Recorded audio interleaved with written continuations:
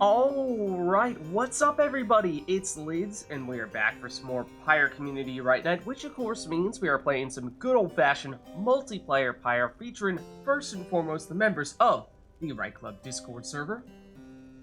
For those of you who are unfamiliar with said server, well, it is quite simple. You see, you can join said server by clicking on that link right there. That is the best place to get involved with all this multiplayer Pyre action. However, those of you in chat, you are not off the hook. You see the red circle with the white L below chat. You click on that, you'll see all the various requests that you can make, ranging from things like choosing exiles, masteries, talismans, songs, arenas, even Titan stars is all fair game. So, without further ado, let's hop into versus mode here, and let's get going.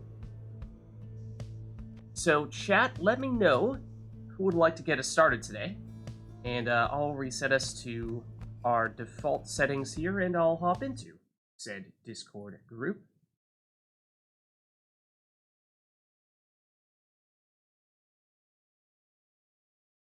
Alright, I am in and ready to go.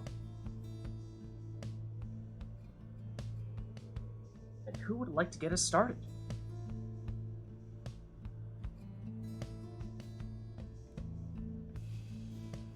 Core says, good for the front half, might need to leave in the latter half. Yeah, in that case, definitely. Let's get you in now while we still can. For sure. Okay, let me open up Steam Friends here real quick.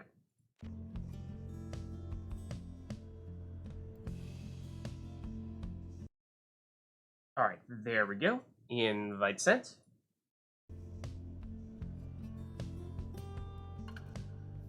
So we've got one in that case. Is there anyone who would like to face off against Core to get us started today?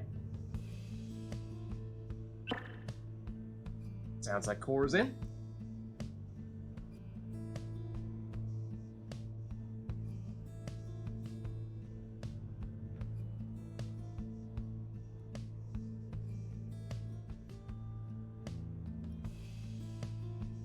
Why don't I set Core up while we're at it as well?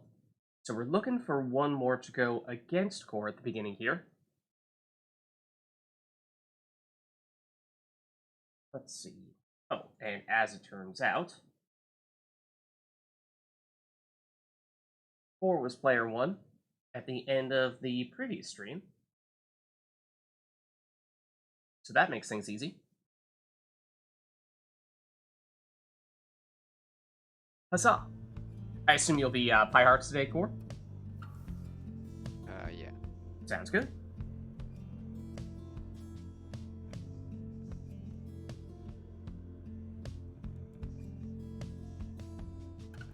And that being said, I know we got a little bit of a quicker start today. Didn't give people quite as much time to file in at the beginning. So we may be catching some people a little bit off guard here. It might take a little while before people start rolling into chat.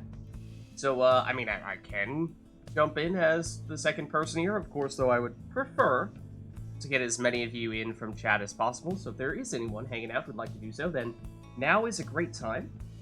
How's it going, iRotor? How are you? iRotor, we were just saying we've got one person in here to get things started with Core, but we're looking for one more, so if you're up for it, we could definitely get you in now if you'd like.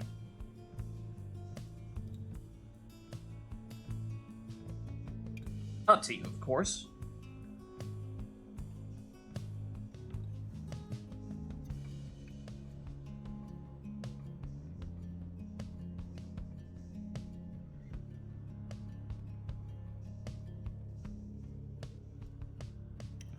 Or anyone else for that matter. But if not, then I can jump in. iRotor says sure. Awesome. Alright, let me send you an invite as well in that case. Track you down here. Alright, invite sent. And iRotor, will it be the withdrawn for you today? Yes. Awesome. Hello, how's it going?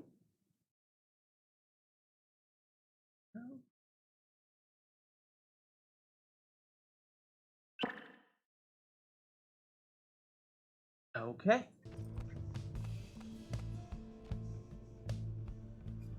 Perfect, and I was just gonna say, so that means we have Core versus iRotor to get things started today, and chat, let us know if there's anyone or anything you'd like to see here. Oh, actually, just double check here. Can someone confirm as to who's player 1 and who's player 2? Player But one. Core is player 1? Okay, great. And, so yeah, right on cue, Nor has requested Path to Glory. Okay, anything else, or will that be it? How's it going, Nor? How are you?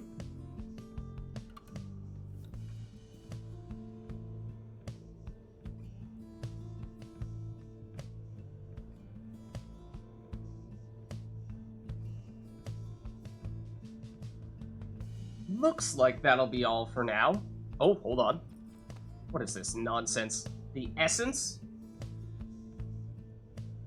A bit sleepy, but still good for some rites later. Okay, no worries, no worries. Alright, let's get started then.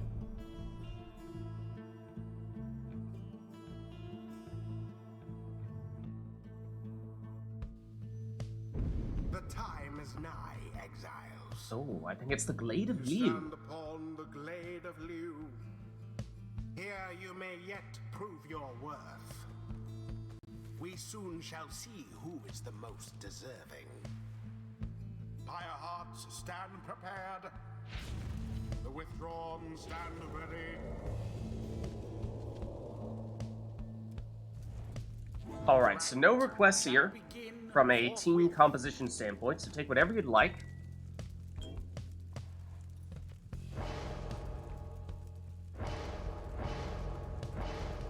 And it looks like Core is starting off with a crone.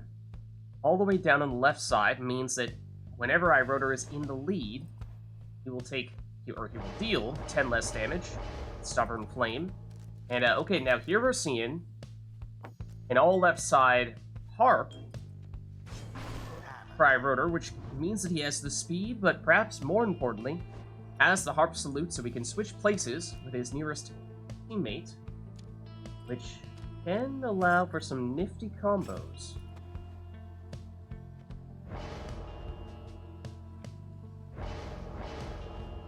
Now this is Core, breaking out a sap, Volfred going with full rekindling, and maybe even taking the rekindling talisman, did he not? And then this may be the target for iRotor to switch places with. One of his favorites, Vids, meta setup, speedy throws, and banish with those throws as well. Then Core will counter here.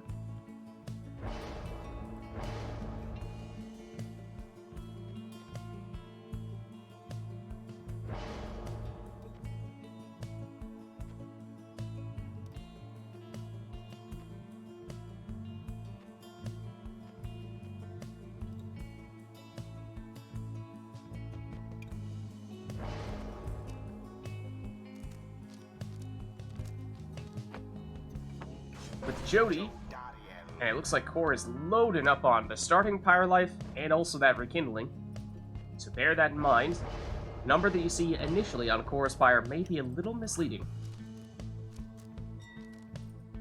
And lastly, we'll see iRotor take Lendl here, and I do believe he took both of the rings. That means, I think it was, yeah, his Harp and Lendl will have infinite stamina at the beginning of a series, at least when they're both out there, and after the Harp plunge, I mean, she's not in for this series, and therefore they will not get infinite stamina, and so it's Core responding here with a 30 damage throw.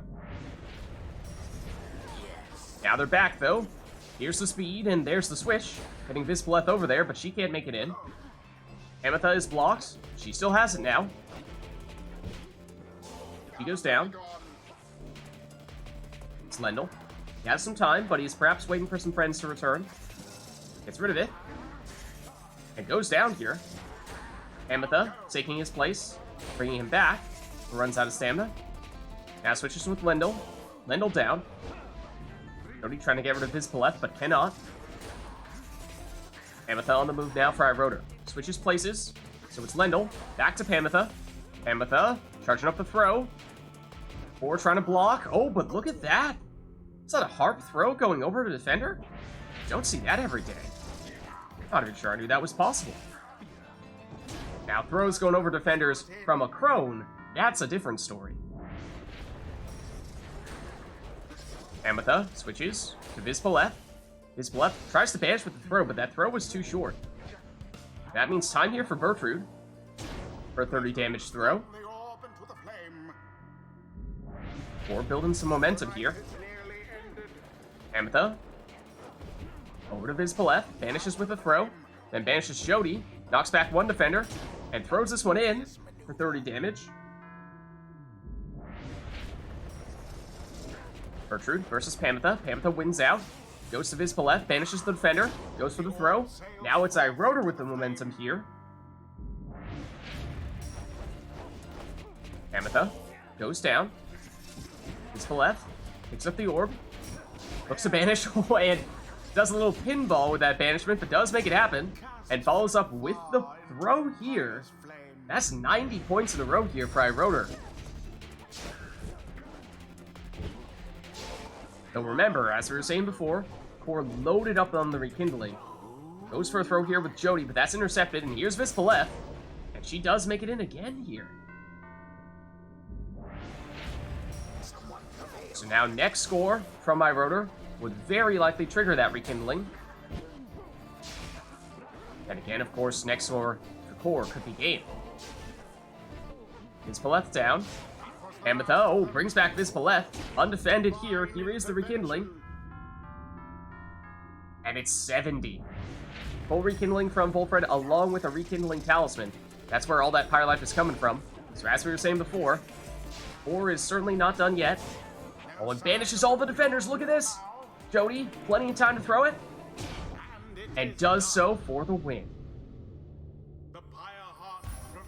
GG. Well played, you two. It was as though the scribes Good game. themselves stood by their side. Thus end this It night's took a while to proceedings. get the rhythm, but we'll see. Yeah, that was interesting how, I mean, you could totally feel the rhythm of, you know, first it was Core scoring a lot, then it was Iroder scoring a lot, then it was Core really back and forth. I Love to see discovered it. it like yesterday or the day Until the before next yesterday. I just need a bit of practice with it. No worries. And Beachy, how's it going? Good to see you. Alright, well, chat, let us know if there's anything you want to see for this next one.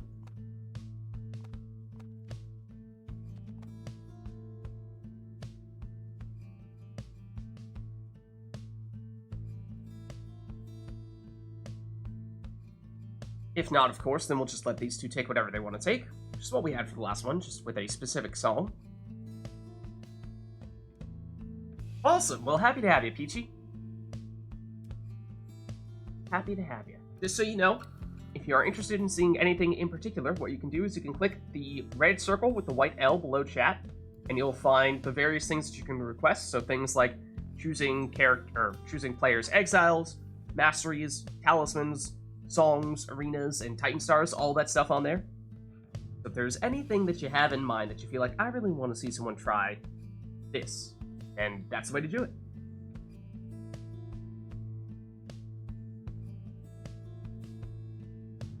And like I said, otherwise we'll just have these two take whatever they want to take.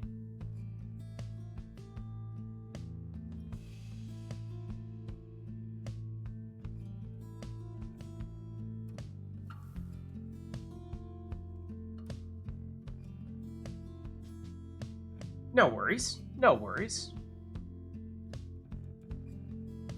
Don't think I'm seeing anything else from chat either. In which case, unless anyone has any last-minute requests here, I'm thinking we'll let these two do just that. Pick whatever teams they'd like. So I think, let's go for it.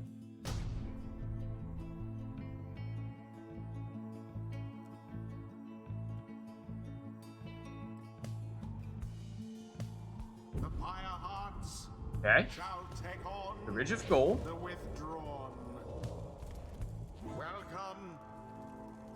And we'll see Core had a very consistent theme last time, maximizing the Pyre life and rekindling especially. Will we see him go with something similar here, or will he switch it up?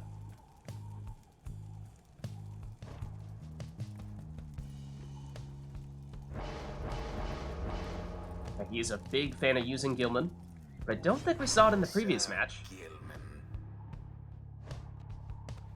Whereas, of course, Iroder was using an all left side Pamitha as the lead exile last time, and looks like he will do so again this time. Did go with the rings as well. So maybe looking at a similar, if not the same setup in Iroder's case, though I think Core is already deviated.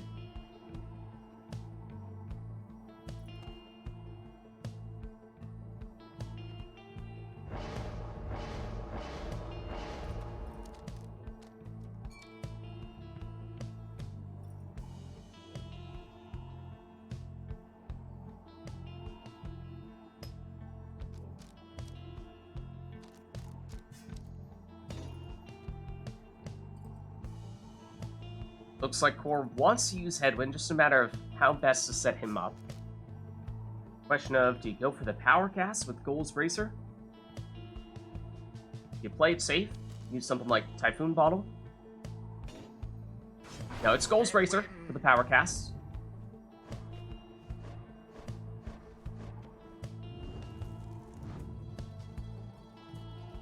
But notably did not take Critical Strike, so that's not going to be quite as big of a Power Cast as we would sometimes see from those Gold's Bracer Nomads.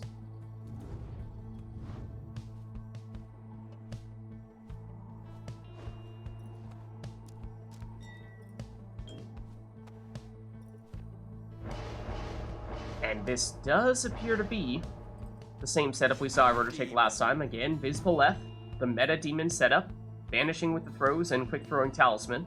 And I think likely we'll be the target of that Harp's loot to switch places with Hamatha, getting Vizpoleth, who is normally not a very mobile character, into a more dangerous position more easily.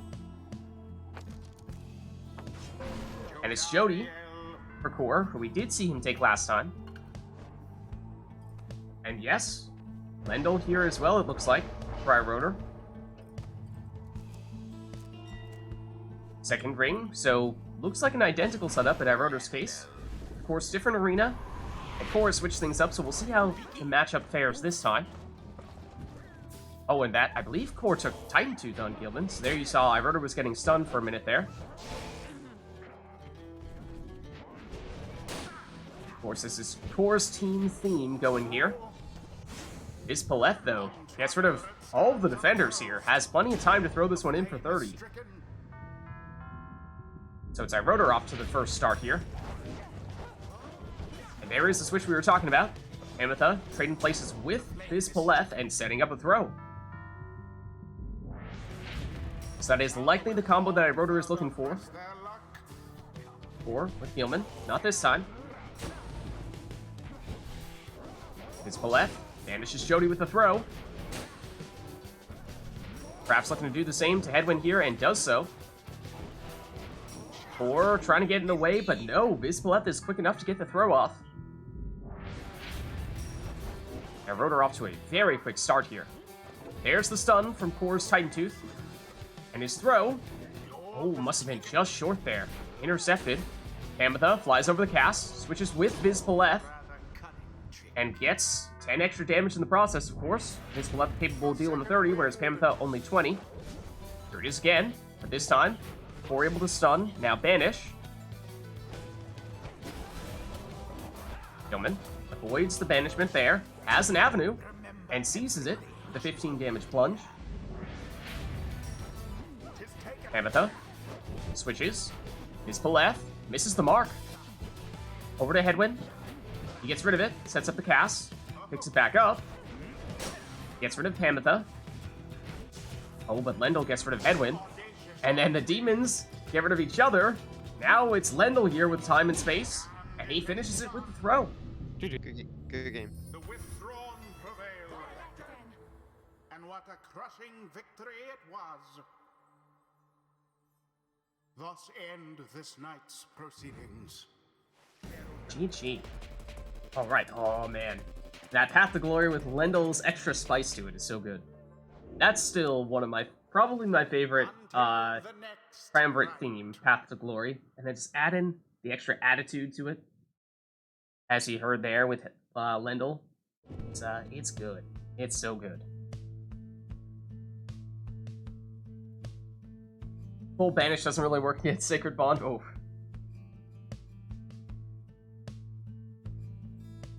Alright, well chat, let us know if there's anything you want to see for the next one.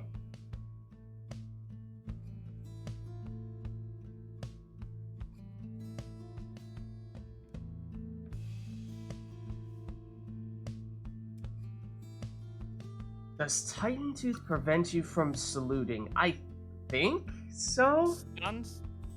Stuns don't prevent you, but like I'll just test it next time. Okay. Encounter. Normal stuns don't stop you, Really? but Titan Tooth may. Huh. Not even sure I ever tried. Interesting thought. Or says think it does? I know stunning claim doesn't prevent you, but I thought Huh. because I think Titan Tooth doesn't Titan Tooth prevent you from passing or switching? Yeah, it prevents you from switching as well, doesn't it? Unless you've, like, your mids... We were talking about this, what, like, last week or the week before? Like, maybe if you were in the process of switching as Titan... or something along those lines as Titan Tooth was activating, then maybe you can still complete it? Well, we had this debate maybe 2 weeks ago. I want to say it was... Honor was one of the people, and it might have been Rotor who was the other. But I don't remember what our conclusion was.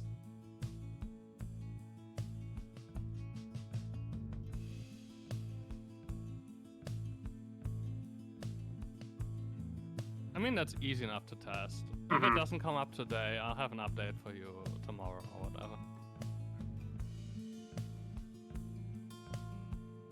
I mean, nowadays, people are using Titan Tooth so often. And it is, yeah, I mean, it's not difficult at all to test, thankfully. Though I wonder, which salutes would you want to do if you're about to get stunned, or you have been stunned by Titan Tooth? I mean, Harp salute is kind of interesting, because he switched places, but... Probably stunning claim. Stunning claim, yeah. Yeah. Counter the You stun can with more and stun. claim- You can counter stun and claim a stun and claim. Yeah, that's true. But I just to don't know if that prevent works. the respawn freeze score, you can just, if you have your worm selected, you can use the salute. Ooh, I'm liking where we're heading here. Book of Rites, Forbidden Knowledge. Anything else, Baylor? Or is that all? Exiles as well, okay. This is where it gets interesting. I was gonna say, this feels a lot like a Snadra rite. Who is this Sandra of which you speak? I've never heard of her.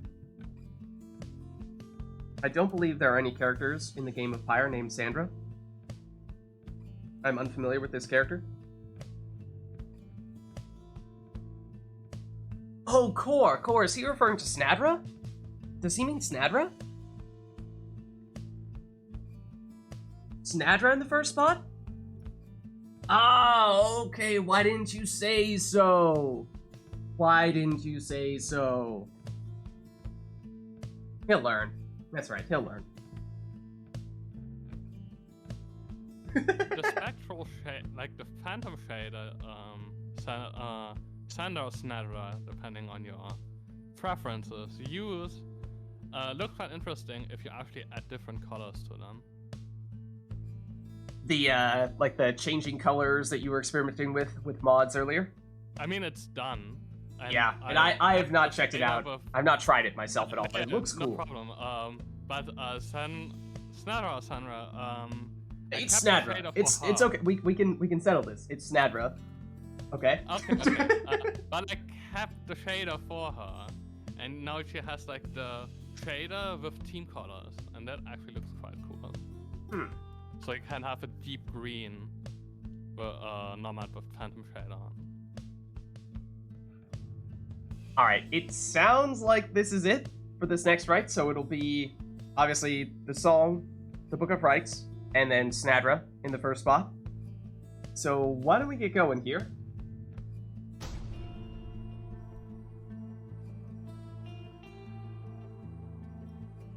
I think he only has like 10 hours in the game.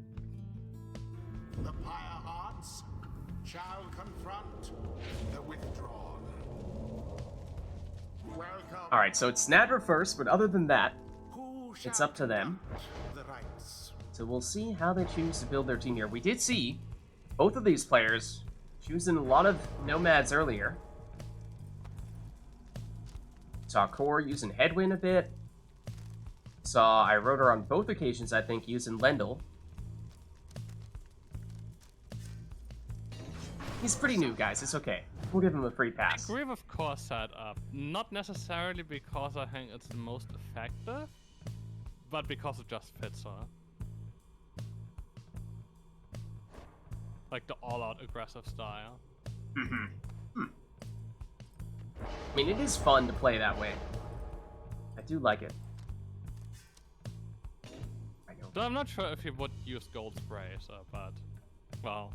Yeah, I was thinking Tailwind Crest to beat the first encounter, but I don't, like, Lack tested it. I don't think, like, Tailwind Crest, like, I think Nomad Sprint doesn't scale with quickness. Really? So it's not that great. Oh, wow. How's it going, Amanda? How are you? I know.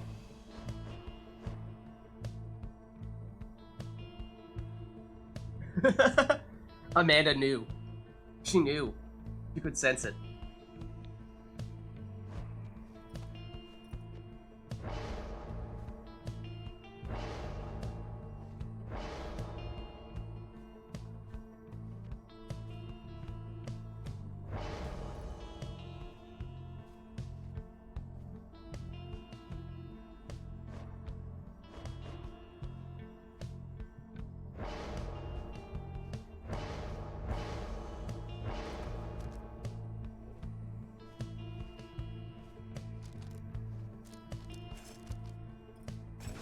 Alright, then it's a Prayer Bead Zoxiana. That would seem to suggest that that is the primary score that Core is planning to use. Then Almer, Rotor.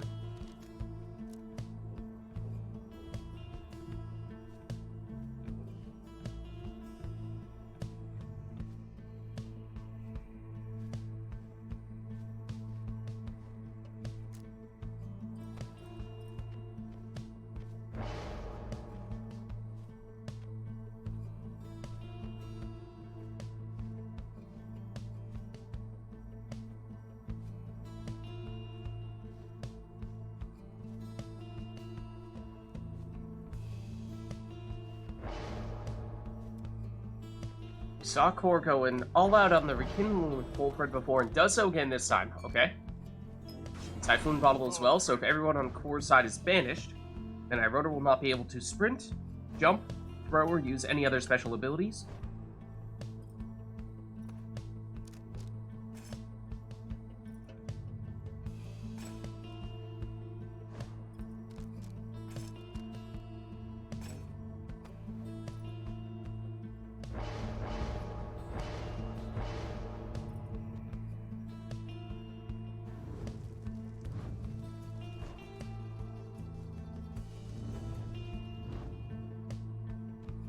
Then Rotor going with a Web Lanthorn Imp, and that might be the first Web Lanthorn Imp we've seen today. Which, dare I say, this might be the longest we've gone without a Web Lanthorn Imp in quite some time. It is just so popular, so powerful. But here we go. Zoxiana for Core. Goes down here. Snadra. Rotor. Gets blocked. Oh, but look at this! Double banishment. Now she goes down, but for a minute there, looked like Snadra was about to do the impossible. Zoxiana runs out of stamina at the wrong time. The throw gets intercepted. Oh, look at that fell swoop, though. Well done from Core there defensively. Zoxiana, oh, huge power cast from Snadra. There's that Goals Bracer going to work. But also, the Typhoon Bottle activating, giving Core a little bit of extra time to get people back, and just enough to recover here defensively. Now Snadra on the attack, but she gets banished. Wolfred sets up his Sapling. Almer, ooh, quick jump there. Oh, gets banished just before he gets the throw off as well. Zoxiana to Snadra. Snadra to Zoxiana. Two-pronged approach here. One exile going down one wing, the other going down the other, and it is ultimately Snadra who does the job here. A 14 damage throw. That is actually our first score of the match. Followed up soon thereafter by a 20 damage Almer throw. Snadra versus Snadra. Almer's throw intercepted here. Zaxiana gets rid of one defender and flies around the other and into the Pyre here. And I believe she had prayer beads, so she'll be coming back here. Yeah, she did. Big cast there from Sandra. She goes down. Messenger Imp is out for blood. Gets rid of all of Korra's characters here. That will trigger Typhoon Bottle. At least until Snadra returns. Here she is. And is in position to intercept here. Looking to get some friends back. And she does. But she goes down. So now it's iRotor. Ooh, some speed there from Almer. Look at that. Snadra versus Snadra. It's Korra who ends up with the orb here, but goes down. Almer goes straight into the Pyre this time. No prayer beads for him, though, so he's out for this series. So that means, at best, iRotor with 2 characters here, and with them both banished, means plenty of time for Korra to throw this one in for 20, and does have some Nomad Leech here, so not only 20 damage, but leeches 10 Pyre life back to his Pyre, and in doing so, retakes the lead. Oh, look at that. Huge cast there. Orb inadvertently hit Korra's Pyre and bounces out. Snadra with an opportunity here. Once again, the throw cuts it a little bit short here to have enough time to get it in, but it's 16 damage and leeches for 8. Big power cast from Snadra once more. Opportunity here. Oh, but she misses the mark. Again, would have had the opportunity to leech. Now it's iRotor. He goes down. Snadra vanishes the defender. Can't avoid Messenger Imp. It's Almer. He's quick enough to get this throw off. Snadra. Ooh, gets rid of it and banishes 2 of it. Still has it here. Somehow, some way, made it in there for 20 damage with the 10 leech. Impressive play from Snadra. Here's the other Snadra, hopping in, but she's blocked and pushed out of the way. Oh, but then she banishes the defender. But this is the Typhoon Bottle active here. iRotor says, I don't mind, I'll just plunge. And so he scores for 20. And also, I believe, got 10 Pyre life back. Snadra has room here. The quick throw. Oh, but it's not enough. Needed the full damage to finish the job. And it was only 8. So, of course, dealt that 8 and leached back 4. Here's iRotor, though. Cornered and banished. Snadra. Almer. Oh, he makes it all the way in.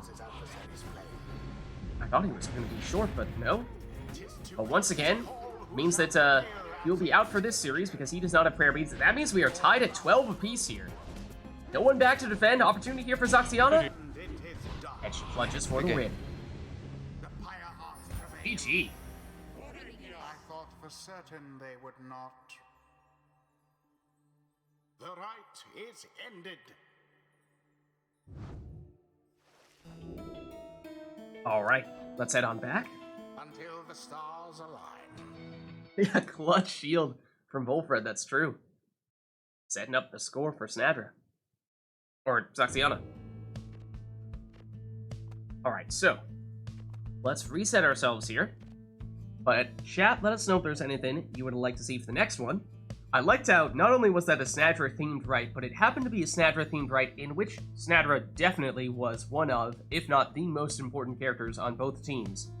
It seemed like she was the primary scorer. I mean, Almer, in case, I suppose for iRotor, did score a fair bit as well. Harp was the most impactful.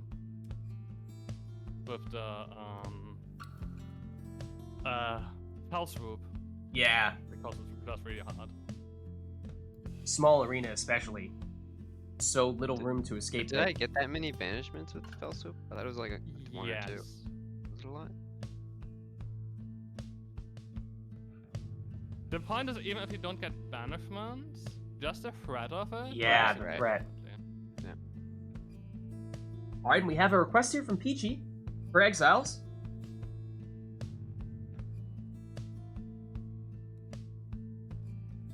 But I got quite a bit of score on Snadra. Yeah, I'd like to see that. Okay, so We have a request for the stowaway here.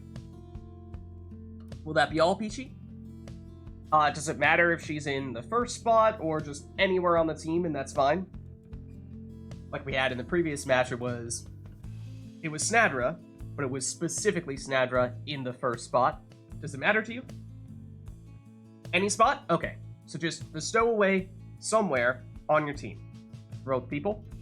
Anything else besides exiles here, or I suppose we could have an additional exiles request that is complementary with that if people would like. Ernevaub, oh, I was gonna say, there's some potential here for some interesting mechanics to play out, and I think Core's got the right idea. I will say no more. I will say no more. Will that be all, though? Anything else, chat?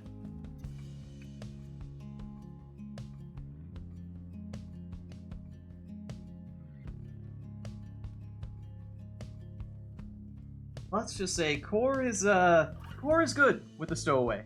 He has a trick or two up his sleeve. Rash pack. Okay.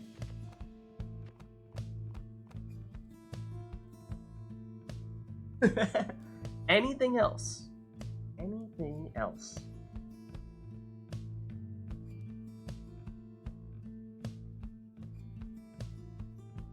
Or will that be all?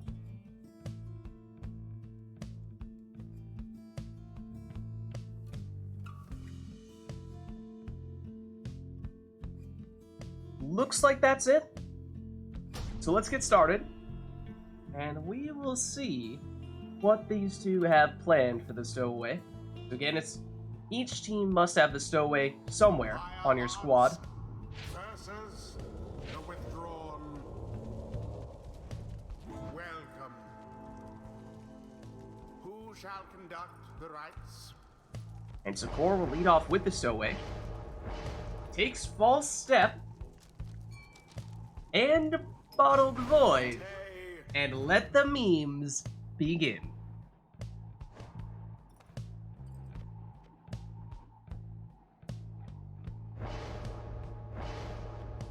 See what iRudder goes for here.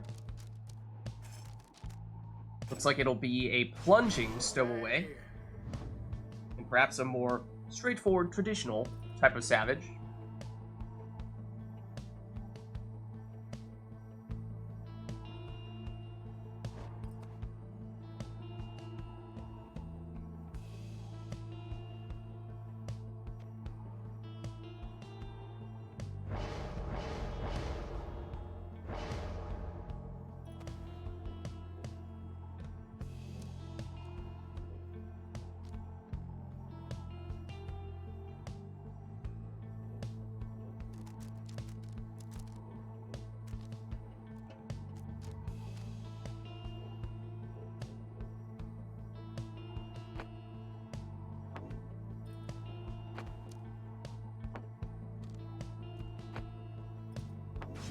And Core going with a Sacred Bond Snadra, meaning that he can step on the portraits of his teammates and bring them back from banishment, which, I have a feeling may be important.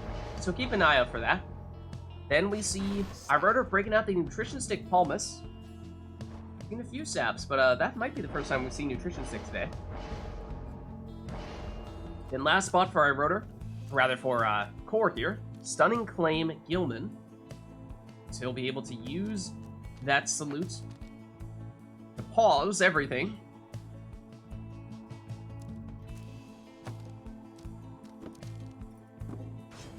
And Thorn not.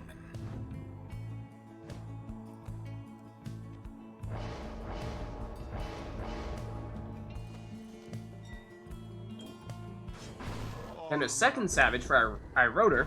That's illegal. No, not really. That's fine. Anyways, here comes the stowaway. And she plunges for 20. Now she has Bottle Void, not Prayer Bead, so she's out for this series. And here is iRudder plunging with his stowaway for 20. But we did see Core take a little bit of additional starting Pyre life. So he's still on 110 here. I believe we saw iRotor take a bunch of rekindling on Palmas, and we saw a brief moment of the meme that Core was going for here just a second ago. See if there's more of it in just a minute. There is some of it right there, but it isn't enough to stop iRotor from plunging for 20. Keep a close eye on the stowaway, or in the case of when the stowaway goes down, what happens after she goes down. Oh, the throw from Core is just millimeters short. There is a stowaway coming back with that Bottle Void, vacuum cleanering everyone in, and in doing so, banishing them in the process. And throw this one in for 13. Stowaway versus stowaway. Or stowaway wins out, but then goes down. iRotor knows that is not a safe place to be standing, because she comes back here as soon as Core steps on her portrait, and triggers Bottle Void. She's on the attack here. However, once again, triggers that Bottle Void, and sets up that 18 damage throw.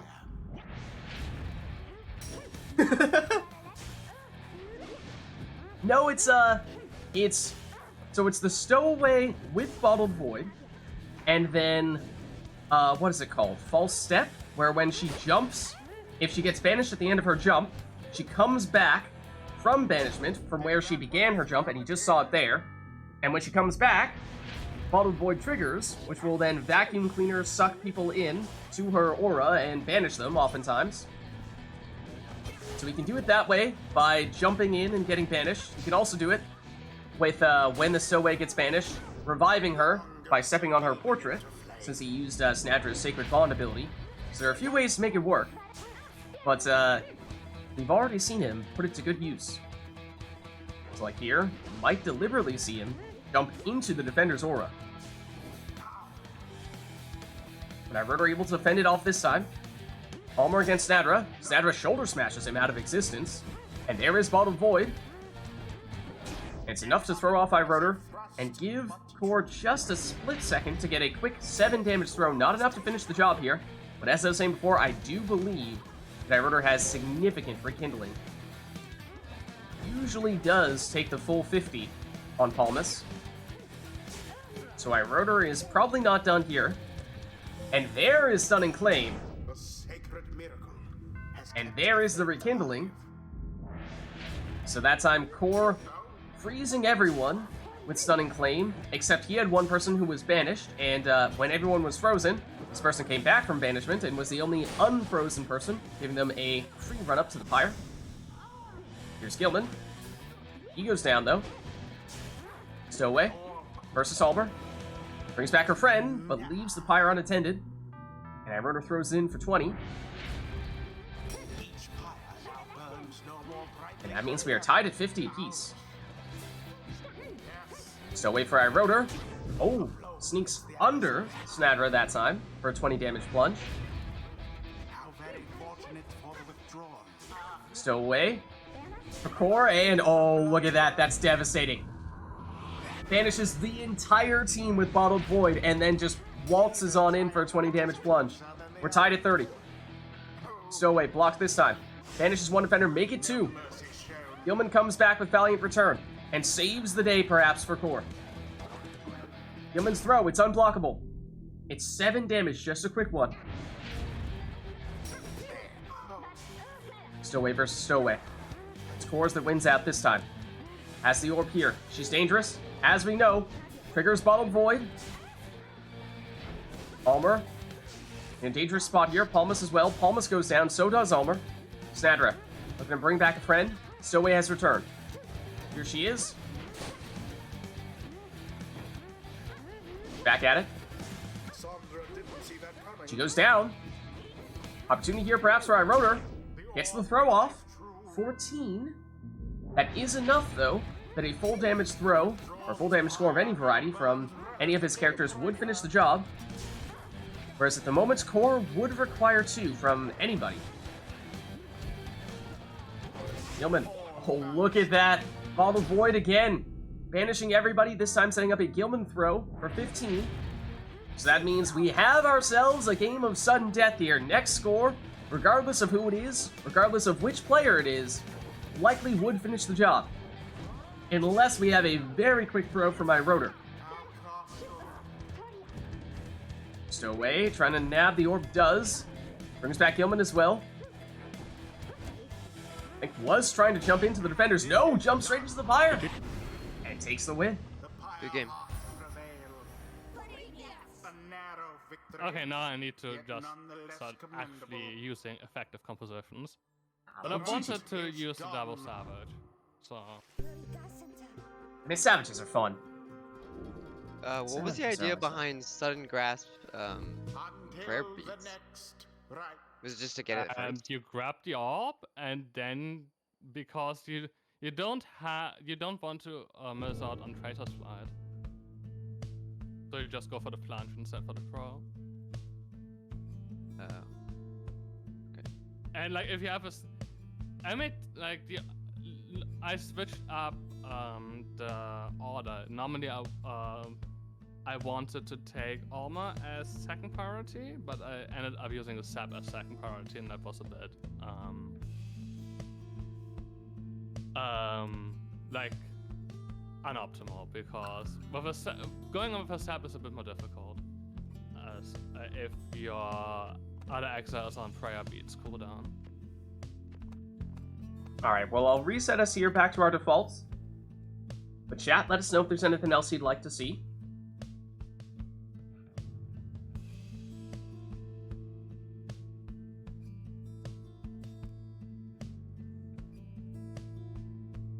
Ban bottom line. Now there's a sentence I think many of us probably thought we would never read.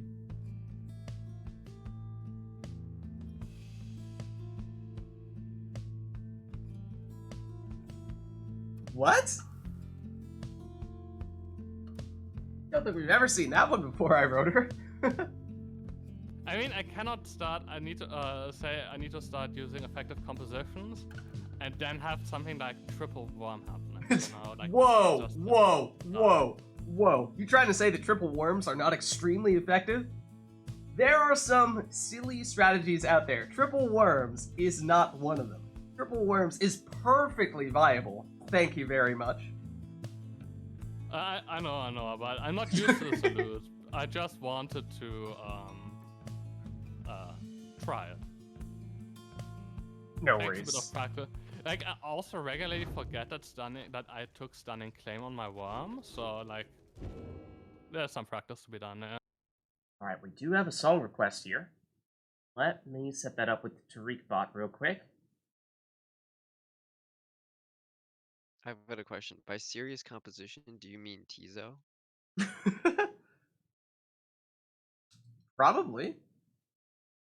I mean, he's a strong Maybe. player. He was part of some of them, I guess.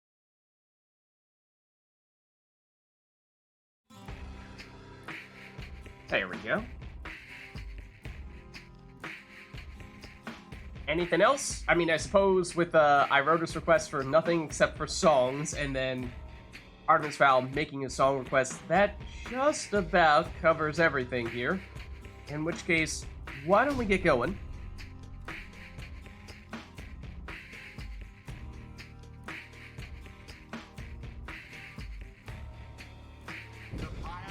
Oh, Artemis Fowl, you missed out on the Thrash Pack, or maybe it was the Thrash Pack that called you. Welcome. Who shall conduct the rites?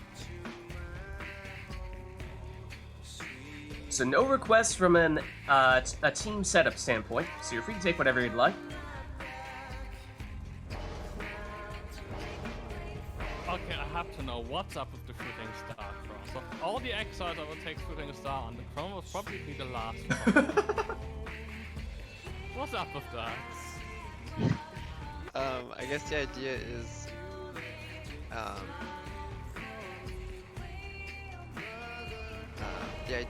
that it takes a long time. So you think like, oh, you know, it's very avoidable, right? But the idea is not necessarily to banish them. It's to, you know, zone them out. And so while you have this big cast time coming down, huge slow bomb, you can set up for other things. So it's like the threat of it rather than the actual right. banishment. Right. Yeah, it's a zoning tool, I guess. I'm not sure how effective it is, though. We'll see.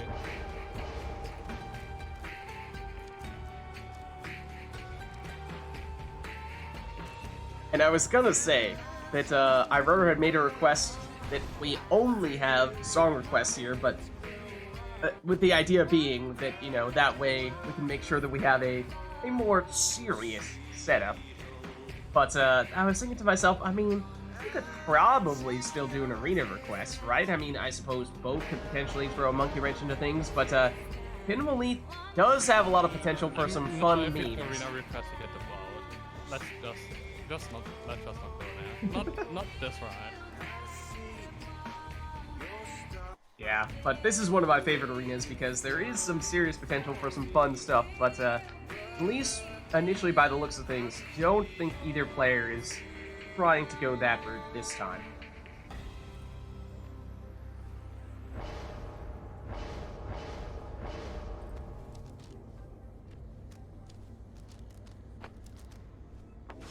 There's a Titan Tooth Toxiana. We were talking previously about wanting to test out whether you can do a salute when you are stunned by Titan Tooth. And we may see that happen now, depending on what Iroder chooses to go with here. It's going full rekindling on Palmas. And with that, we are ready to go. Some speed there from Vids coming through that portal, banishing the defender, and suddenly has room to throw this one in.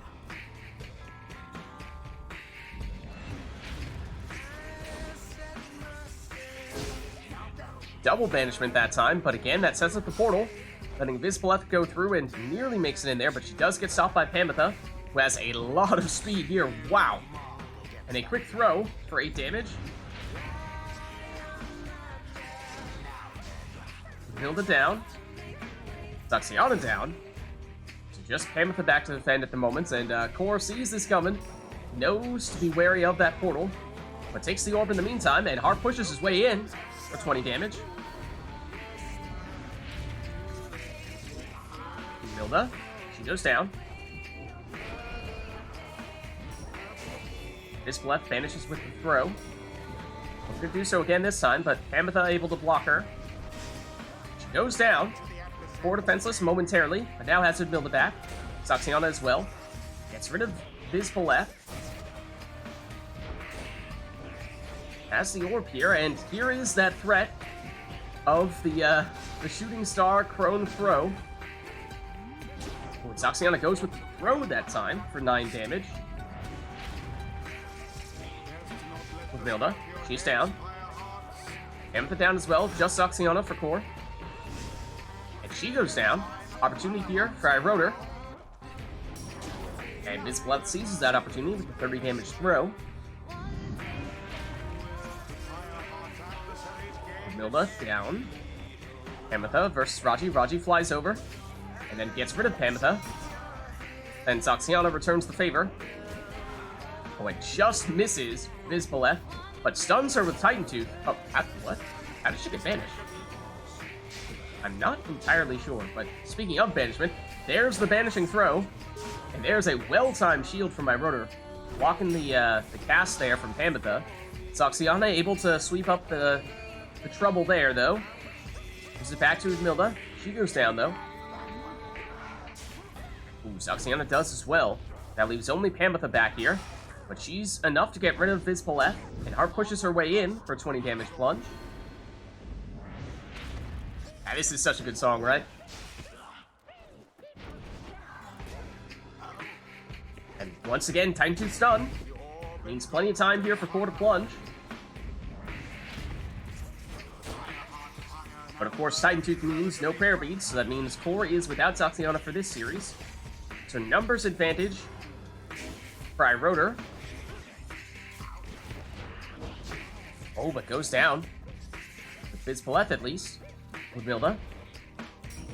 Once again with the threat of the banishing throw. May take a long time to land, but it may dissuade Iroder from sending anyone near that orb as it's about to hit ground, and well, Core Lunging here for another 20 with Pamitha.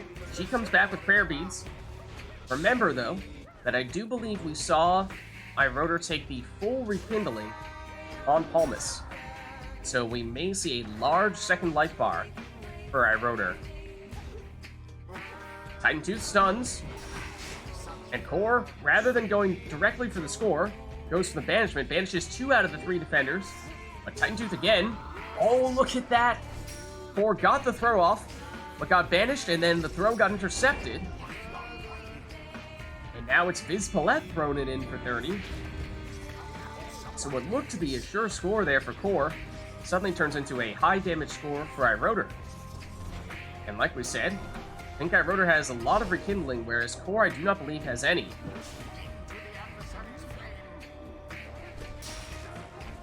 It's Paleth down. Likewise, for Raji. The Titan Tooth stuns Iroder, and, well, there is one of the memes we were talking about. It was, perhaps not intended, but Core bounces off the wall and into the Pyre, and that triggers the rekindling. And so there we see it is the full 50. Oh, and Iroder knocks back the defender. Pamitha takes the hit, but may just be delaying the inevitable. Oh, and Iroder with the BM. Good game. GG. Good game. That's sloppy, but okay. Also, I tested the salute with the demon. You can salute the entire salute. You can. Okay. Okay. Yeah, Nora says she found it. Okay, cool. So that's good to know.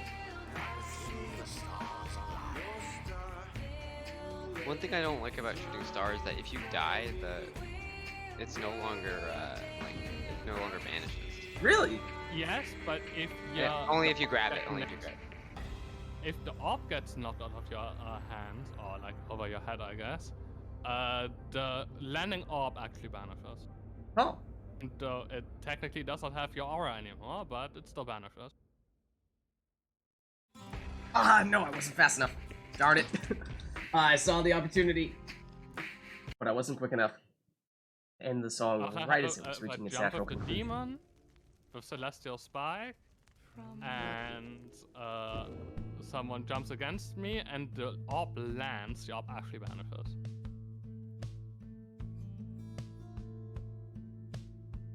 Alright, well chat, let us know if there's anything you want to see for this next one.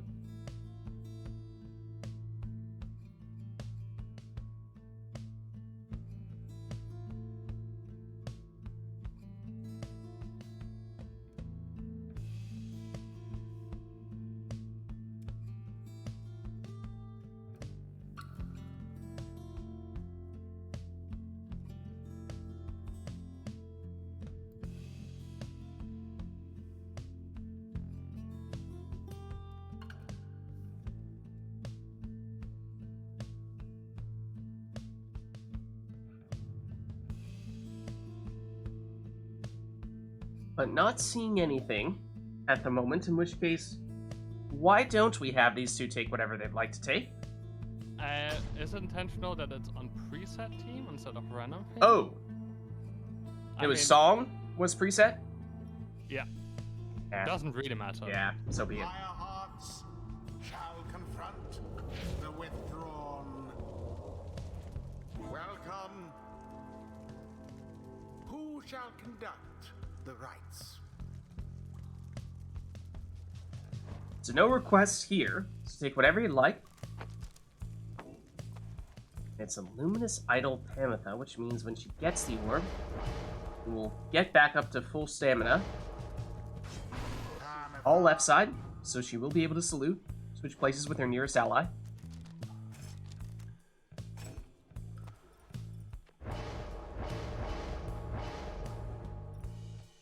And it's the Doggo Daddy for Iroder in the first spot. Prayer Beads Delbert. I think this might be my last game, by the way. Okay. So heads up in chat. Looks like Core may be looking to swap out after this one, in which case if there's anyone in chat who's interested in hopping in, we may be looking to have you do that in the relatively near future. So prepare yourself accordingly.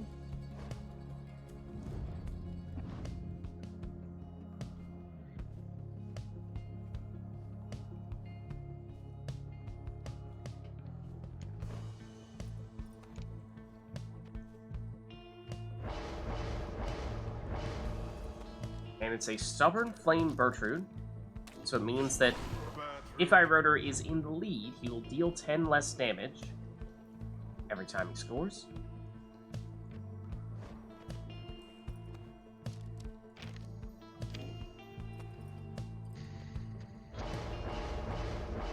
And back with the Nutrition Stick, fully Kindling Palmas.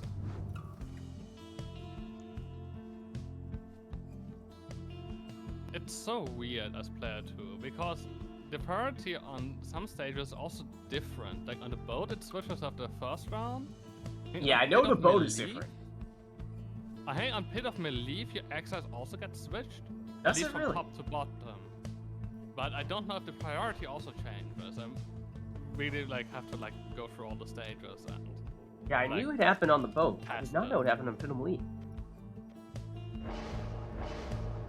I mean, the boat is crazy because the party switches mid-game. On Pit of Meleef, it's at the start, the top and bottom.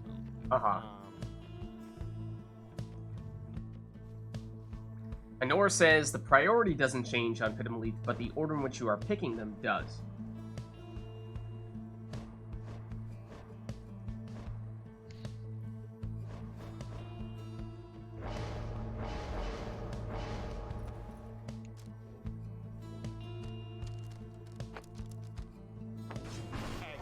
And then that's another Titan Tooth character there. This time it's Lady River for core.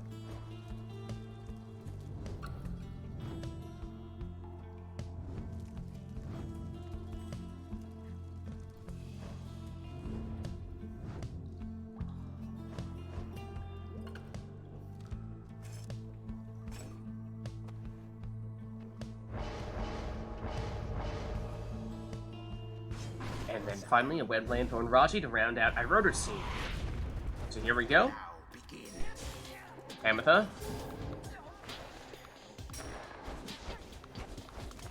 Ametha back at it. She goes down. Albert's got the speed, and looks like there were no defenders back there. For a second, looked like Bertrude might have been quick enough to recover, but not quite. Albert plunges for 20.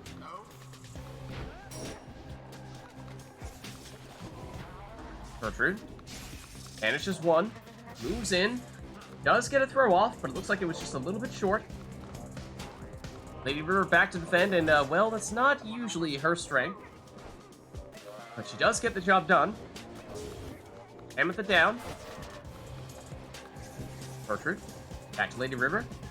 Bertrude back to Lady River, and there is the Titan Tooth, stunning our rotor, setting up this throw here for 13 damage. Ametha versus Stalbert. Ametha still has it. Gets rid of it. Banishes one. Gets it back. And, oh. Looks like a throw for a second there, but no, it's a 20 damage plunge. Stalbert sidesteps the defender. Loops around the defenders, but does get banished.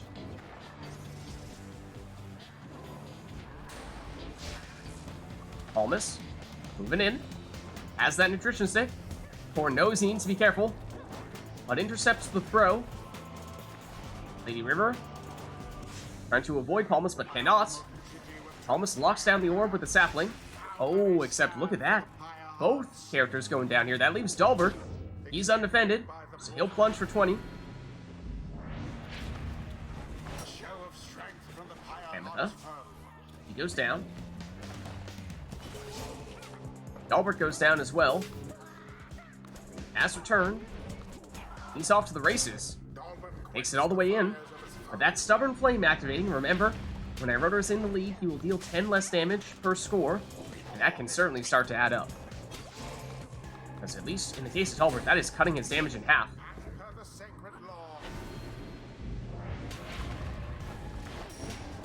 Ametha. Banishes one. Oh, and free orb there in front of Iroder's Pyre. Looked for a second like Ametha would be able to scoop it up and hop right on in. But it's Palmas. He's blocked.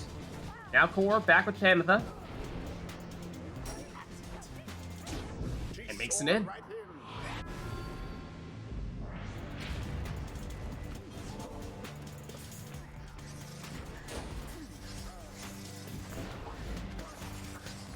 Palmas, so he's got the speed and the nutrition stick.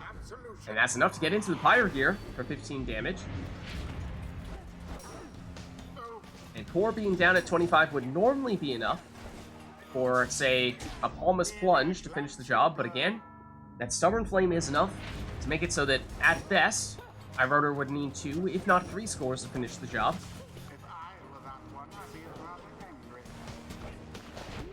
Here is Palmas, though. And that nutrition stick gets him in for the plunge. Like I said, just 15 damage, that 10 damage difference from Stubborn Flame. That is the difference between this game being over and this game still running.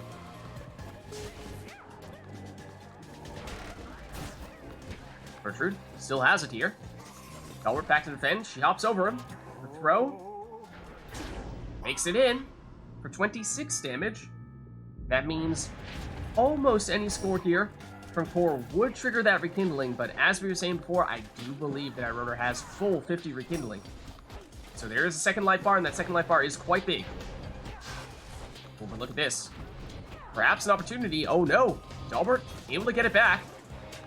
But he's time-toothed, so he's stunned. Here comes Pamitha. He has some defenders in her way, and she goes down. Talbot gets it back here, and finishes the job. Alright, can we talk about that catch? Can we talk about that? At the very end with Talbot? No, him catching the Volfred. Like, he was way in the corner.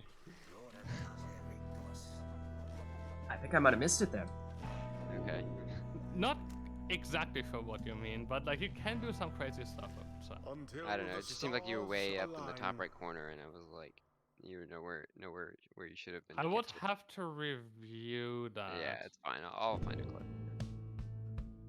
Maybe someone can get a clip or something. I'll get a clip like now. All right, GG's. That was fun. All right, well, so just to double check with you, Core, so you think that was your last one for the day? Yeah.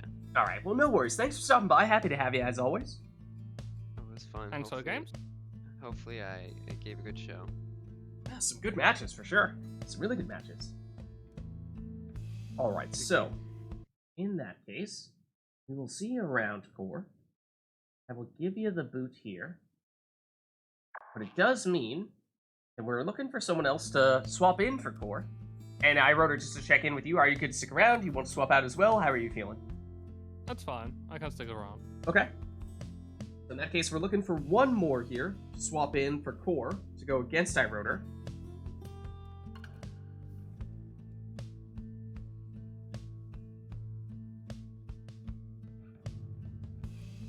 So is there anyone who would like to do just that?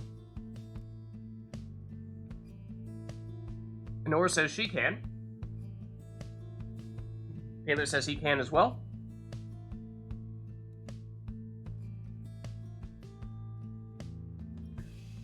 Now they're going back and forth. You go, no you go, no you go. I mean, we didn't have you in for a pretty long time now, I think, Taylor, right? I think it's been several weeks since we last had Failure. By the way, there's one thing about like talisman usage.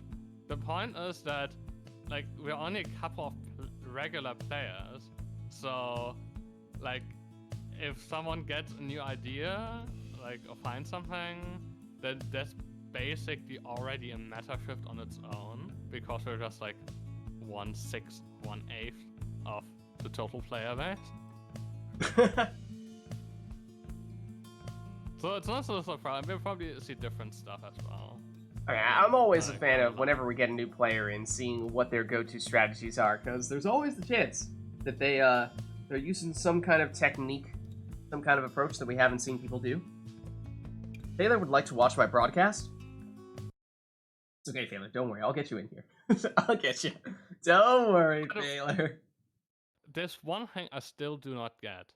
Why does it have such a delay if Core hosts or I host and we have a game, but if you host and we're both like basic clients, then it's worked just fine?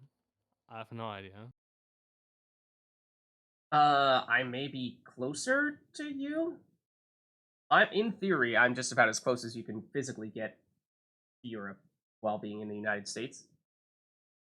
Not like the absolute closest, but just Maybe about. pick the server depending on that, and the ping us. Yeah, that would be my guess, but hard to say. It would be great if you could choose servers, Yeah. like server locations in remote play. I mean, unless we could get something in the middle of the Atlantic Ocean, though, not sure what our best server location would be. Like Iceland?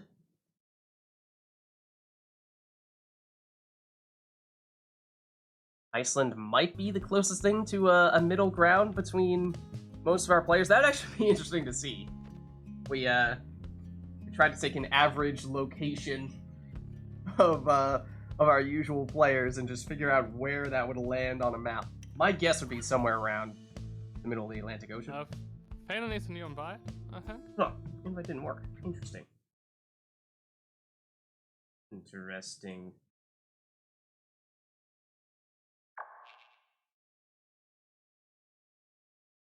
Alright, invite resent.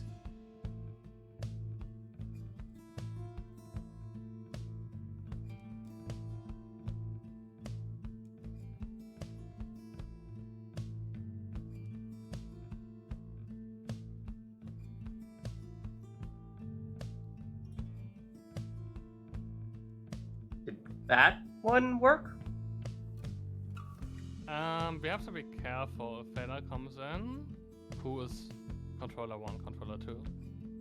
Okay. We may need to swap it around, but no worries if that is the case. I think you can also switch controller priority in the remote play setting. I've tried on occasion, but it's really finicky. And that is, I think, the way that I may or may not have permanently banished Twin Dragon to the Shadow Realm. So, like to avoid having to do that.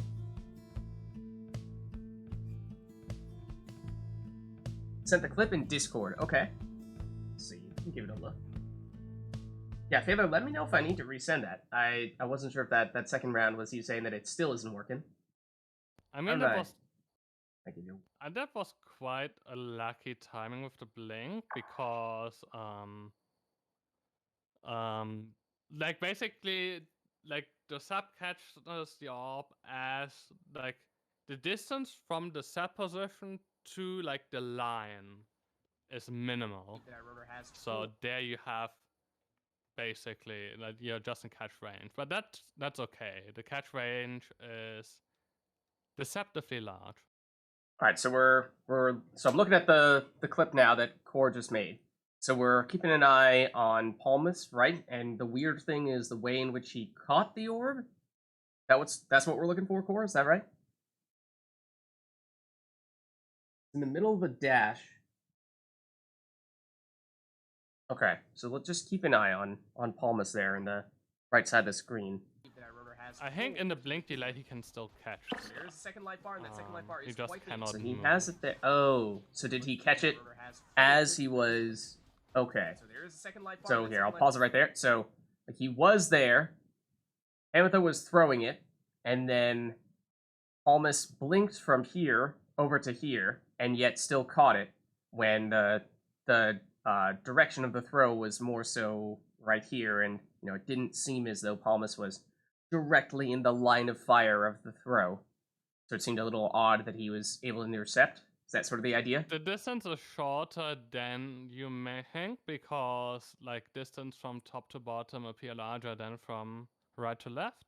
So the distance wasn't actually that large. You have this like diagonal line to the orb, and the diagonal line is shorter than it appears, basically. All right, well, that is what we were talking about before. I think we got Phaler in here. Let me see if we can confirm on remote play. He appears to be in as player 1.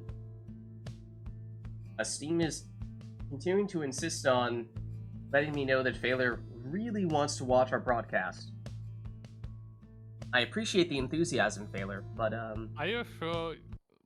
You probably did like use play remote together, but there's also this other watch option. that Yeah, You probably yeah. didn't check. No, I made sure, at least once I saw that Phaler was specifically requesting to view the broadcast, I made sure that I was pressing remote play specifically. Yeah, just giving you a heads up. Knocking on All your right. door, so to speak. All right. Fair enough. Well, how have you been, Phaler? It's been a while.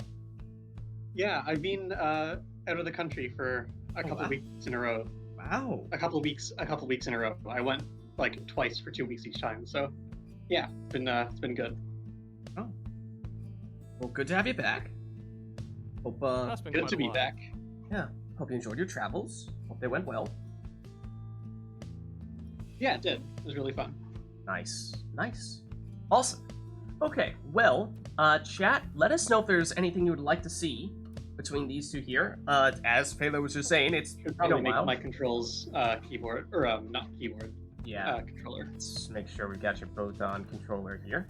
So it's been a little while for Phaler, so, perhaps we give him a little bit of a time to warm up. Then again, I mean, this is Phaler we're talking about. He only has a few hours of experience in this game, so, we should probably give him the chance to get used to things a little bit here. Introduce him to the characters. Here's Snadra, here's Stinky Trash Man, etc., etc. How many hours played do you have, Pedro? Probably over 450 at this point, because it counts all Okay. my remote play hours as well as my regular. I didn't hours. know if it did that or not. It does count remote play hours for you guys? Yeah. Okay. And Honora says, since the scribe is in the game, we'll activate Will the Scribes. Okay. Anything else, or will that be all? And Phaler, I assume you're going with the Fate. Good assumption. Okay, fair enough.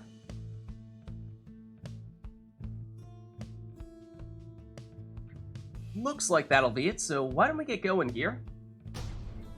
So how long has it been, Phaler? Feels like it's been about a month. You said collectively it was 2 separate trips, each of which were 2 weeks, is that right? Took up 2 weekends because I had Okay. to fly on the weekend and then fly back on the weekend again, and that sort of took up both my Sundays. So 4 Gotcha. weekends worth of missing Rec Club. Wow. Who shall conduct the rites? Well, definitely good to have you back. And I heard the water for a second there, and I was like, oh man. Is he gonna come back to an immediate boat, right? Not this time. Not this time. Bertrude. And yeah, fall is fitting for the Will of the Scribes, right? That does work well. So Phaler went Bertrude.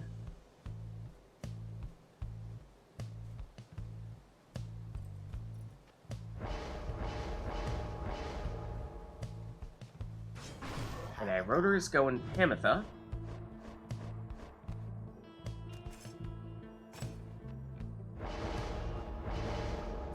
And Raji, the Imp Staple.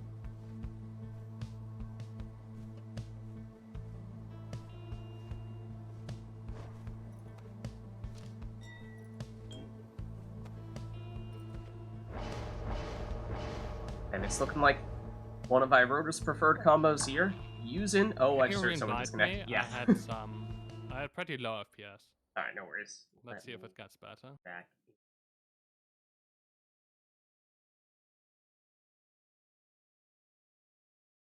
Where'd you go? You disappeared from Steam. There you are. Okay. Alright, invite resent. Yeah, so it looks like Irotor is planning on using Pamitha for the Harp Salute, and then using that to more easily transport Vizpaleth, who is less mobile, but certainly capable of scoring a lot, causing a lot of damage. Especially relevance on a big arena like Fall of Solium.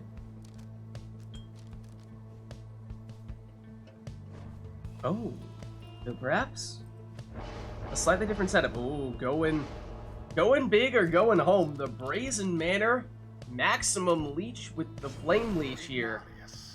If Irotor pulls it off, It's worth 40 damage and 20 leech, a 60-point swing. The largest possible combo in the game.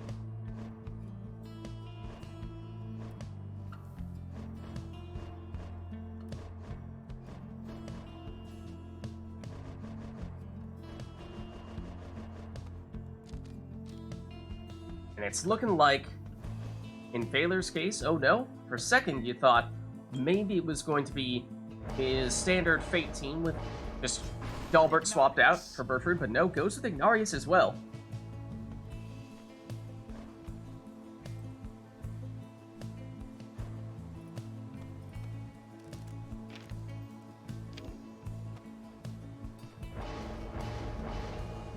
And it's Nutrition Stick Volfred. And oh, different setup that time for my rotor. Usually we see him go all out rekindling. Did not do so this time though. That may have been the usual Anor Volfred setup rather than the typical iRotor Palmas setup. There is Brazen Manor, but Ignarius goes down, so not this time. Bertrude. Oh, okay. Speeds past the defender.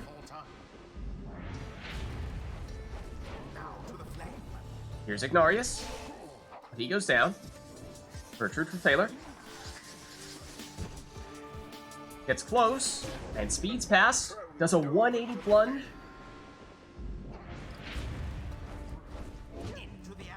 Panther versus Iggy.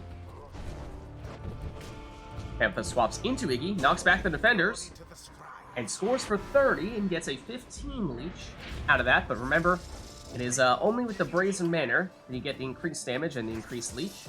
So not the full combo on that occasion. And there is Phaler plunging for 30 with Bertrude. And she has Prayer Beads, so she is back. Iggy trying to knock back the defenders. But Raji was unfazed. Iggy trying to banish with the throws, but he's a little bit off target there.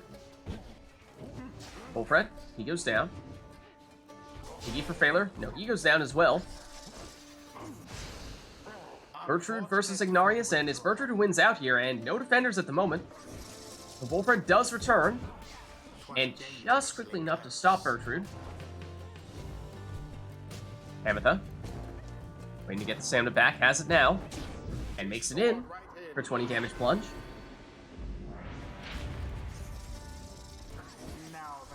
Bertrude hops over, gets pushed and banished. Now Pamitha. She gets cornered, but switches over into Ignarius, but he goes down as well. Bertrude. Sapling, just big enough to take her out. Pamitha. Can't elude Raji, although actually does manage to get the switch over to Ignarius, but he goes down. Phaler's Ignarius goes down. Pamitha for iRotor. Switches into Volfred this time. His throw does not get off in time. Bertrude. Oh, iRotor setting up the Brazen Manor. Has it active. Can use Pamitha here to switch into Ignarius. Oh, but gets Volfred instead. So that Brazen Manor has definitely expired, and of course now it's Phaler who has the orb. Banishes one defender with the Celestial Spike throw. Gets blocked, but banishes the other defender. Volfred has returned. But Phaler able to sneak in this throw for 20. And actually, no, I believe that was 30, and that may have been the rekindling triggering there. Which is, again, less than we usually see from iRotor. Only 10 this time compared to his usual full 50. Iggy goes down here. Raji for Phaler. Blocked. Goes down, but sets up a dangerous portal. Keep an eye out for that. Iggy moving in against Pamitha, who sneaks past him. Phaler does have some defenders back, but look at Volfred. When Bertrude goes through that portal, perhaps accidentally.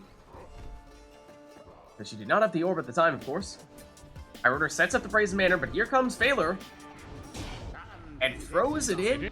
Good game. Win.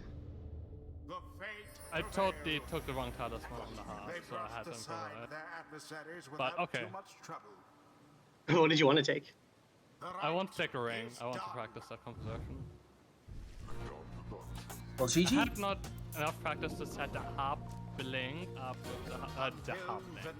The sub link up with the harp link.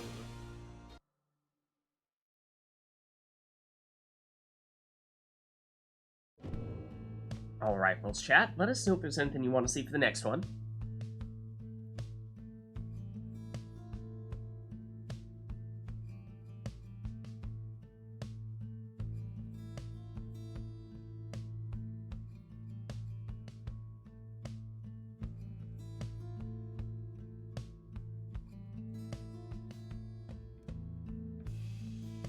Okay, we have a song request here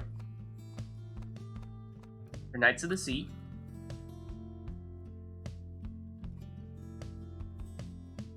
Anything on top of that?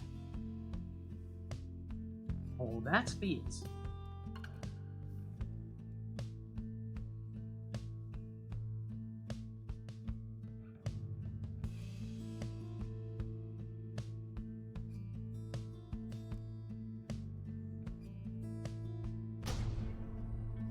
Seems not.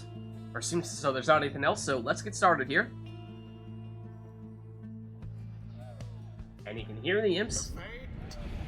So it's definitely the Isle of Kalamer for the first time tonight. Welcome.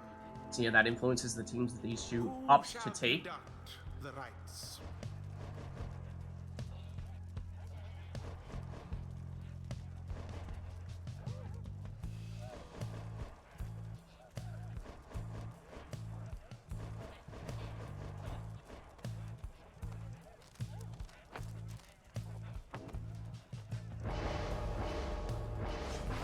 And for Phaler, it's a Titan to Dalbert.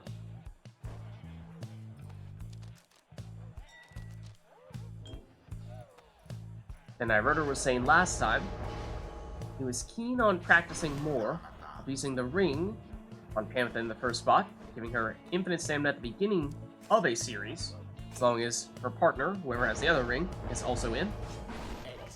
And that is Fate member number 2 for Phaler. We might see him pull off the full Fate team this time. Then Vids again, likely the target, the preferred person to switch places with Hamatha.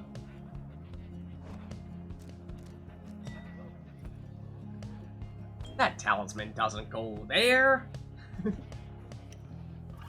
But a quick throwing messenger in. Interesting. Certainly can work.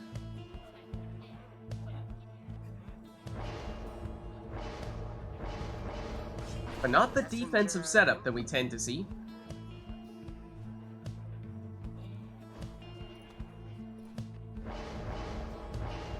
And the last one for our murder looks like it'll be Lendl.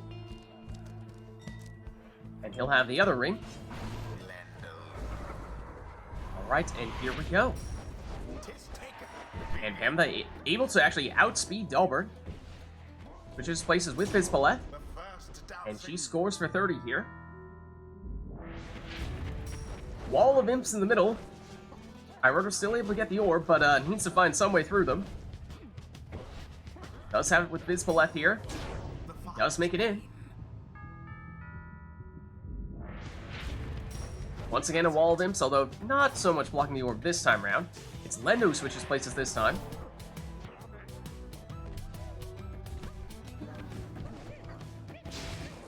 Raji banishes one. Gets the orb back. Remember, has the quick throw. Dalbert. Titan to the defender. Oh, but that ore is just big enough to stop him from picking up the orb there.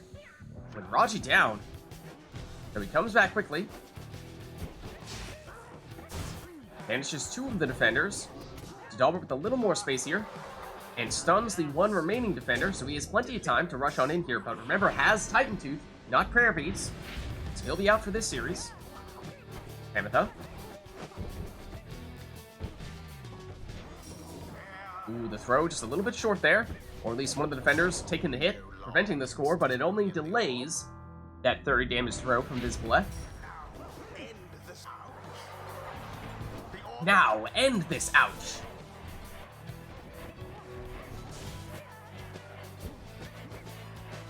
Raji, able to get rid of Vids. Oh, Raji Messenger. I'm not even sure if it occurred to me that Taylor went with 2 imps. They're not all Raji out there. No, this is Raji this time, at least. A weak attempt, and yet Messenger Imp also in for this match here. Oh, and Phaler blocked by the imps. Ametha can't quite make it in. Dalbert snakes around and into the Pyre for 20. But once again means no Dalbert for this series. And that is probably Phaler's preferred score. So it does make matters a fair bit more difficult, at least offensively, one would think. And Phaler defenseless for the next few seconds here. Perhaps enough time for Vids Palette. And finishes the job. GG. the withdrawn prevail. Perhaps they do deserve their freedom after all. The GG. rite is complete. Alright, so let's head on back and chat. Let us know if there's anything you want to see for the next one. And Hello, lag. what's up, Lag? How's it going?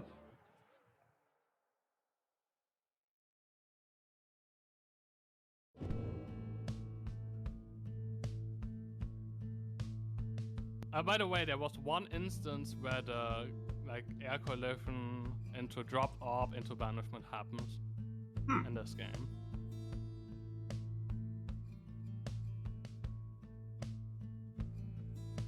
So I lost the orb of the demon, but it landed and banished someone.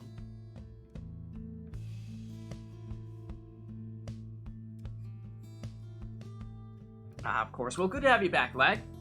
Good to see you.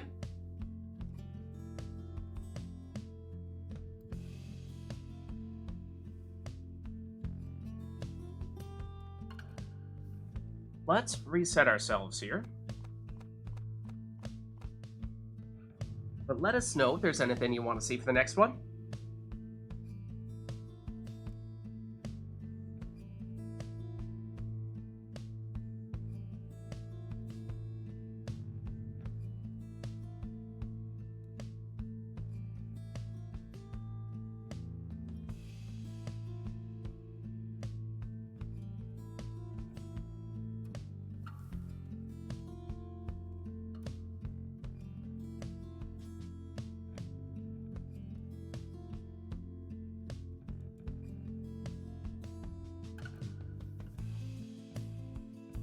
Alright, but not seeing any requests here, in which case, why don't we get back into the action?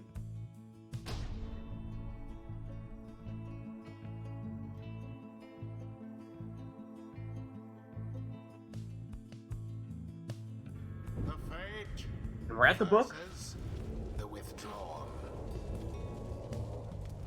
Welcome. Who shall conduct the rites? And it's Dalbert first here from Phaler. I'm thinking we may see either full fate or there's a chance we may need to call the Baha Man.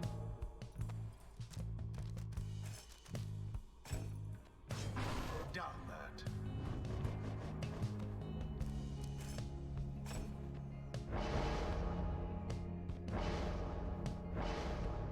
That's Raji in the second spot. So that's Fate member 2 out of 3. And Nutrition Stick Palmus.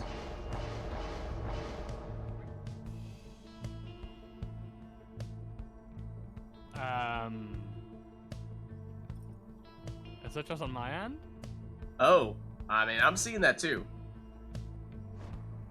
But now it's showing up. Oh, but you can't even select it. What if you press space? No? Never seen that before. Honor says, what if you close masteries? You click on the star again? Maybe? I cannot actually use my controller anymore at the point. Just re-invite me, I guess. Let's just try this real quick. Oh. Alright, Who is well, that standing on the field, facing the wrong way? wait. You're right! What? Who is that? We don't have anyone who looks like that. That's what, like a withdrawn nomad? Withdrawn Savage or something who doesn't exist? I cannot even see it. Quickly invite. Quickly reinvite. let me re-invite you so you can at least see what madness we're looking at right now. This is weird. This has never happened before. Hold on. Let's let our rotor see what's going on here.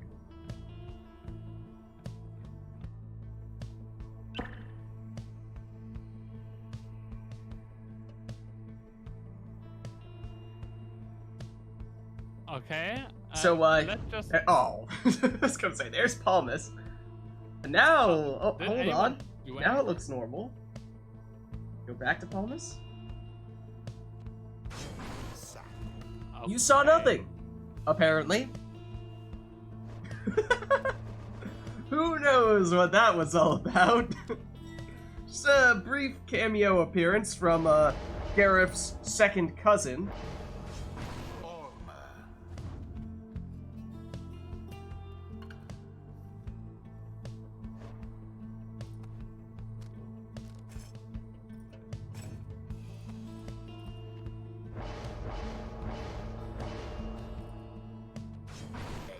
Alright, and here we go. It is a full fate scene on Phaler's side. And then we saw Iroder wrap things up with Raji. And it's Dalbert, the first one to plunge here for 20. Maybe it's Gareth himself, just in disguise? We may never know. We may never know. Just one of this world's great mysteries. The likes of which may keep us up at night. Dalbert takes it in once more.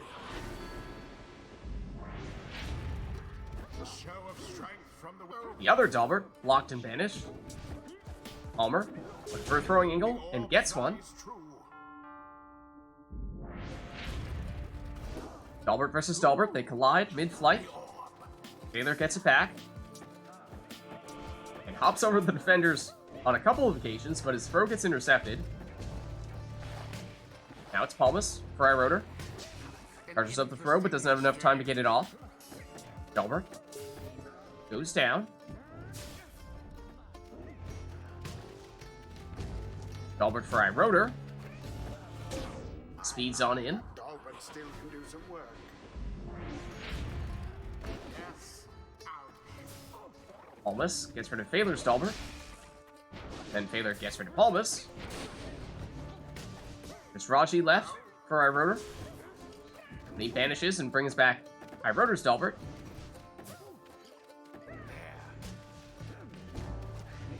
Dalbert for Iroder gets the stamina back. Then makes his move into the Pyre. Dalbert, oh, speeds on in.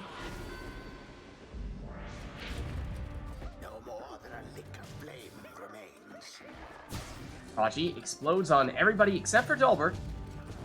A rude predicament for the But at least momentarily here, Iroder defenseless. beyond all reason. And Phaler triggers that rekindling there with that score. So this is the second life bar for Iroder. In this case, it's 50. Dalbert. He's blocked, but he's still in it here. Now he goes down.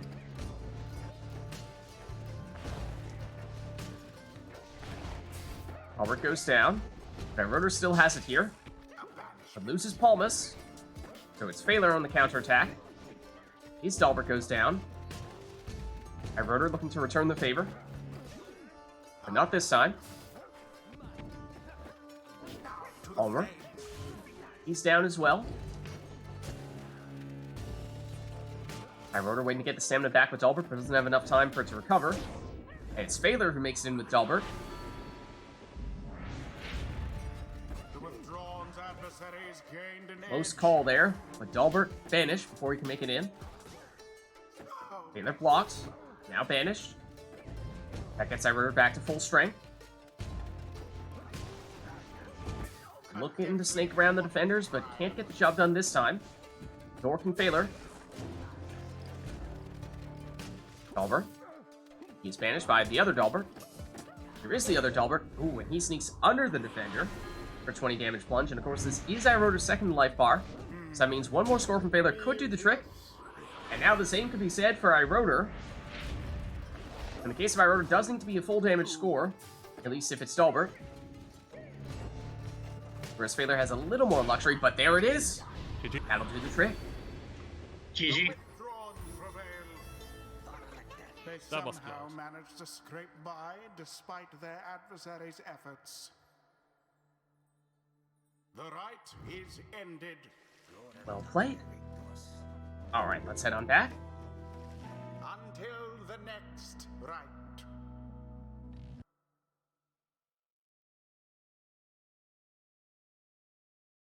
Okay, and chat, let us know if there's anything you want to see for the next one.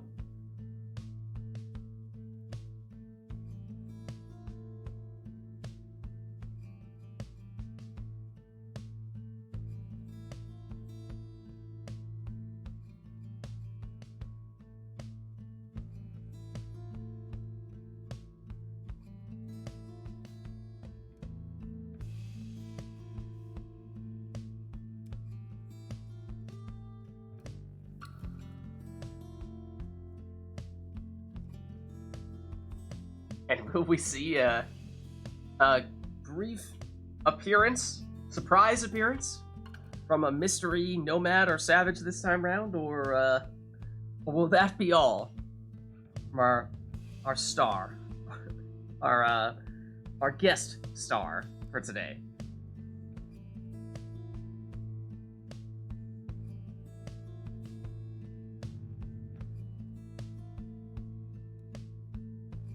Alright, Rotor says Grand Ceremony. That is the first one for today, right? We have a quota to work toward. I think it is. I think it is. I don't even think we've gotten any random ones.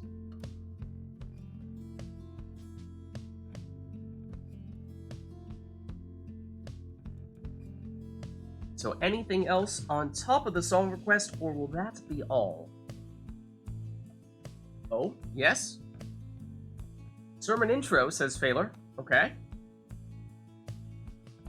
Making this one a little bit more festive. Gotcha, gotcha. Anything else?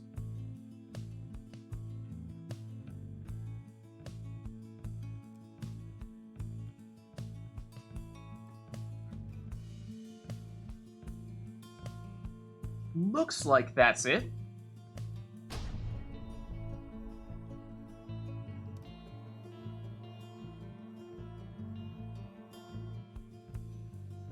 Why, hello, exiles.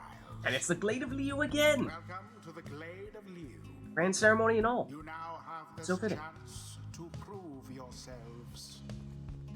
Know that the scribes themselves are watching. The Fate stand ready. The Withdrawn stand prepared.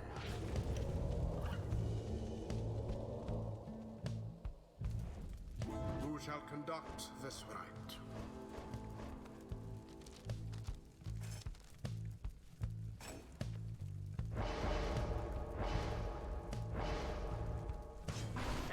So it's Prayer Bead Saxiana first for Phaler.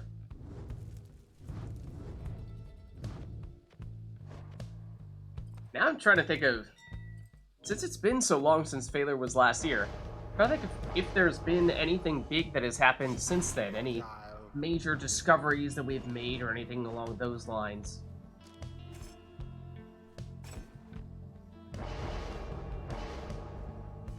Anything that we would be surprising Phaler with? I don't know.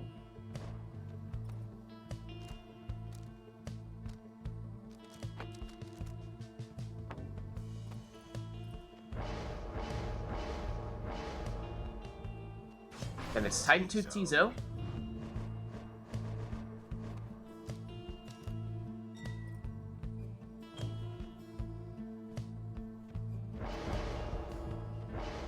And a quick throwing Bertrude, one that has the Crone Salute, mind you.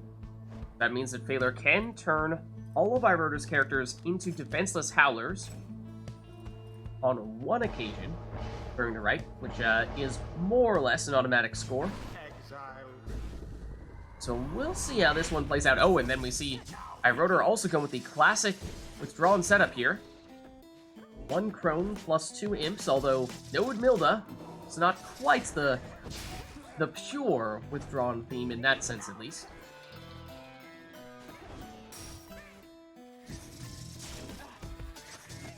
Here's Forfeit. She goes down. Saxiana for failure. Crow gets intercepted, but she banishes one defender. Raji on the move, but he goes down. Forfeit, trying to get rid of the imps. Does so. Now Crone versus Crone, and Bertrude wins out. She goes down as well. Saxiana plunges here for 20. Forfeit with the throw. Unblockable for a full 30 damage here.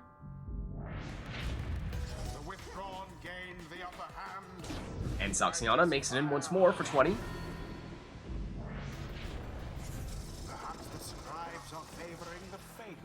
And it looked like Iroda was about to get a throw off there, but gets banished before he can finish it. Saxiana using that Fell Swoop well, and then follows up with a plunge.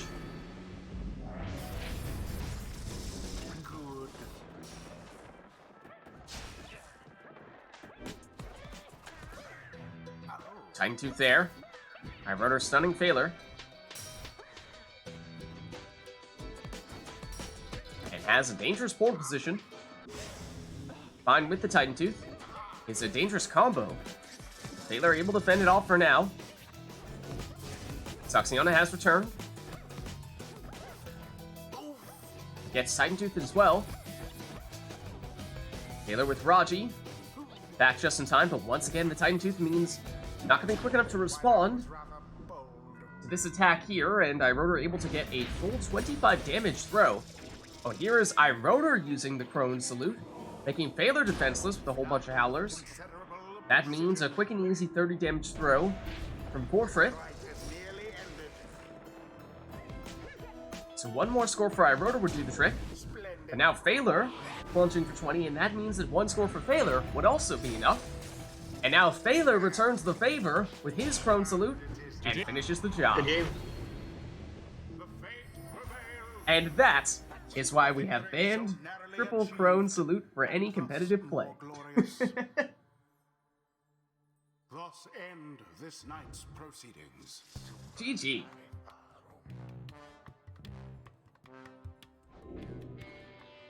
Alright, let's head on back. Until Good the match. stars align.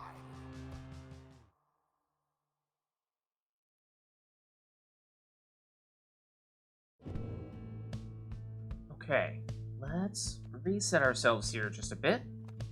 But let us know, chat, if there's anything else you would like to see.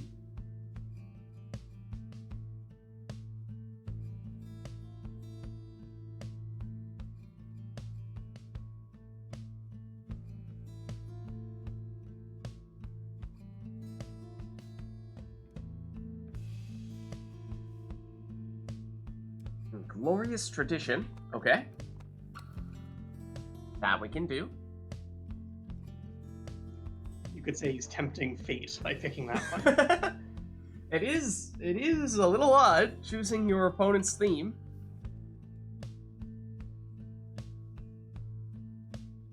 Might be playing with Pyre a little bit there. Oh, that was a horrendously awful attempt at a dad joke pun.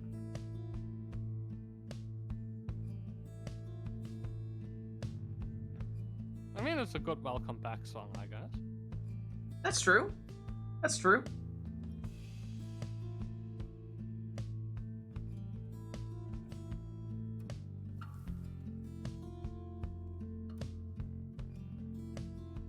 It's all I'm seeing at the moment, though. Let's say I do 2 more, and then someone else can hop in. Okay. So heads up, chat. Iroda is saying, looking to swap out soon. So if there's anyone hanging out in chat, I think Anor was saying earlier that she was planning on getting in. So if you are still looking to do so, we might be looking to swap you in soon.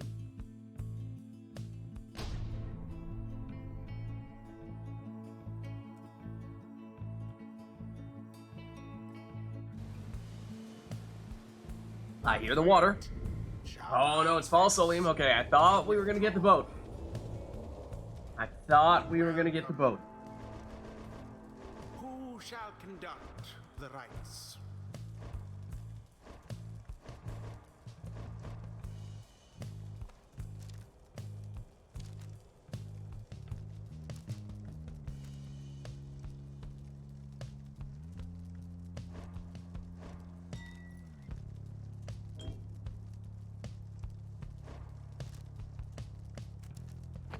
Oh, what do we have here?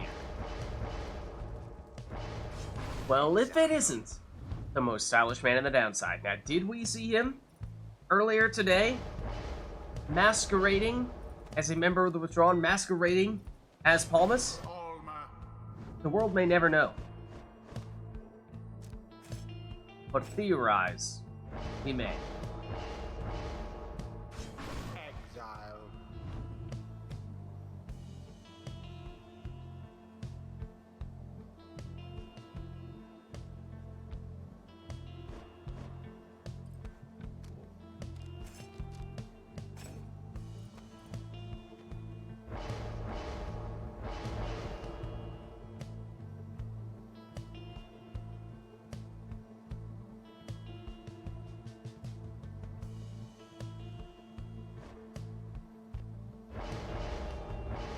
A little switcheroo there, making us think we were going to see Raji.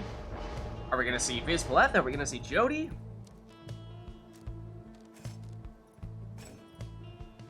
The answer is a speedy Jody, as it turns out.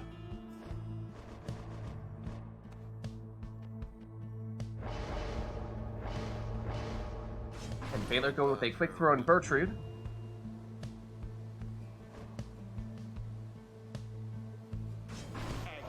And okay, has set up Raji, so he's primed and ready to go. Commence. There is Gareth, teleporting to the orb, but he gets banished. It's Bertrude here. Leapfrogs one defender. That throw was quick, but it looked a little bit off to the side. Bertrude, however, still over there, able to banish the defenders. She'll get it back here, has time, and this time, the throw hits the mark.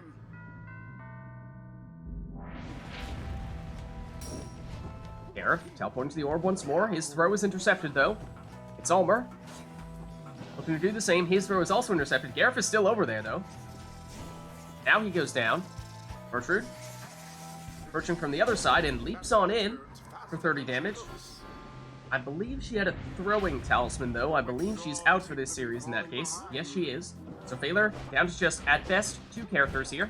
So advantage I wrote her in that sense. Ulmer. He's intercepted. Phalar with Gareth. And he has the angle. Slightly quick on it. 17 rather than the full damage. Full 20 damage on that throw. Gareth. Back at it here. He's intercepted. Banishes Ulmer. Bertrude. Back to Gareth. Gareth. Snipes this one for another 17 damage throw. Gareth once again teleporting to the orb. He goes down. Ulmer. Bertrude banishes him. Bertrude sidesteps Jody. The throw is short. Now here comes Pyre with Ulmer. Jody on one side, Ulmer on the other. Jody goes down. But so does Bertrude. It's Gareth here for Phalar. He's banished. Raji versus Raji, well, they come to a draw. Ulmer has enough time to get that throw off.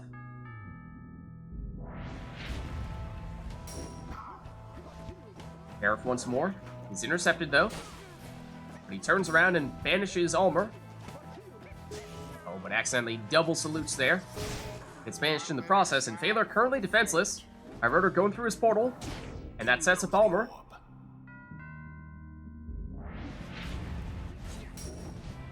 Phalar with Gareth. The throw. That gets caught. The orb slips from your clutches. Now Bertrude. Bertrude, oh, looking to leap in and came awfully close to pulling it off, but she does go down here. Ulmer. His throw just barely intercepted. Gareth. No, Jody intercepts that. He moves forward, gives it over to Ulmer. His throw is intercepted, but Gareth now has the angle. No! Last minute save from Raji this time. Ulmer, his throw intercepted. Gareth, trying again. Bouncing off the wall, but he goes down. Jody. Against Bertrude. Knocks Bertrude back. But she does eventually get banished. Bertrude. He goes down. Jody. Just Raji back to defend for Phaler. Gareth back now as well. Jody looking to sidestep the defenders. Owen was about to make it in, but Raji saves it just in time. Bertrude. Goes down. Almer. His throw is intercepted. Now it's Gareth. He may have the range, he has the ranged talisman, but oh, speaking of which, Almer certainly has the range there. The withdrawn hunger to prevail. And it is technically a 1-point lead at the moment for iRotor. But that 1 point may be significant because, of course, both players having characters capable of scoring for 20, which means a couple of 20-point scores for Phaler, of course, would not quite be enough to do the trick. Whereas it would for iRotor.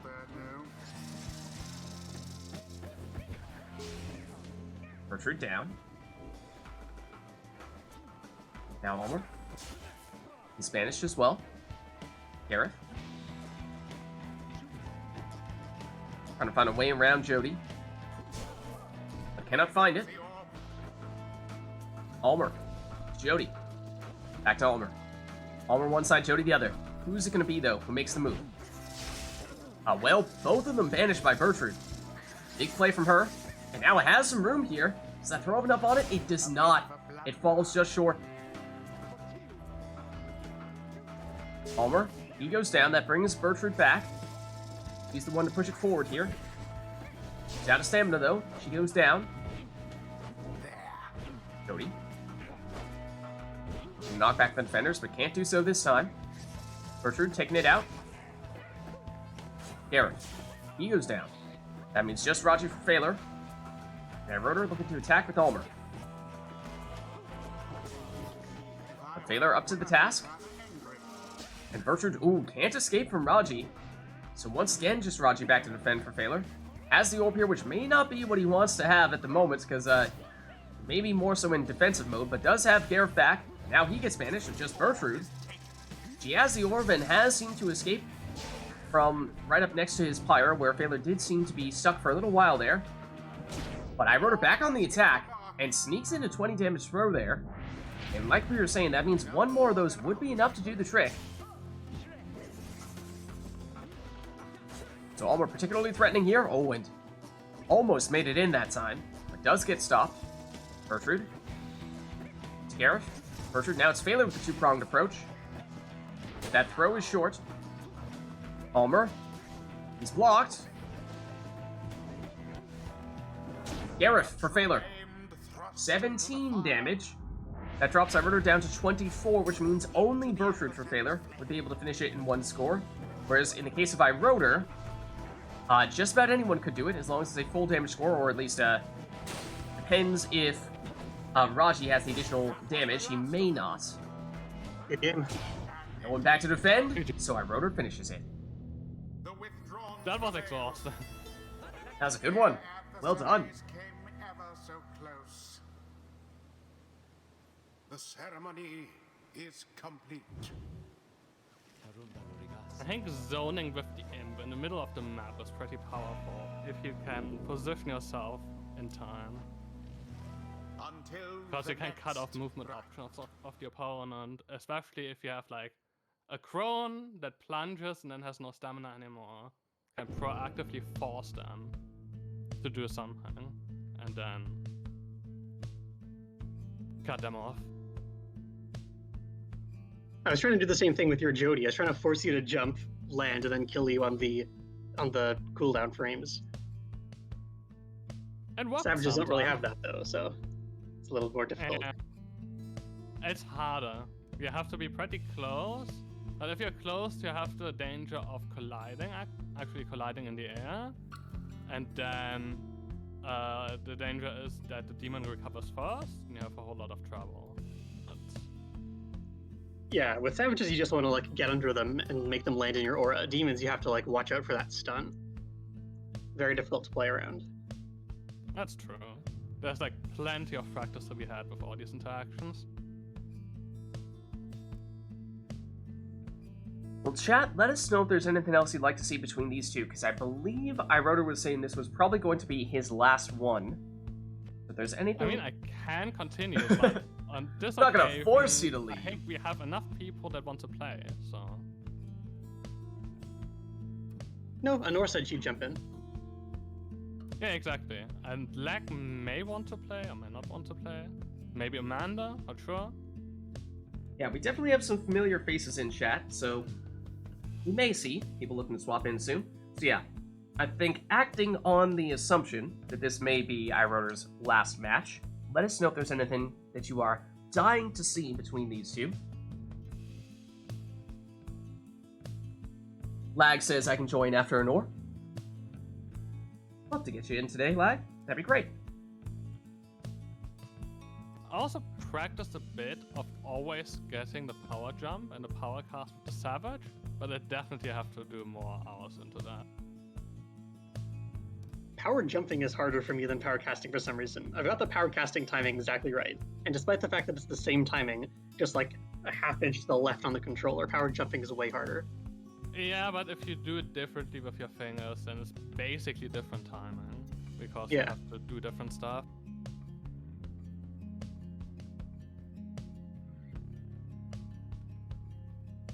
In practice, I got it like 75% of the time, but that's when I only focus on that, and in-game you actually have other stuff to think about. Yeah, that's always the tough thing when you're practicing stuff like that, right? It's one thing when you're committing to it 100% and not focusing so much on, playing the perfect match, but when you're trying to work things into an actual match and your opponent is, adapting to your strategy, then it is far easier said than done to spend all this time focusing on perfecting your jumps or whatever else you might be practicing. Just a matter of time. You just have to do it so that you can do it without even thinking about it. Exactly. Exactly. Just needs to become second nature. Alright, well, not seeing any requests here from chat, so in that case, why don't we just have these two face off for what may be their final showdown of the night? At least between these two, specifically.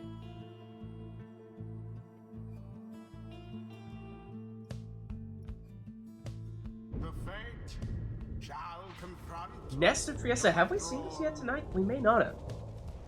Welcome. I do not think Who so. shall conduct the rites?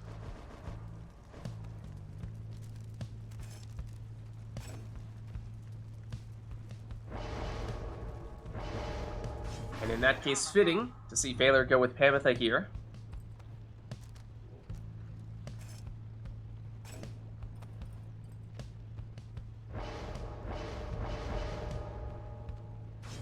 Exile. And it's Lady River for iRotor.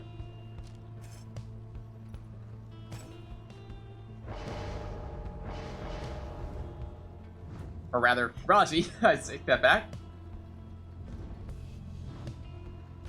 Exile.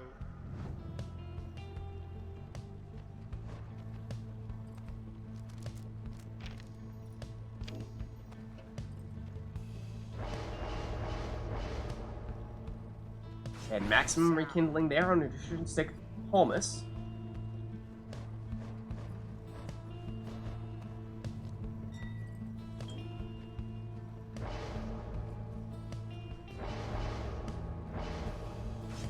And finally, a quick throwing Crone Salute Bertrude. Keep an eye out for that, of course.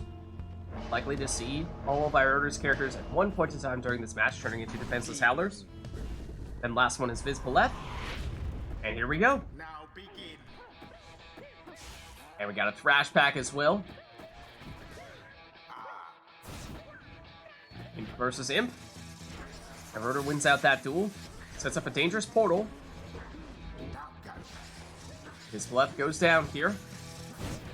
Taylor with Bertrude. Goes for the throw from point blank for 25. Means he will, of course, have Bertrude for this series. Ametha, she's blocked. And nowadays, it's become so popular for us to see 100% left side harps that it is not often you see people go in half and half. It does feel like it just makes the harps that much slower. Of course, left side is where they get the additional quickness from. So it's not just our eyes playing tricks on us.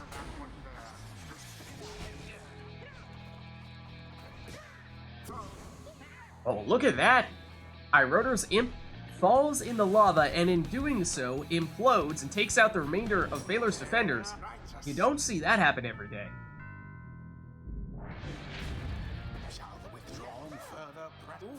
And it happens there as well.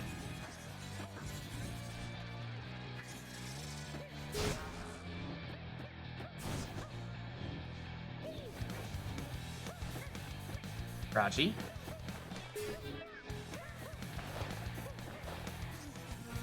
Almost looked like he was thinking about a throw for a second there, but just faked it.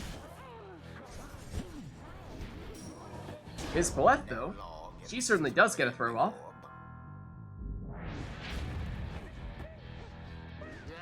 Ametha versus Raji. This time Raji does not fall into lava and explode. Ametha goes down to Vids Paulette. Vids Paulette looking to banish with her throws. She goes down. Ametha gets some stamina back, enough so to do the harp push.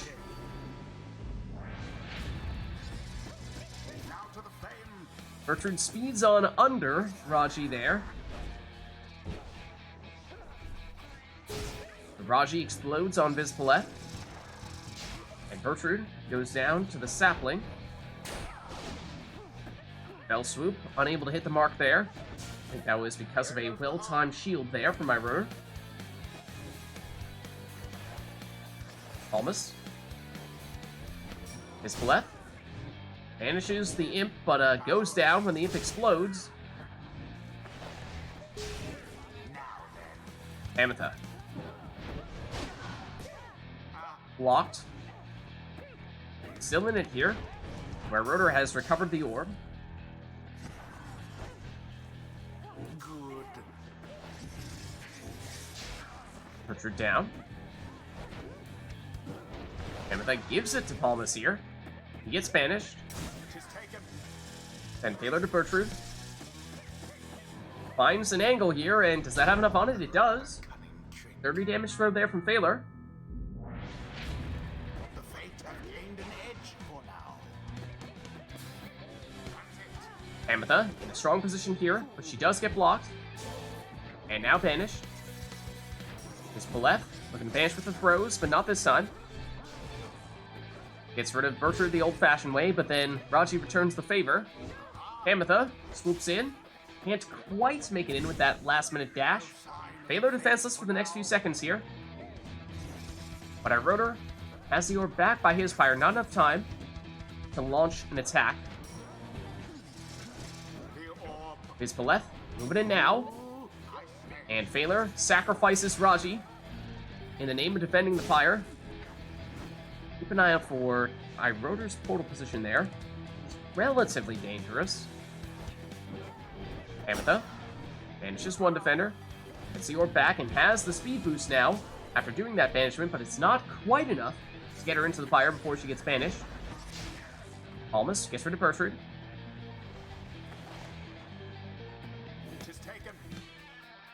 Vids Paulette through the portal. Gets the infinite stamina when she does so. And that sets up a quick score here for just less than the maximum amount of damage. 29 rather than the full 30. That may not be significant. Phaler with only 11 Pyre life left means that just about any score from my rotor would be enough. Bertrude banishes one. It's knocked back though from Vids Paulette. Vids Paulette. Game of cat and mouse here. Vids Paulette goes down. Ametha banishes one defender. Into the Pyre for 20. That drops our order down to 5 Pyre life, but I do believe our order took the maximum rekindling, 50. So Phalar perhaps with still quite a bit more work to do here.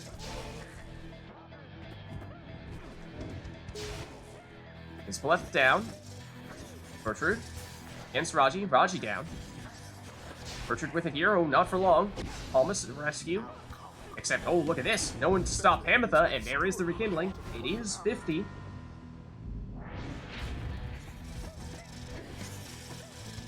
Bertrude. Not quite enough time to get her throw off. Hamatha looking for a big fell swoop here. Let's Vispaleth now. And makes it in with the winning throw. The withdrawn prevail. GG. GG. Their pyre burns, whilst that of their adversaries is but ash. The rite is GG. complete. Right. Let's head on back. Until the stars align. Thanks for the games, and I'll be watching. Thanks for stopping Yeah, by. good matches. Happy to have you.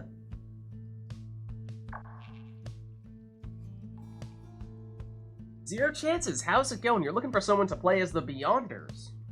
Man, Beyonders used to be the most popular triumvirate. The most popular. We took a poll of all of our usual members, and Beyonders came out on top. We even did a civil war themed around Beyonders versus everyone else, or more specifically, Snadra versus the world. Oh, and thanks for the follow. Hope you're enjoying the stream. But, nowadays, I'm not sure we have a single person who is, at least playing regularly, who is primarily a Beyonders player. The fall of the Beyonders. I'm pretty sure the Beyonders won that civil war. And yet, that apparently was the peak of their power. And everything since then, and they've been on the decline. So, you know, it's strange. It's strange. That is tragic. We did see a good RITE earlier today, featuring Snadra as the primary piece for both teams. But I mean, that's the closest we get these days, because it is few and far between the times that we see people playing as the Beyonders.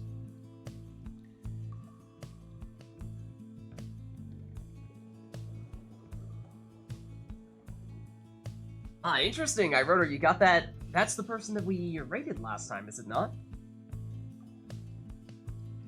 We're checking out some Pyre speedrunning at the end of our previous stream with the person that we had rated. Ooh. Ooh. Okay. Alright, well, our rotor has swapped out. We were looking for someone else to swap in. I think we had said that we had a few people who were interested in doing so. We had a Nor. So Nor, if you are still interested and available, we'd love to get you in. Phalar, just to check in with you, are you good to stick around? You want to swap out as well? How are you feeling? I'll stay on for a few more. Okay. So Phalar will be sticking around for a little while then.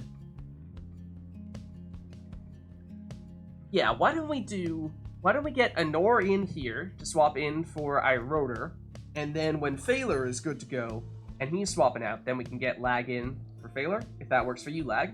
So if you're still willing and able a little bit later to hop in after that, how's that sound? Let's get Anor in here. Okay.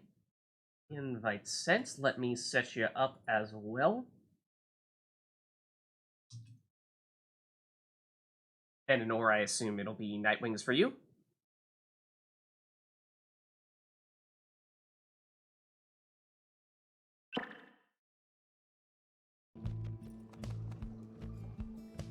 There we go. All right. Will of the Scribes. Your thing.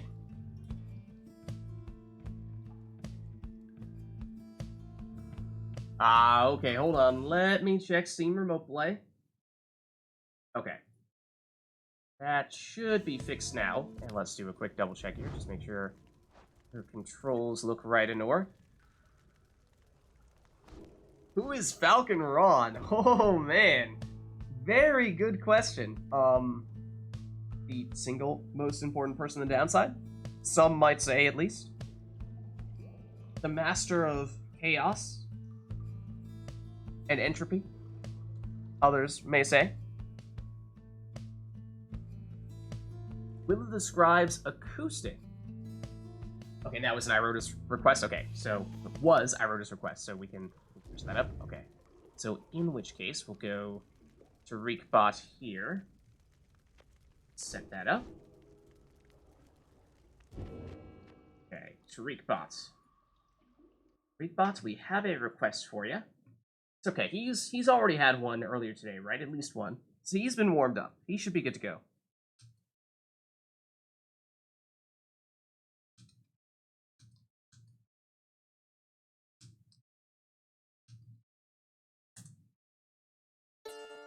There we go. I mean, isn't the usual Will of the Scribes? I mean, this part is acoustic. How much of a difference is there between normal Will of the Scribes and acoustic Will of the Scribes?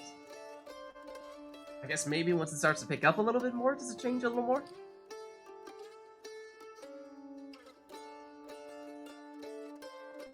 There's basically no difference between Will of the Scribes and acoustic Will of the Scribes, because regular Will of the Scribes has the bass when Orlick starts talking. Ah. Huh.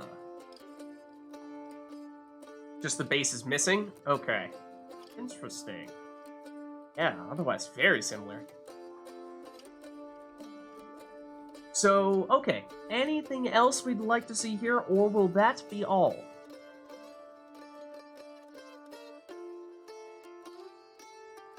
This will, of course, be our first match of the night between Phaler and Anor, and because it's been a while since we last had Phaler, quite a bit of time since these two last faced off against each other, I would have to imagine.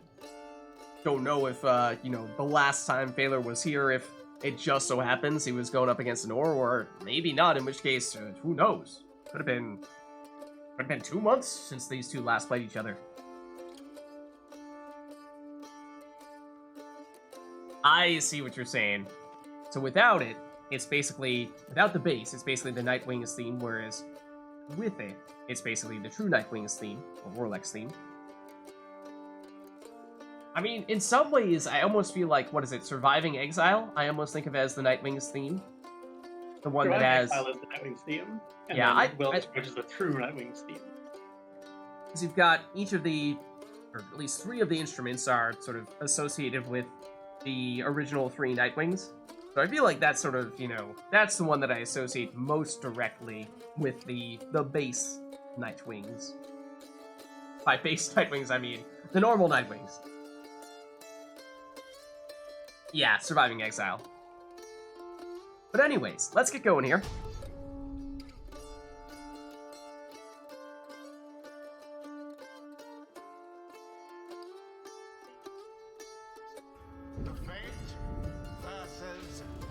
Speaking of the Nightwings, I mean, I guess this is maybe more so a Beyonders arena, but it is, of course, the first place you end up.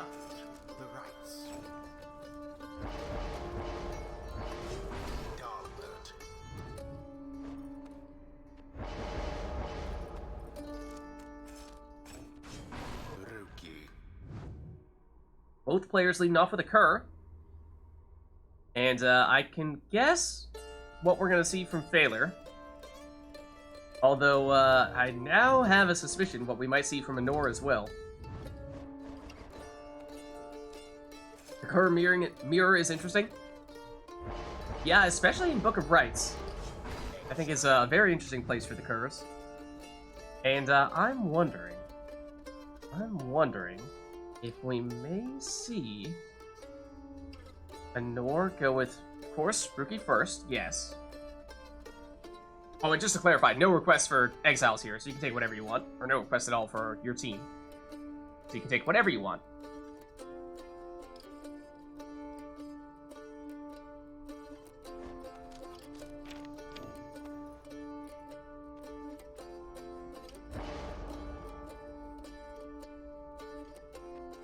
Okay, admittedly, yes, this is, of course, one of Anor's signature plays, going with Volfred there.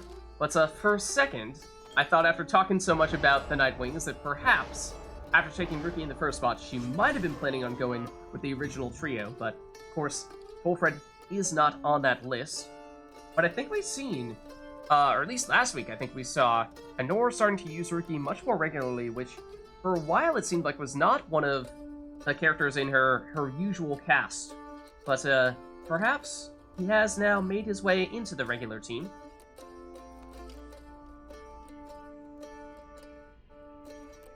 Yeah, Triple Cur Book of Rice is a lot of fun, for sure.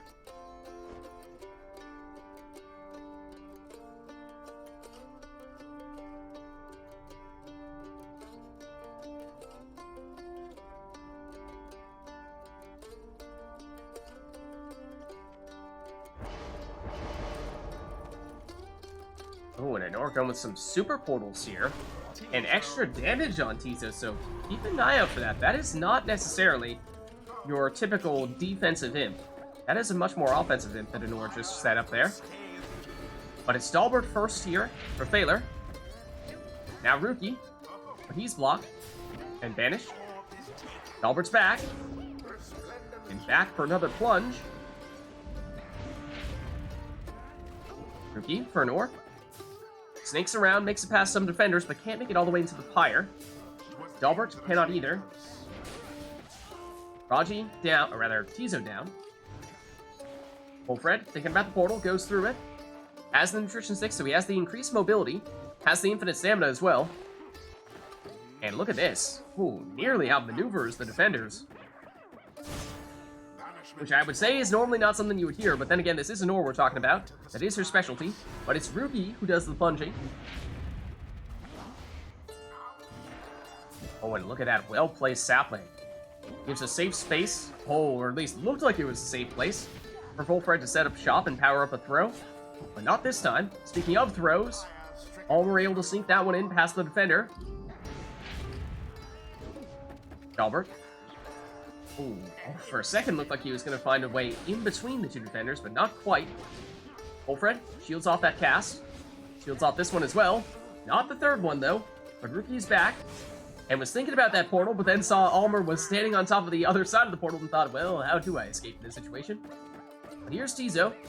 Again, a little more offensive than our usual imp we might see. So keep an eye out for him. Dalbert down. Rookie. When you get the stamina back, thinking about the portal, goes through it. And remember, it does give infinite stamina, but he does get stopped. Now it's Tizo going through it. And that moves the portal slightly closer to Phaler's Pyre, making it a little more dangerous. Rookie, blocked, banished. Dalbert, he's blocked. He's still in it here. Oh, look at that. Aura bounces back and takes him out. Oh, and Anor sends Tizo through the portal and explodes on some of the defenders. Rookie looking to go through now and makes it into the Pyre there for 20 damage.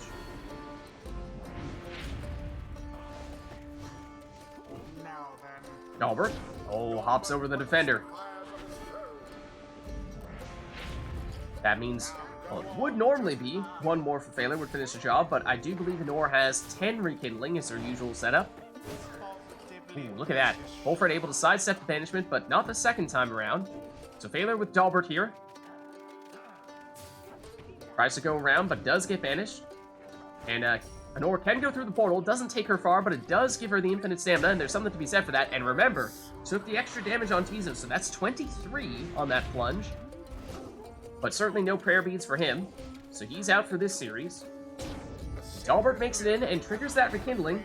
That means Anor left with just 10 Pyre life, and the next score for Phaler would almost certainly be enough to finish the job. Whereas Anor at this rate would probably need 2 scores to do the same. Dalbert, he's blocked this time. But he still has it. He does get banished. Tizo is back for this series. Sets up a portal. Relatively close to Phaler's Pyre, but it is a bit in the corner. Almer, his throw intercepted. Wolfred arches up the throw, but that's probably out of range. Tizo retreats. Gives it back to Rookie. Goes through the portal. Arches the throw instead, but that's intercepted. Goes for the cast. But Dalbert has it here. Oh, he's blocked last second. Does get banished. Kizo goes through the portal, moves on in, and moves that portal slightly closer. Wolford back to defend, able to shield off Dalbert here, but he makes it in. Winning one. Good game. The fate prevail. GG. The rite conducted with aplomb. The rite is ended. Well played, you two. And let's head on back. I just had to stop trying new stuff and go back to the old classic Fate. That's how you win. You have to do it at some point, right? It is a classic. Was that your first time today where you just went pure Fate? I tried doing something cute with Ulmer with the teleporting against Iroder in the book, and I lost. Okay. So I tried the old way of doing it, traditional way. Alright, well, the rite is over, so let's, we'll turn TariqBot off. Let me know if there are any other TariqBot requests. Four is requesting Exiled. Worm in the first slot is the request from Core. Worm in the first slot. Alright, I'm going to usher TariqBot out of the building here. And all right side Worm. That's it from Core. Okay, so Worm in the first slot, all right side abilities. And Core's going Knights of the Sea. Okay, so let me get TariqBot out of here. Adios, TariqBot. It was nice knowing you. And let's turn the music back on here. In-game, at least, that is. From the plains that sleep. Alright, and then Knights, you say? That we can certainly do. Anything else on top of that, as long as it doesn't conflict with having a worm in the first slot and having specific masteries on that worm?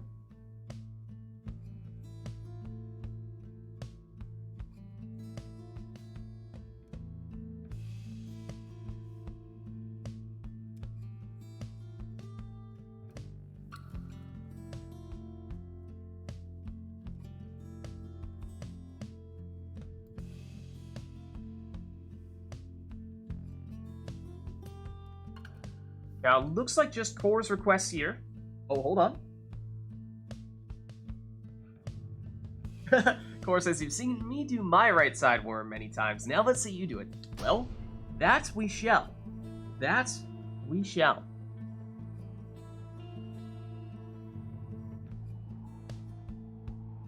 The fate It's the Carnival. take on. So again, it's worm first, all right side masteries. Welcome. See how they Who shall choose to make that conduct work. the rites?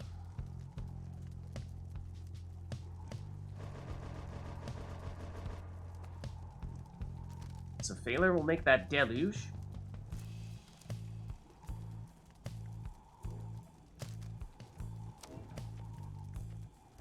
We'll make it an exploding worm. It's a deluge. Whereas Anor will go with Gilman.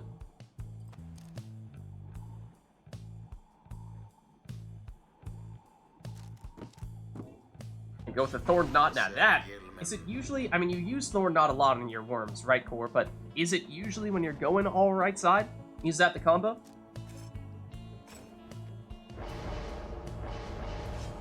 And it's Raji in the second spot for Failure. Core's proud. Core's proud of what Anor has done. I take that to mean yes. Most of the time it's Thorn Knot, but you have started to do some Titan Tooth as well? Okay.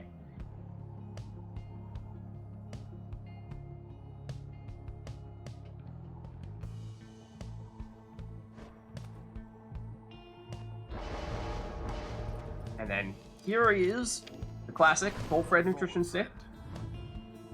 A must-have for Anor.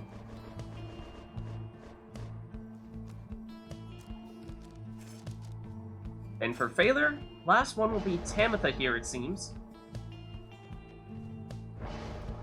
And then again goes the 50-50 left side, right side. Most notably means he can pick up Fell Swoop for the big aura explosions. And last one for Nor. It's a power casting headwind. So here we go.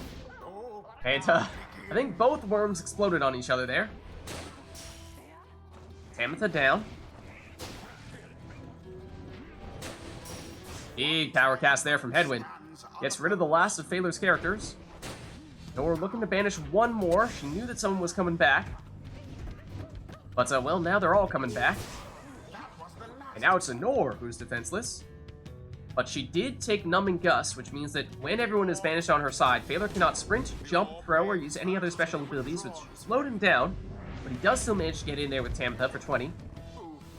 The worms collide once more, though this time they've not banished each other, or at least not yet. Somehow they still haven't done so. Now Nor's Gilman goes down. Phaler with Deluge. He gets banished. Edwin gets rid of Deluge. Gets Fulford back. Oh, and he might have been within plunging range there with the Nutrition Stick, but he does get banished. Edwin with those big power casts once more, but it's Tamitha here. She gets Shoulder Smash, so that is certainly a good counter, and that gives time for Nor. And did she throw that? She was charging up a throw, but I wasn't sure if her momentum took her in or not. She does have Gilman back, so it must have been a throw.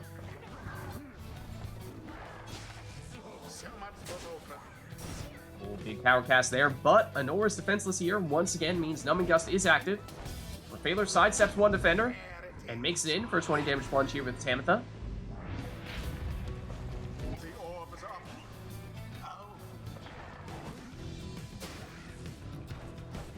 Hades song request will be coming up next. Okay, sounds good.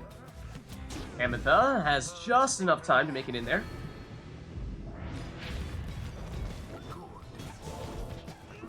Gilman gets rid of it.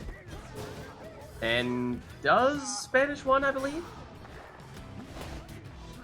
Tamitha has been Phaler's go-to scorer, and that trend continues here.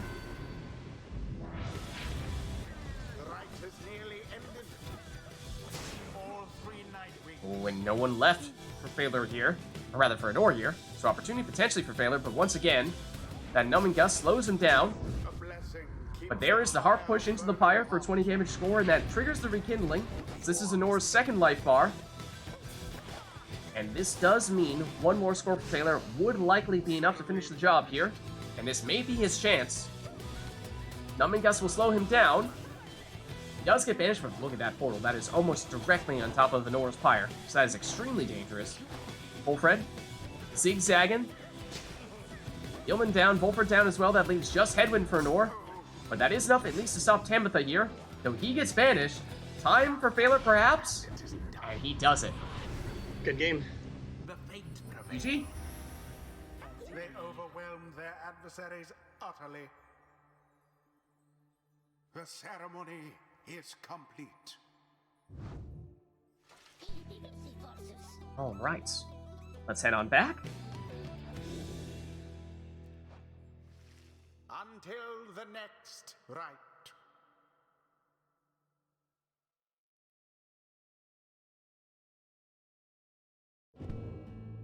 Okay.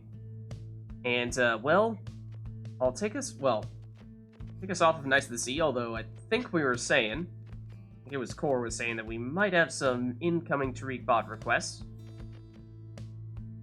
So we'll stay tuned for those in case those do come. The Painful Way, okay. That is a Hades one, isn't it? So let us go back to turning off the in-game music here. And going back to Tariq bot.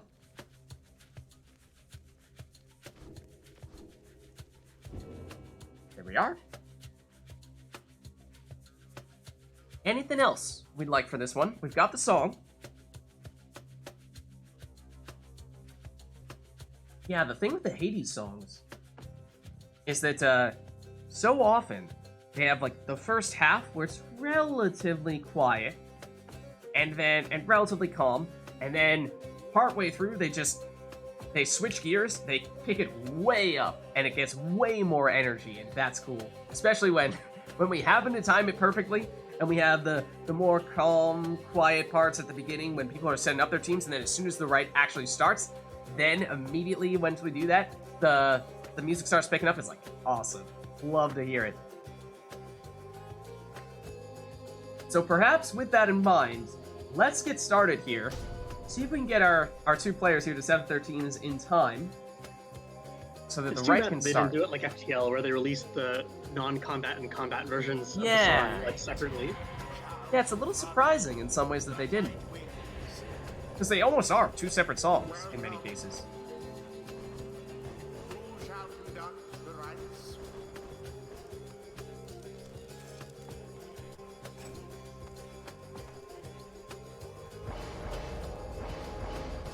Well, it's Tamitha first here for Phaler. And, well, this is fitting. Tamitha versus Pamitha in the first spot.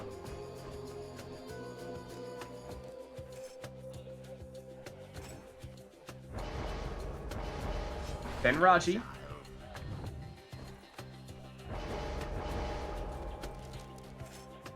Yeah. First half is sort of regular stuff, and then the second half is boss music, and for that reason, it feels like in some ways it's almost like it's 2 separate songs. I mean, obviously it's similar, but it's just like, cranking it up to 11 for the second half.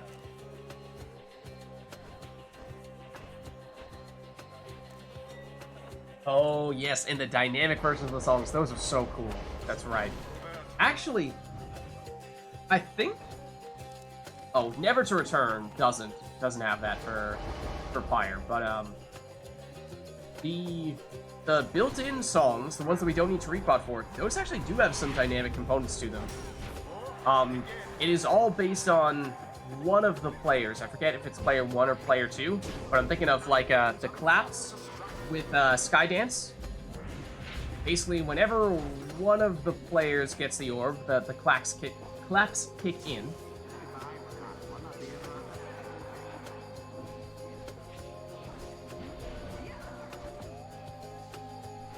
Yeah, well, PG, we have done some Civil Wars and some tournaments in the past, so we've made things competitive every now and again.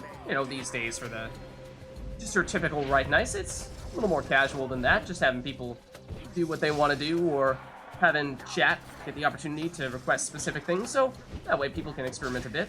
But every now and again, we dial up the competition a little bit. Wolfred here. Oh, and here we go. Speaking of competition. So this is the second half we were talking about. Now things get serious.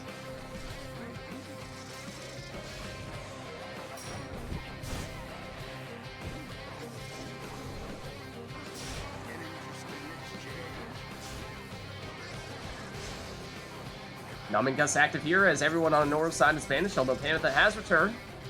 It has been able to banish Bertrude there. Switching over to Jody. Jody, misses the target there, but second time round makes it in for 30.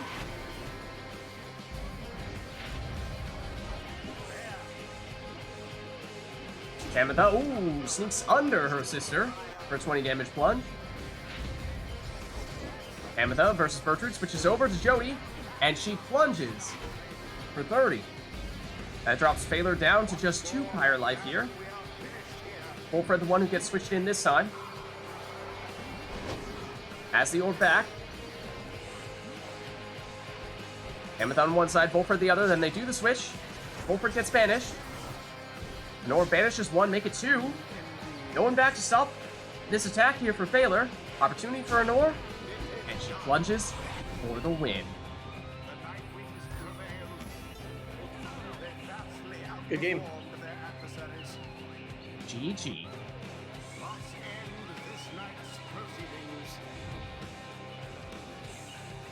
Alright, and let's head on back.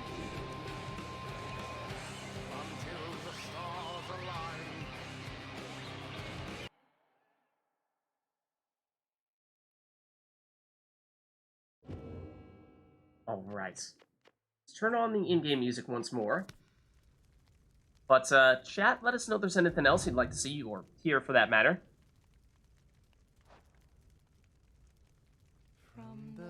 And Phaler, just to check back in with you, I know you were saying before that, you'd be good for a few more matches when we had a Nora swap in. How are you feeling at this stage? I'm still good to go. Okay. Oh, King in the Bull. Alright, well, I take it back. We got another Tariq bot request. Let us return. Turning this off. And resummoning the boss of Tariqness.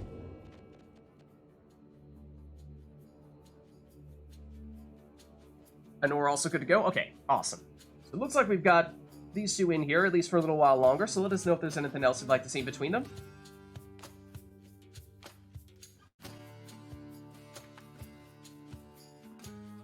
Yeah, and just another case this time where it starts off the first half, like Cor was saying with the other song, where it's just sort of like, you know, you'll run into this as you're running around, but then latter half, it dials things way up, and that's where the boss music kicks in. Like, hold on, why do I hear boss music?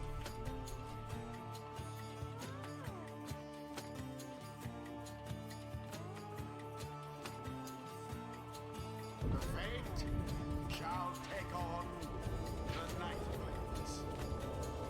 So the only request here is a song, and for that reason you are free to take whatever you'd like. Who shall conduct the rites?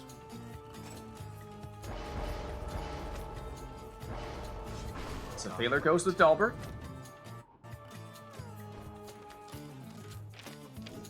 Nor goes with Nutrition Stick Volfred. Their usual setup. Old friend.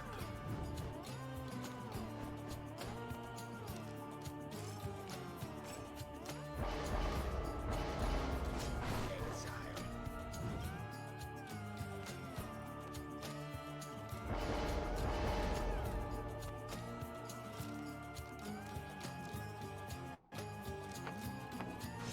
Sir Gil. Really? That's interesting, Core. I didn't know that.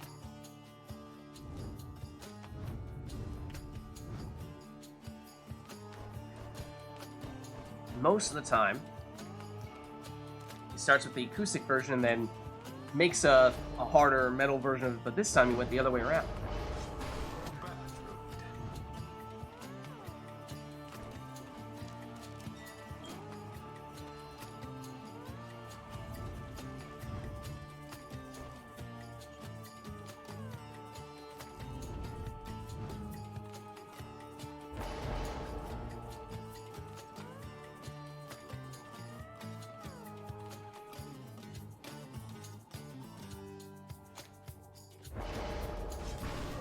Then lastly, for Nor, it will be Bertrude. And here we go. Volfred versus Dalbert. Volfred unable to shield that cast off. Dalbert follows up with a 20 damage plunge. Now it's Bertrude versus Volfred. And Volfred, there it is, the Nutrition Stick plunge. And Titan Tooth here, coming from Gilman. Stuns Phaler, giving Nor a little bit of time here. Set things up and leapfrogs one defender with Bertrude and banishes another with Gilman.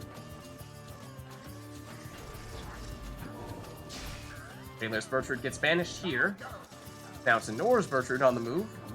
Her throw is unblockable, and that makes it in for one less than the maximum, 29 this time. It also means that Nor will get Volfred back here. Gilman. Bertrude. Bertrude goes down. Volfred moves that sapling closer. That may mean there's a little bit more room for Bertrude to move in here for Phaler. Enough room to get this throw off. Volfred. Trying to avoid Dalbert and does so, at least initially. But Raji takes him out. Bertrude's throw, does that have enough on it? It does. And now, things kick in. Phaler's like, alright, it's comeback time. However, Anor has that Crone Salute, turns all of Phaler's exiles into defenseless Howlers. So there's nothing he can do except intercept the throw. Hold on, so you're saying there's a chance. Dalbert can't stop Bertrude in time, so Anor still takes the win.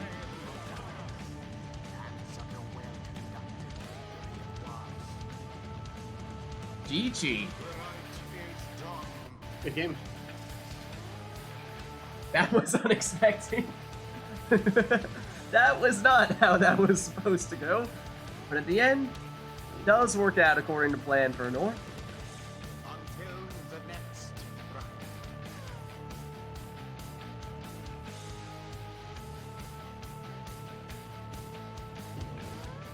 Alright, well chat, let us know if there's anything else you'd like to see for the next one.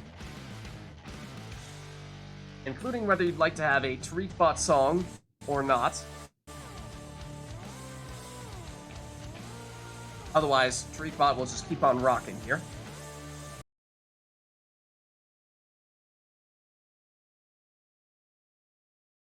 And that one, I'm assuming that's a Hades one. I don't recognize it by the name. Is that a Hades one? Oh, actually, I didn't even see that. Or snuck one in as well. Alright, but they've sorted it out. They say Nora's goes first, then we'll have Core's after that. So Core, remind us after this one to get yours. We don't forget. Anything else besides that?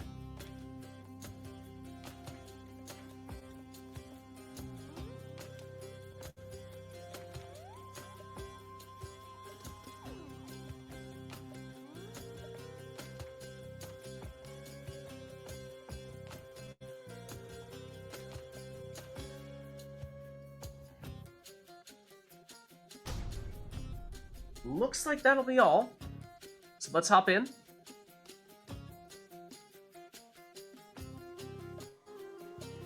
fate shall now And it's the face Pit of Malith, the night. one of my favorite arenas. Welcome We'll see what direction these two opt to go in here. the rites. Because if they are so bold, they may even dare to meme. But will they? But will they?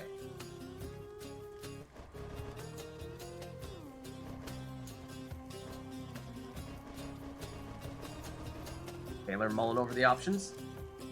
Seen him using harps in the first spot quite a bit today. 6 with it here.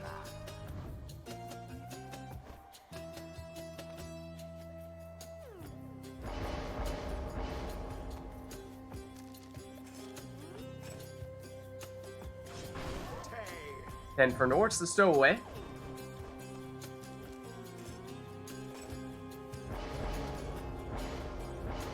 And for Phalos, Raji. I mean, harps are really fun to play, and they're just generally really good. So, it works. It's just not necessarily something we used to see all that often from Phaler in the first spot.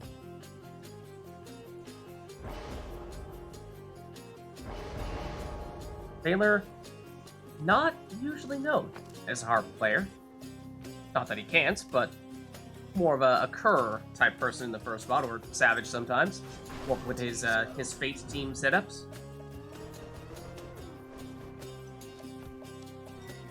Or Crones. We do see Phaler use Crones a lot, both today and in the past.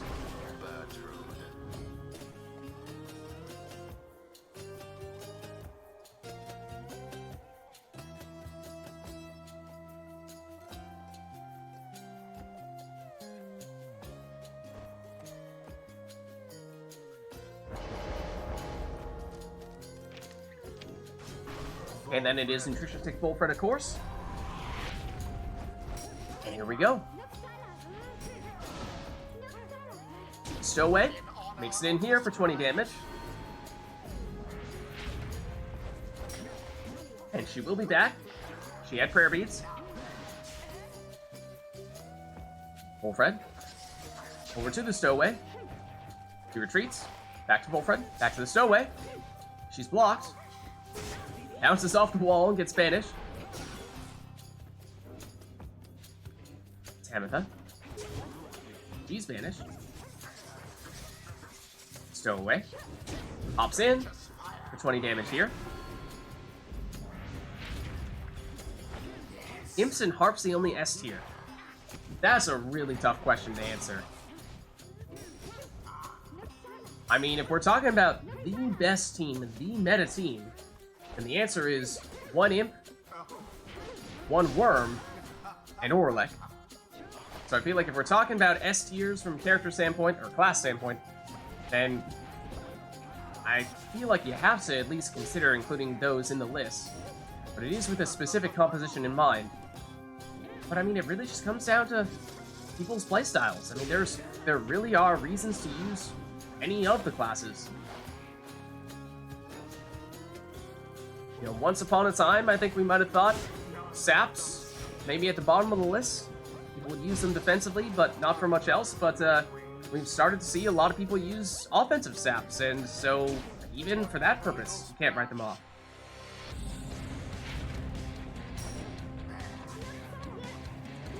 Totally ignore Orlek for tier lists. That, you know, is probably fair. This is sort of his own category. Stowaway goes down. Bertrand down as well. Tizo down as well. Ametha. Wolford takes care of him. Stowaway through the portal. Gets infinite stamina in the process. And nearly bounces off the wall and into the Pyre with the jump. Bertrand goes down. Orb is more or less right on top of the portal, but Anor finds a way to get it. Once again, nearly bounces off the wall into the Pyre.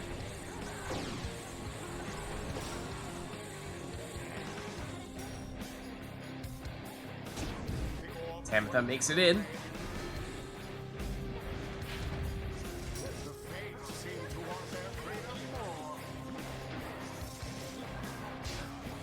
Bertrand down. Tizo over to the Stowaway. Back to Tizo. Wolfred. Nor moving in with everybody here. Stowaway down. Tizo down. Tizo has returned. He banishes Bertrand. Stowaway has returned. She goes through the portal. Then retreats. Back through the portal. But gets banished, as does Wolfred, and suddenly Anor is defenseless here. Numbing Gust is active, but that's not enough to stop Tamitha from plunging for 20 here. Stowaway teleports. Wolfred was looking to lock down the orb with the sapling, but he gets stopped.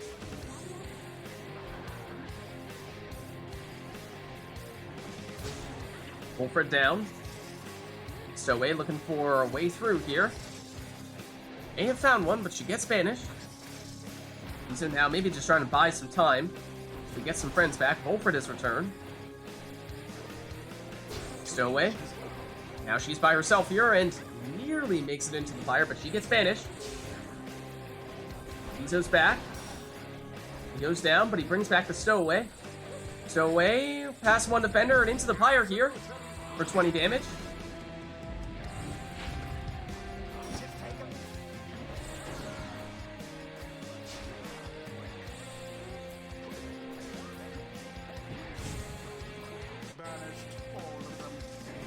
Tizo back for Anor. Defending against Bertrand here. And that throw is not enough. Stowaway through the portal. She's blocked. And banished. Taylor with Tamitha. Oh no, not Flappy Harp. Not Flappy Harp!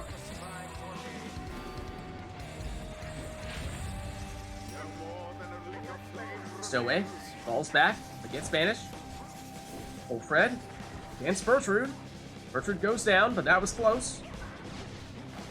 Wolfred. The Stowaway. Stowaway back to Wolfred. Wolfred moves in, but he goes down. Stowaway blocked as well. She gets banished.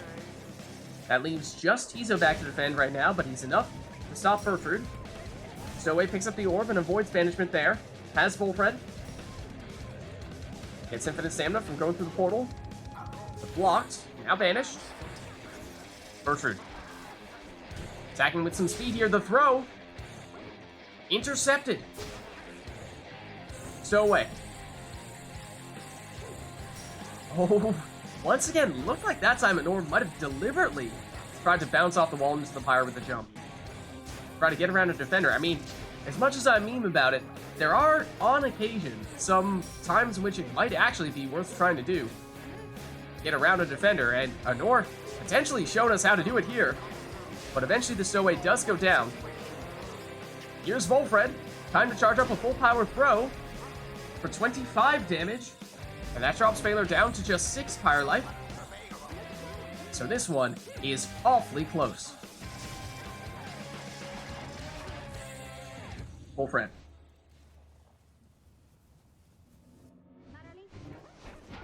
Tizo. The stowaway. Stowaway blocked. Tizo out for blood. Banishes the last of Phaler's defenders. No, Bertrand has returned. Shielded off this time, but does get full friend after that. No, the stowaway takes care of her. And the stowaway plunges for the winning score. Good game. GG. The ceremony is complete. All right. Let's head back. Until the You weren't trying to bounce. There were a few times where it looked like it was just a coincidence. But there was one time in particular towards the end where you had the stowaway, you were close to the Pyre, and there was one defender that was directly between you and the Pyre.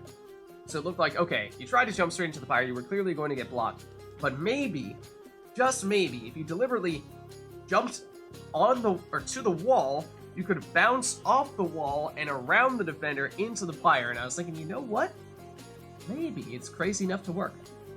I mean, in theory, it's possible, and there is a practical use for it in that case. It's just that those cases are few and far between, or at least when they do arise, it's far easier said than done to pull it off. Just black magic jumps. Well, no worries, no worries.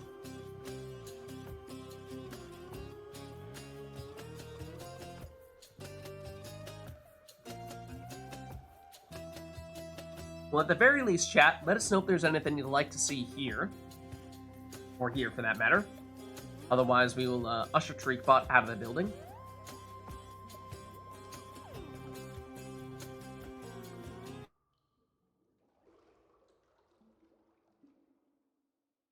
Yeah, that crone throw near the end that Phaler had, that Honor was able to intercept. It's a little bit surprising there. Must have been that it was going to fall just short, and may have been because of the smaller Pyre hitbox, because Honor did not have a lot of Pyre life remaining at that time. It's possible. It was close.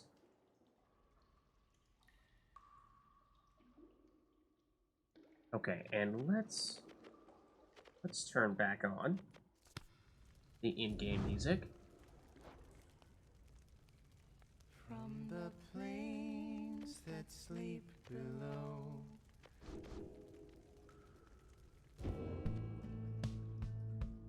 Oh, we do have course requests. That is right. That is right. Thank you for reminding me. Thank you for reminding me. Perfect. Perfect. You are correct. And just so we're clear here, this was a request for Never to Return, but this is not the Liberation Rite. This just so happens to be a Never to Return song request.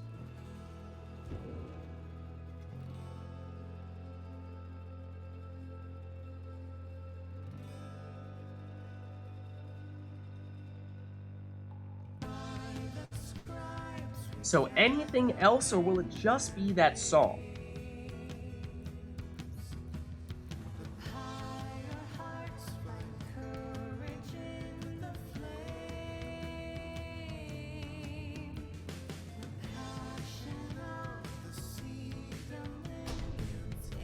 Looks like that'll be all.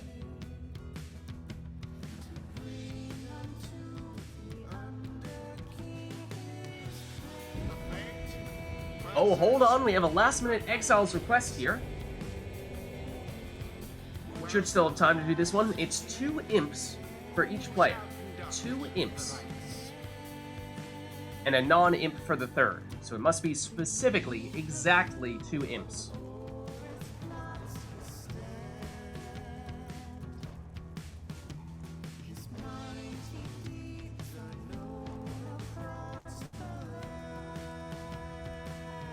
Are there points for a randomizer game?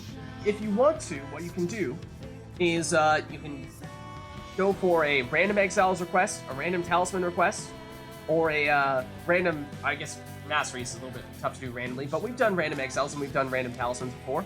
So that's fair game, for sure.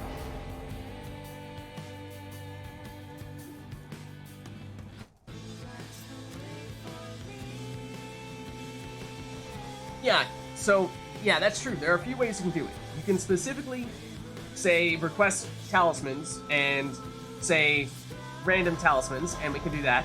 You can do it for exiles, or if you want to do everything all at once, completely randomized, usually what we'll do is we'll turn customize off, which basically auto-selects exiles, masteries, and talismans for both people, and we don't even see this screen we're looking at right now where people select their teams. We just go straight into the right, and it's a bit of a guessing game, trying to figure out, I mean, obviously, which characters you have. That becomes pretty clear in a matter of seconds, but the talismans and the masteries, that can be much harder to understand what you have. So yeah, those are the various ways in which we've done it sometimes in the past.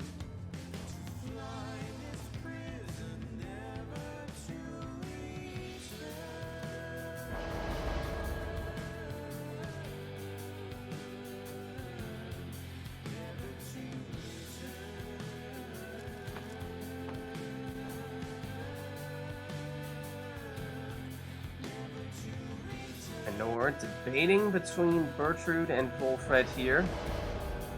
Ultimately goes with Bertrude and did take that Crone Salute, mind you. So she will, at one point during the rite, be able to transform all of Thaler's characters into defenseless Howlers.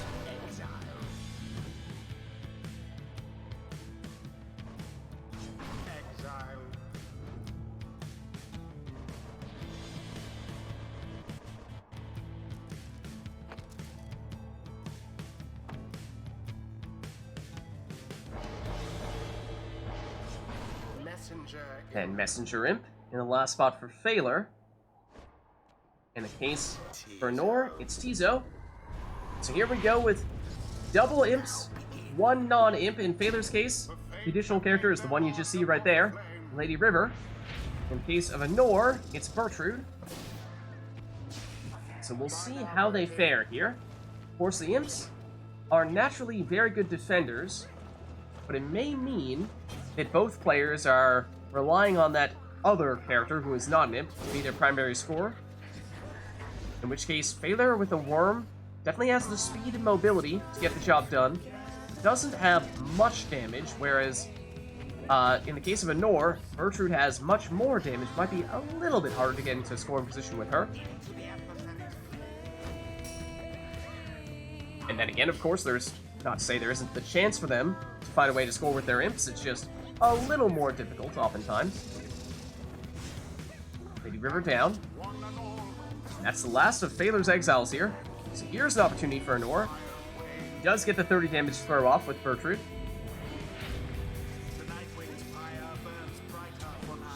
But there's Phaler returning the favor here from Lady River.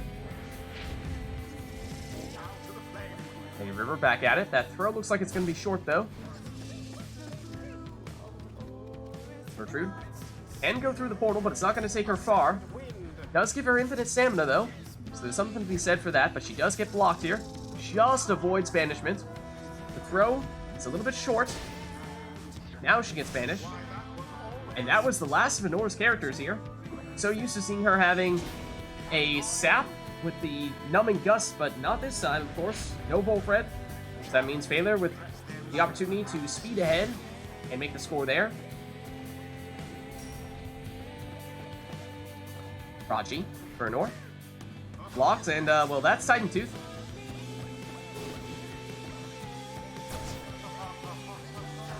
Bertrude, oh, through the portal, but I think got banished as soon as she did.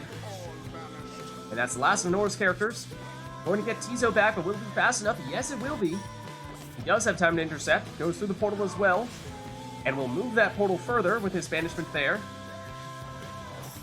Lady River, oh, explodes on everybody. And that does seem to be causing some problems here. Nor does get Tizo back, but not in time. So Phaler chipping away with little throws from Lady River. And does so again here. This time for 13.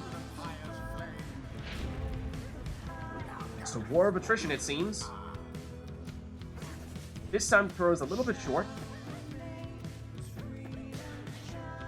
And that is another double Titan Tooth, I believe, so both players stunned here. Nor moving in. Another Titan Tooth. Oh, but doesn't have the the portal with that imp? Or is it quite literally right on top of the Pyre so we just can't see it?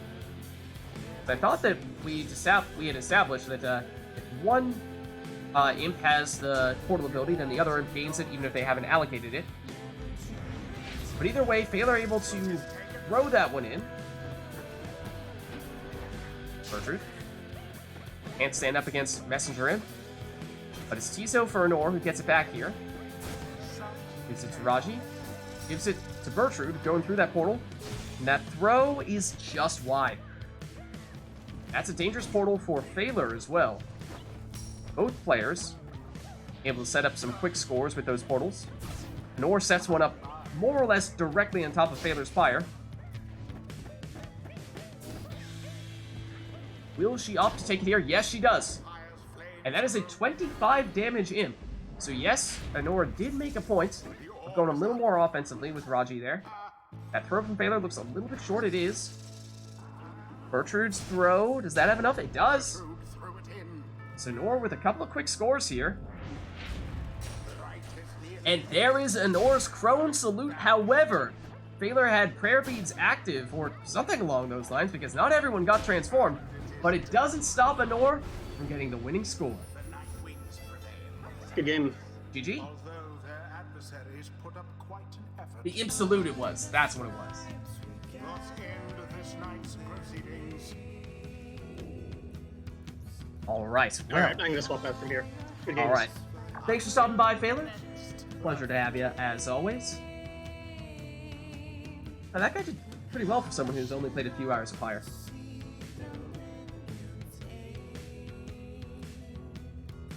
All right, and Anor, just to check in with you. Are you good to stick around? Do you want to swap out as well? How are you feeling?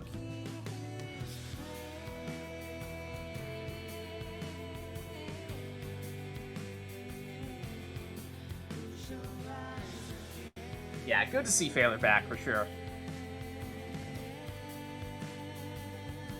Anor says, still good for a few more matches. Okay, so in that case, we're looking for someone to swap in for Phaler. Anor will stick around for at least a little while longer.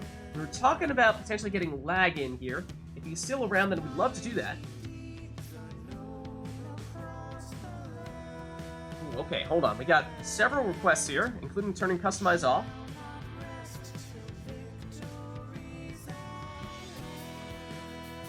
Oh, I see. So Core just doing across the board those requests to turn Customize off. Gotcha. Yeah, Lag, we'd love to get you in. Let's do it. And let's send you the invite here. Let's see. Alright, the invite sent. Lag, you changed your Steam name. Yeah. How's it going, Lag? How are you? We're fine. Let me get Tripod out of here real quick. Unless we had... Did we have another song request there? So we got a flurry of requests as we were wrapping up that previous, right? Let me double check. Last word, Hades? Okay. Okay, so we do. Then, let's see, did I did send you the invite, right, Lag? That's the Hades request going.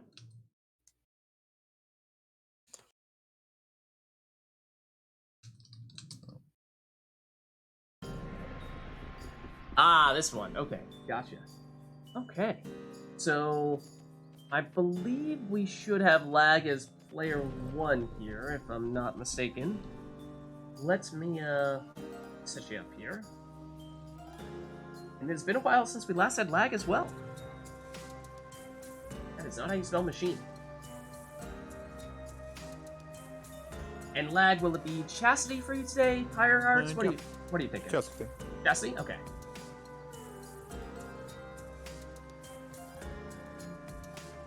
There we go. Perfect. Okay. So then we had that, and we had turning Customize off. That does make matters a little more complicated, of course.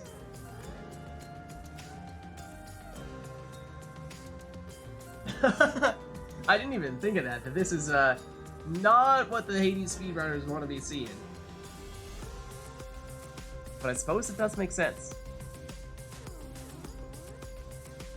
So let's see, customize off, and I suppose with that plus a song, there's not much else we could do unless anyone wants a specific arena.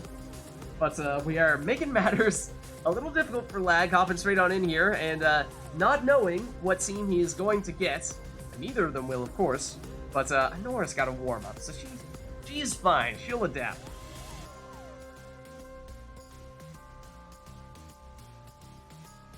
All right, but I'd say let's get going here, and oh,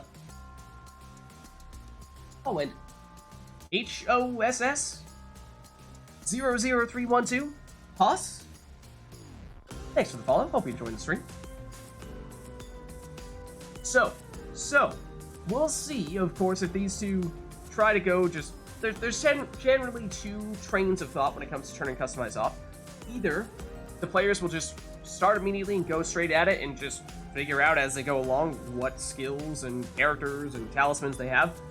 Or sometimes we'll see players deliberately slow down before the rite really gets started in full, take a second and experiment a bit with their characters to try to figure out what skills they have, and that way they know a little bit more what they're working with.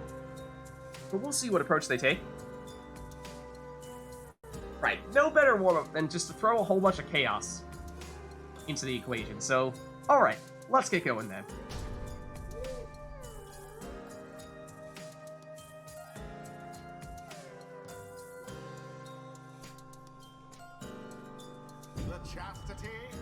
Okay, so Spring of Jomir. Lag has Volfred and 2 crones. Honor has Jody, a worm, and I believe that's Gareth. As for what masteries they have and what talismans they have, your guess is as good as mine, of course. Okay, this is not working. Oh. Wait a second. Let me double check here. Steam Remote Play is letting you do anything at all. Wait, no, it is from my side. Okay. Is it working? It should. Unpause for a second and just verify that you can move around and hopefully... Nope, I can't. And this do will anything. because I've been testing, by myself, and it worked then, but not anymore. Okay, want me to uninvite you and reinvite you, maybe? Yep. Let's try that. Let's try that.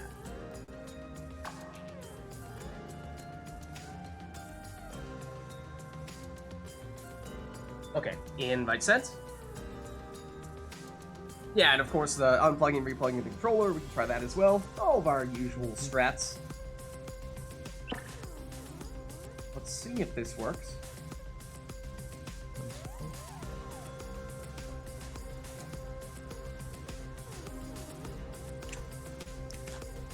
Any luck here? It is also a thing on my end because I'm using an emulator to use this controller. Yep, it is a thing on my end.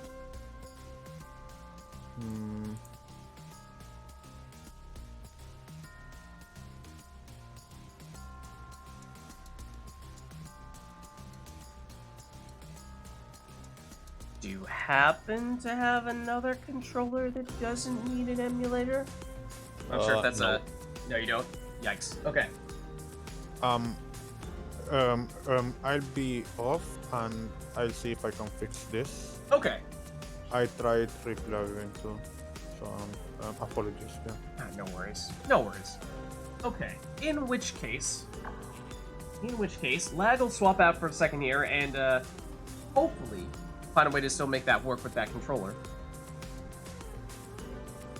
Iroder says restarting Steam sometimes helps as well.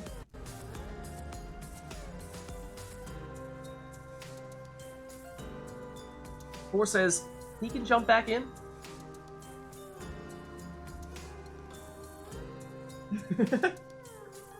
Yeah, Core gives the randomized request or turning customize off, and then unleashes all this chaos. This is alright, maybe I'll hop in now.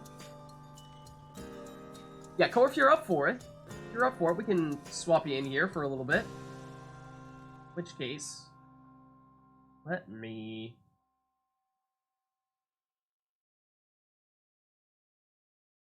let me type in your name here.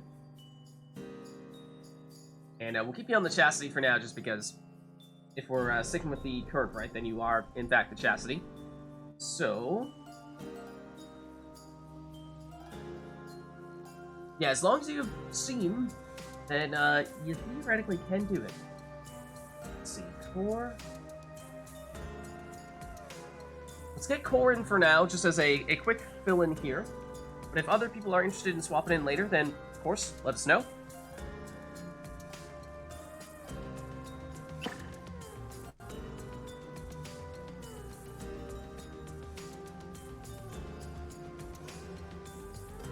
Alright, and Core, let me know when you are good to go, and then I can give you guys a countdown and then just hit the resume button.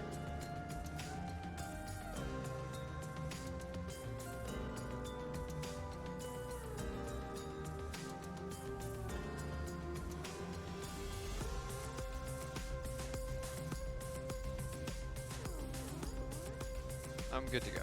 Alright, okay. And Honor, are you still good to go as well?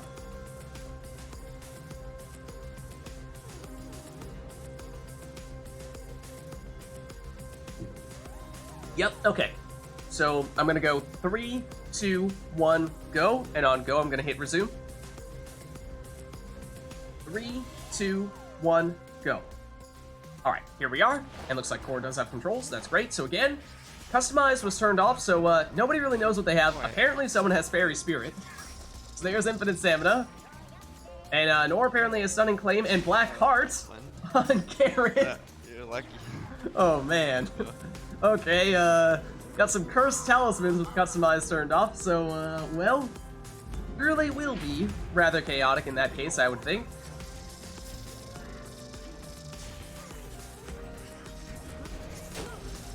With Milda for Core. That throw is unblockable.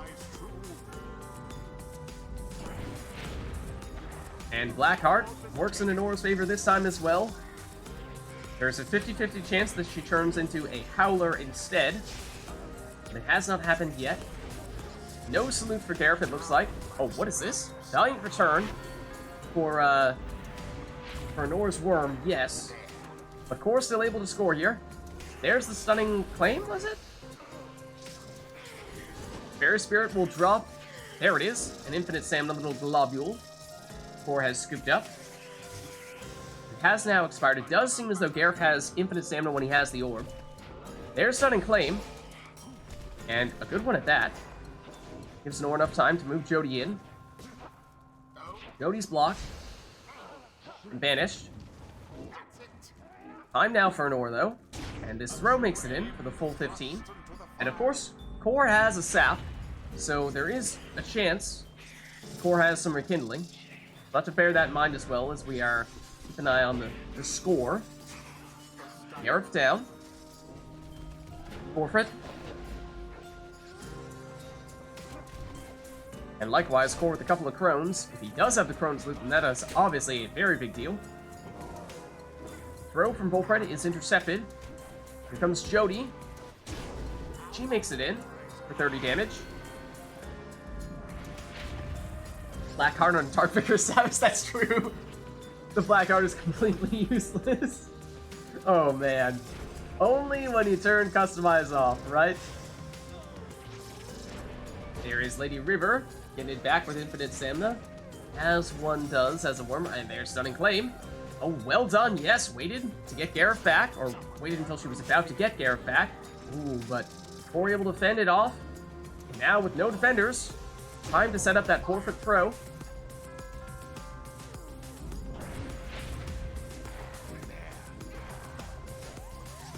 Jody, Nor checking for Brazen Manor. Oh, she does have it. For a second there, I thought that was not going to be the case, but she does have extra damage if she's willing to go through the salute process, which of course does take some time, but would increase her damage if she can pull it off. With Milda. Jody. Gareth. Making moves, but he goes down. Corporate is back, but so is Lady River, trying to banish her. Okay, and there is Gareth turning into Howler. Like we were saying, in truth, the upside of that talisman is non-existent because Gareth already has an ability that gives him infinite stamina. Jody plunges for 30, and that drops score down to 5. Now, of course, like we were saying, does have a sap, and therefore may have some rekindling, potentially as much as 50. So I'm not sure we know anything about that sap's abilities.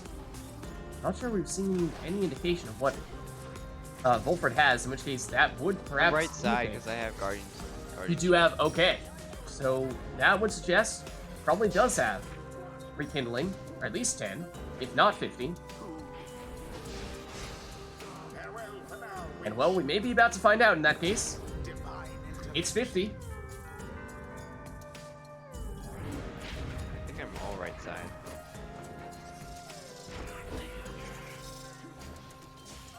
Gareth down. Jody picks up the infinite stamina. So she will chase down the crones, and she is quite fast with infinite stamina. And that is, well, one of the reasons why that Fairy Spirit Talisman not terribly popular, because I believe it's Kor's Talisman, and then we just saw Anor using it against him to great effect. And, you know, same can't really be said with too many talismans, that your opponent can use it just as much as you can.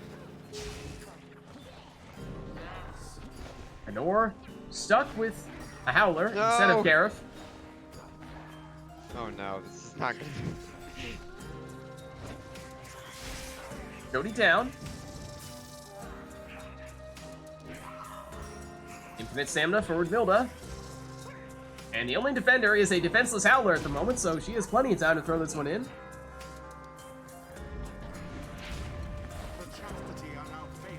And in doing so, Kor retakes the lead here. Anor with Jody. Jody down. And that time, the infinite stamina globule falls directly under Vilda's head, and that actually works out quite well for Kor. Once again, some time here. And not often do you see a crone slide from one side of the Pyre to the other without plunging, but gets the throw to win the right. Good game. GG. The right is complete. Alright, and let's head on back. Until the stars align. Yeah, did you check the curse at all, or did you check the salute at all, Kor, to see if you had it on your crones? You may have had the ability to turn all of Anor's characters into Howlers. And of course, obviously, that's strong.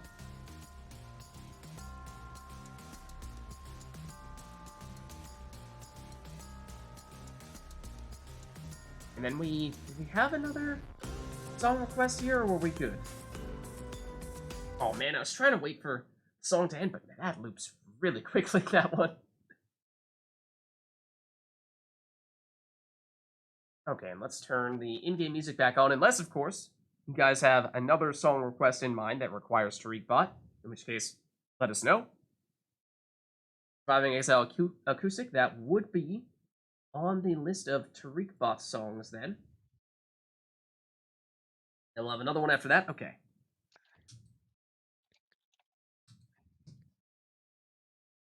One moment, please.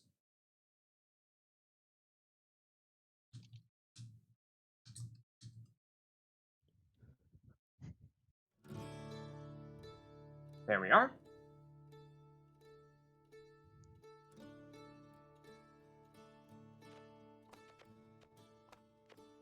Yeah, let's turn Customize back on before we forget. Unless, of course, you guys want to do it again. Then again, it was Kor who did it last time, I believe, and so he'd be activating it against himself, which is, I mean, you could. It is fun, but we'll see.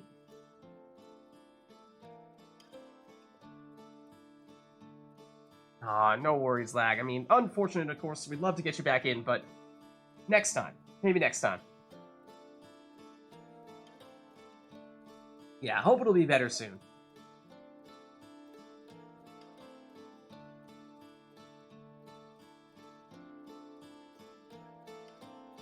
In the meantime, let us know if there's anything other than this song, of course, that you'd like to have for the next Rite.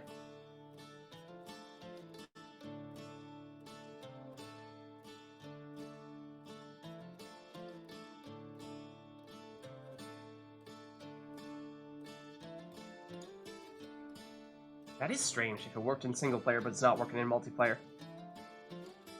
The book. The book it shall be.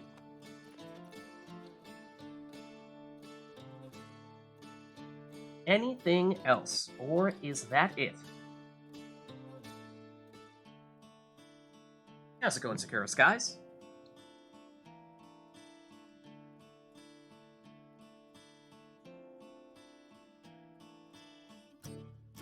Looks like that may be it. In which case, let's get started.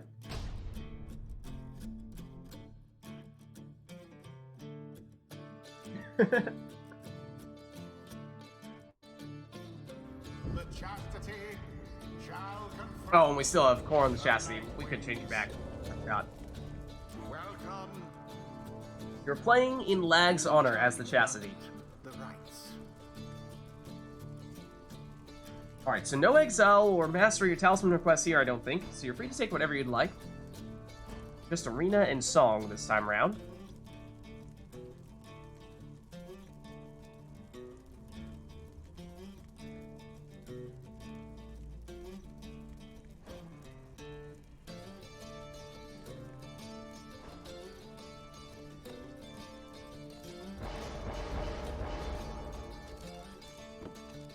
And Core, going with his staple. Gentlemen, Thor, not Gilman. And we were saying it before, initially we didn't see Anora use too many curves, but it seems as though she's been working that much more into the rotation.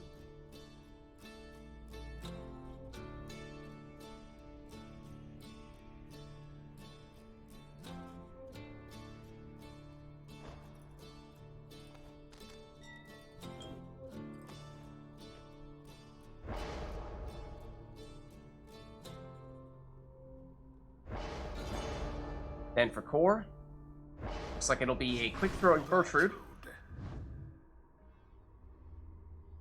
Now we will see if Lids remember to loop this track. Okay. Whew. Whew. Apparently I did.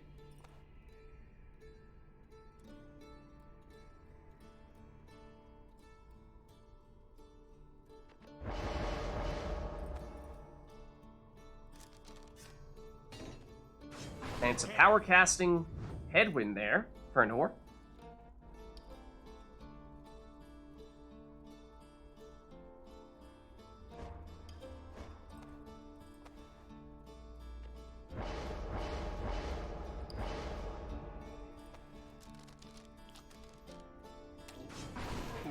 And Milda will be able to cast through barriers with that legendary Crone Talisman. Four.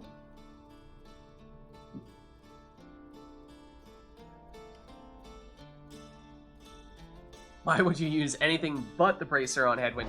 It's really strong. It is really strong. Definitely the most popular choice. I'd say the second most popular is maybe the Typhoon Bottle.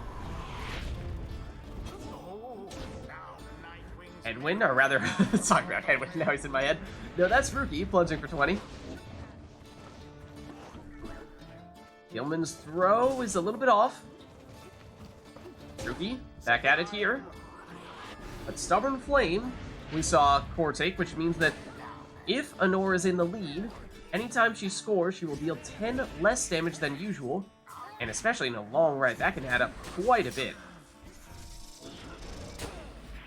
Milda, her throw is on the mark for 30 damage.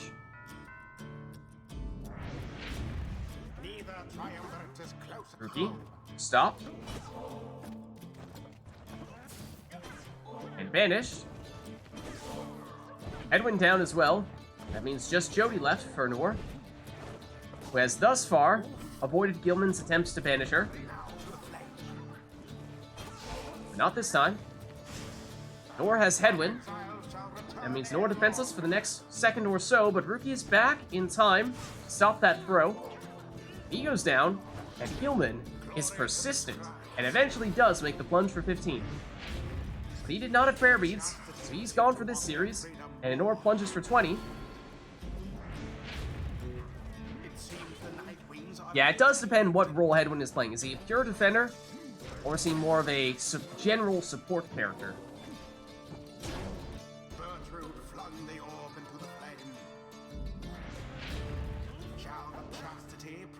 Rupee blocked. He still has it here. We're gonna... Jody here, who goes down. So does Gilman. Those are the big power casts from Headwind. Gertrude, I don't think she has that much range. She does, though. Wow, and that's enough to finish it. Good game. GG. And such a well-conducted victory it was. The rite is done. Oh, hold on. Perfect timing.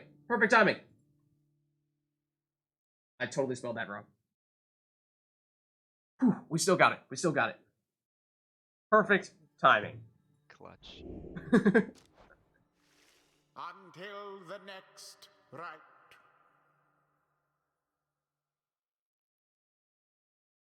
Alright, so chat, let us know if there's anything else you'd like to see or hear for the next one. Didn't we have another song request for that?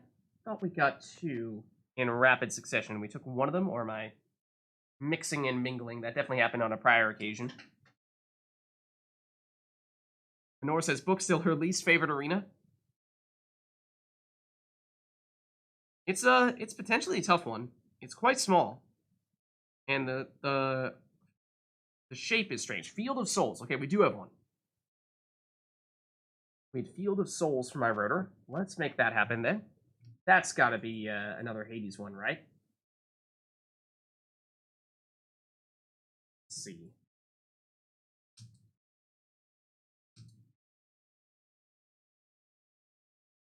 I think.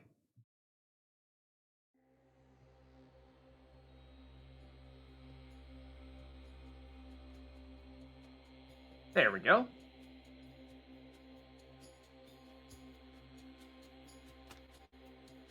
And Honora says she's willing to swap out if anyone wants to jump in. The chat, let that be known if anyone does want to get in on the action. Honora's offering. Does Core have another triumvirate? Core is usually playing as the Pyre Hearts. We admittedly have had him on the chassis for a couple of rights now because he was swapping in for... Yeah, you can switch me to Pyre Hearts. Okay. He was switching in for Lag, who's a Chastity player. So we had him in Chastity for a little bit there.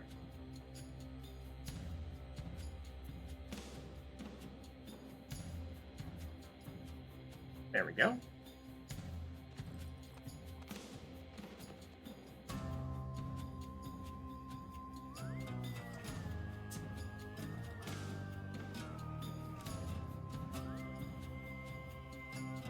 So, any takers for swapping in for an ore? Are you good to stick around if no one is interested in swapping in for you?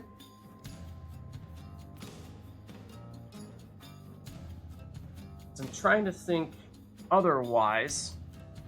Obviously, we had Core in earlier today, so if Core sticks around, we just want to make sure we're getting a new matchup.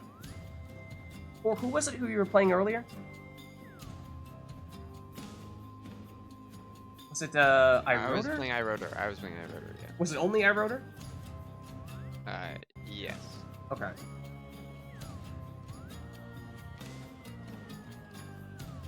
Okay, so it sounds like Honora's saying she's good for 3 more, and then after that, she's putting a hard stop on it. That is the limit. Okay. And yeah, so chat, if someone does want to swap in for Honora, let us know, in which case we can make that happen.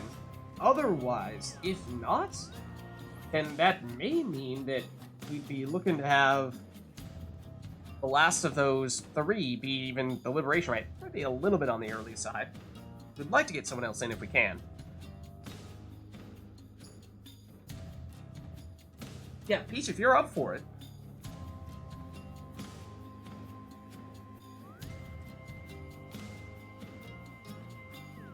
If you are up for it, we could get you in later.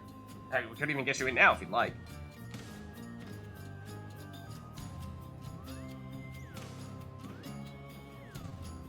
Oh, true, and we can't have 2 people playing on mouse, keyboard simultaneously, right? So we couldn't have Peachy against Honor. That would not work. But we could have Peachy go against Core.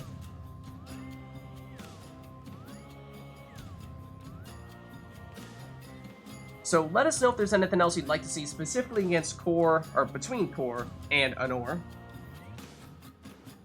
Then maybe we'll try to get Peachy in later.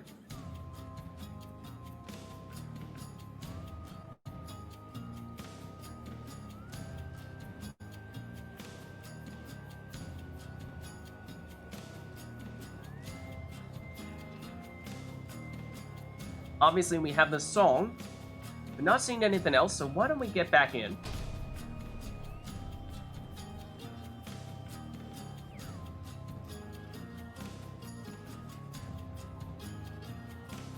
The Pyre hearts shall now face the Night Winds. Welcome. Who shall conduct the rites? Okay, well, it's the Cairn, and Core is taking the stowaway, which I think we both know, I think we all know what that means. Goes with Bottled Void, and let the memes begin. And Anor, oh man, Anor counters with a Bottled Void meme as well. You'll love to see it. Bring on the chaos, the mayhem. It is coming. Prepare yourself. Let the chaos begin. Exactly.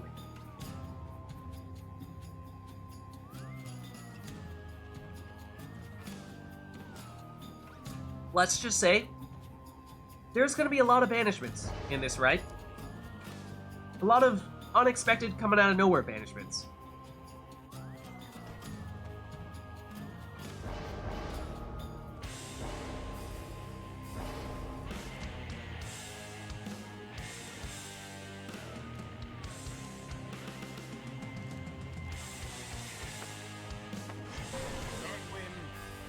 So then it's Headwind. In the case of Anor, it's Quick Throwing Jody. Last one for Core.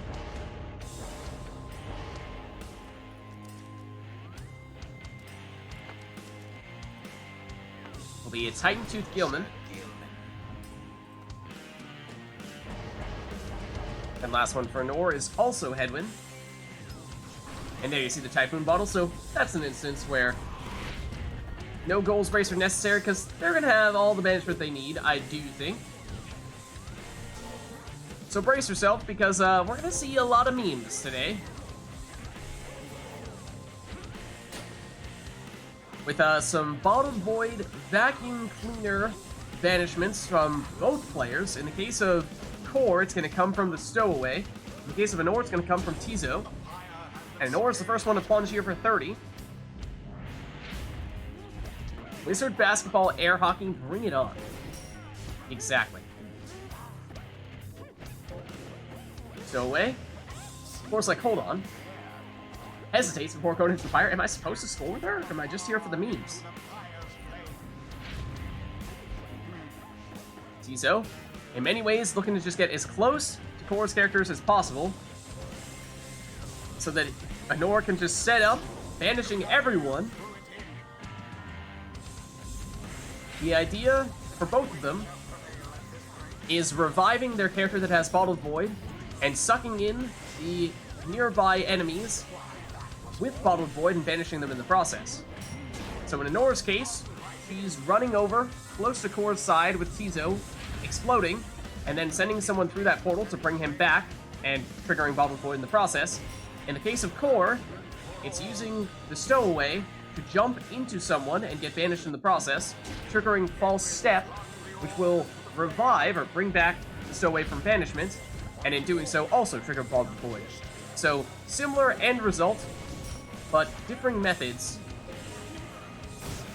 In both cases, it leads to chaos.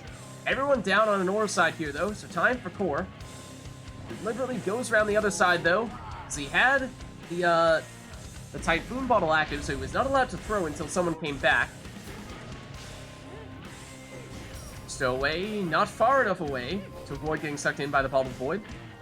Headwinds, throws intercepted. Here's the Stowaway. Time to throw this one. Cuts it a little bit short, just 17 rather than the full 20. Tizo, for Anor, once again, deliberately sacrifices himself. And Or sends someone through, triggering all the banishments, and gets the throw off. Oh, and if it was the full 20, it would have been enough. But it was just 17. So Core is hanging on here. But Anor just inches away. One score would do the trick. Core, methodical here. That is what he's looking to do with the stowaway. Moves everyone out of the way to set up this throw. Tiso goes down. Anor goes through. And it's just almost everybody. Yes, that is everybody now. And that means that will finish it. Good game. Hold on. The timing is perfect. Huzzah. Huzzah. You totally didn't hear the first tiny little half of a note from the song looping back around. Didn't happen. You heard nothing. Perfectly timed. Until the stars align.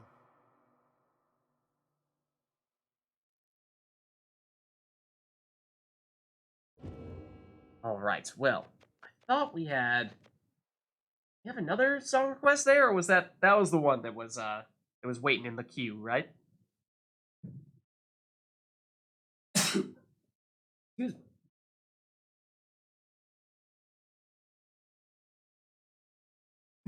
Didn't want to score with the Nomad?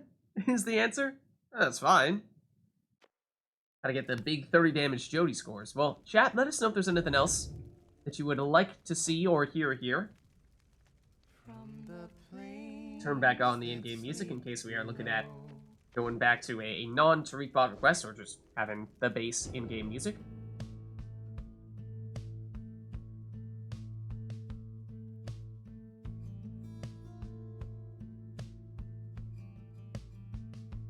Oh, the throw at the end with a headwind.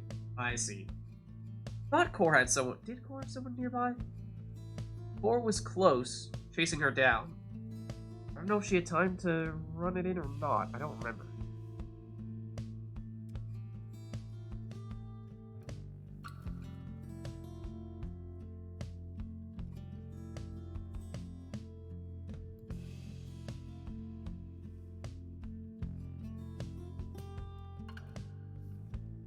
But yeah, so let us know if there's anything else you'd like to see between these two. Again, in theory, we're looking at most having 2 more matches between the two of them. Oh, and thought Core might have had rekindling. Yeah.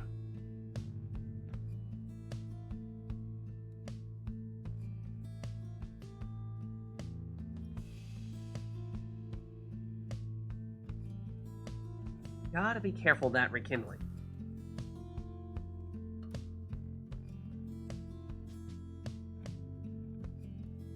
Alright, but not seeing any other requests here, in which case, why don't we hop back into the action?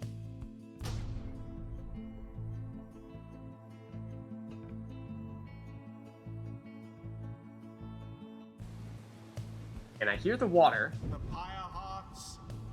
Had a lot of Fall of Solium today. Not a lot of boat. In fact, have we had even one boat? I'm not even sure if we've had one boat. The rites.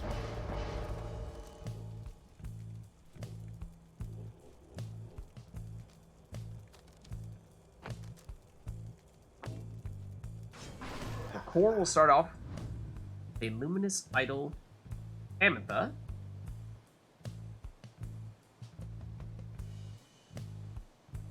And no requests here, Norse, so you can take whatever you'd like.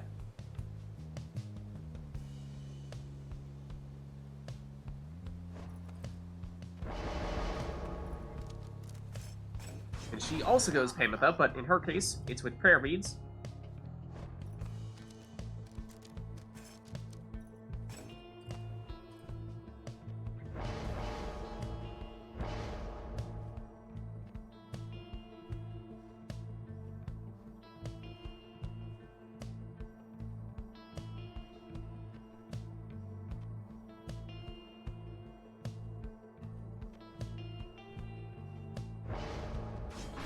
Then Core will use prayer beads, but in his case, it's with Bertrude.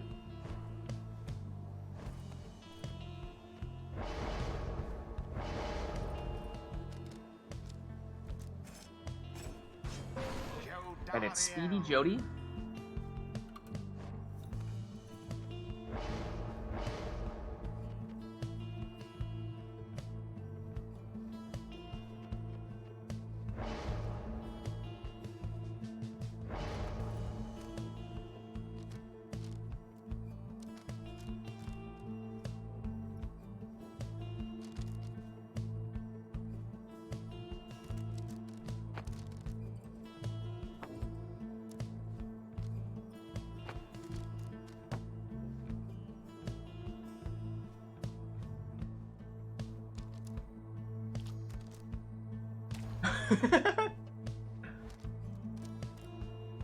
Jody's not a crone.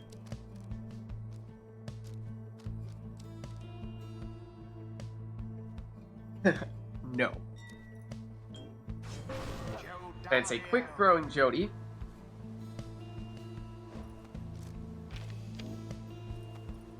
And of course, last one for Nor is Prayer Beads Wolfred, though for a second there, I saw her going back to the talisman. I thought she might change it, but no. Sticking with her usual.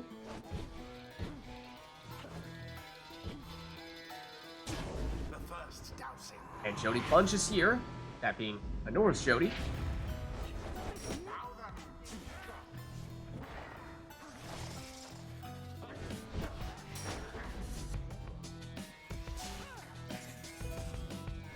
Wolfred inching forward, just waiting to unleash the nutrition stick. And doing so now, to great effect, makes it in with a 10 damage throw.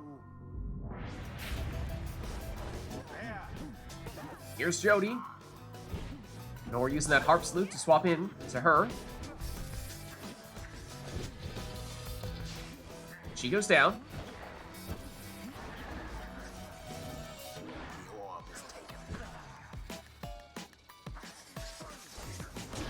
Gertrude hops straight in for 4.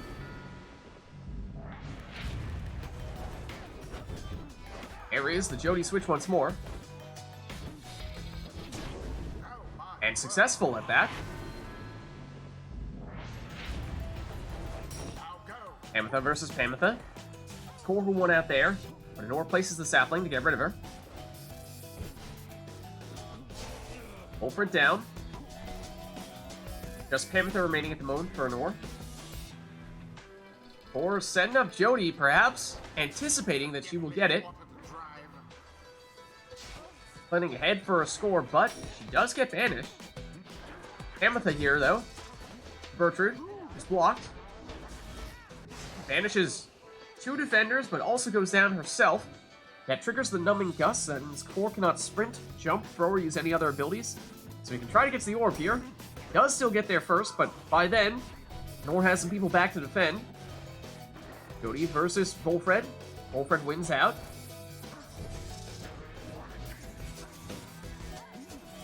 Pamitha. Wolfred.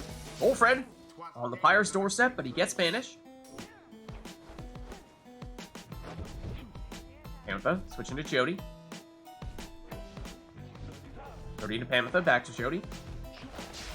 Jody down. Wolfred switches places with Pamitha, but Pamitha goes down now.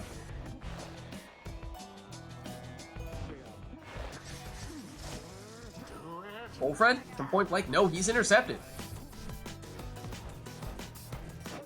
Pamitha to Jody. Jody goes down. Pamitha for Honor. Switches over to Wolfred. And once again, right next to the Pyre, but does get banished. Pamitha switches over to Jody, who makes it in. 30 damage for core.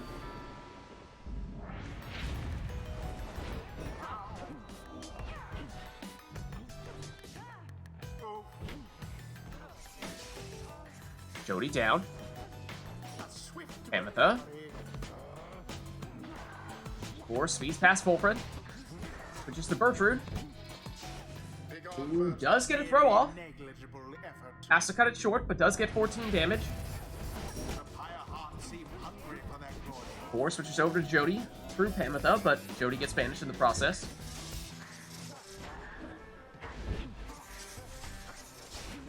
Jody banished. Wolfred and Pamitha. Wolfred down.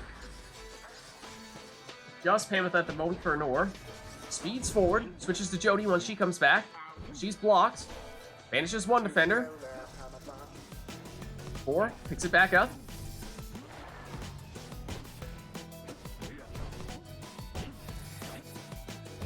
Jody knocking back the other Jody. Knocking back Pamitha. Setting up this throw. And that means that Core can get rid of Anor's initial life bar with 2 scores. But of course, Anor does have 10 rekindling with Wolfred. There is a second life bar. And in Anor's case, will take at least 3 scores to do that. But then again, Core does not have a second life bar.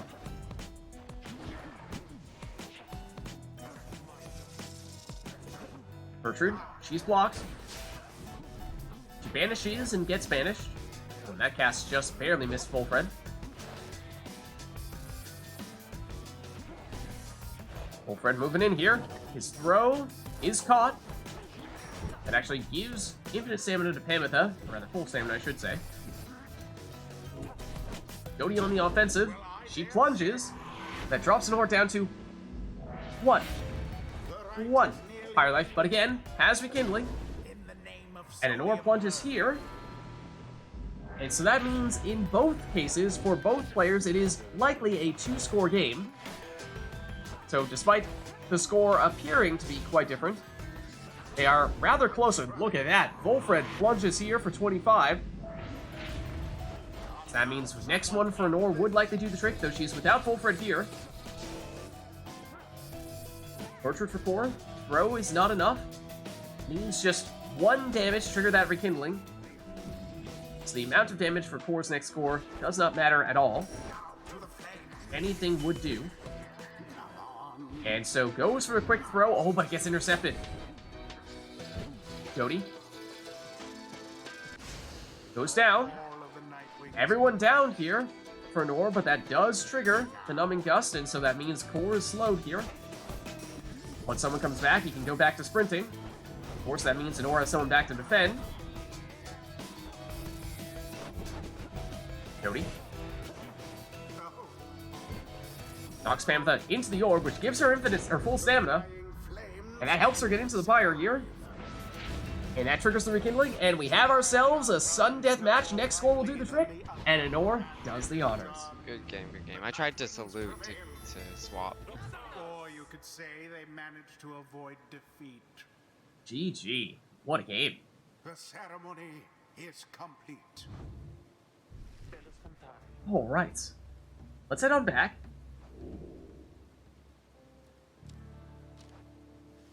Until the next rite.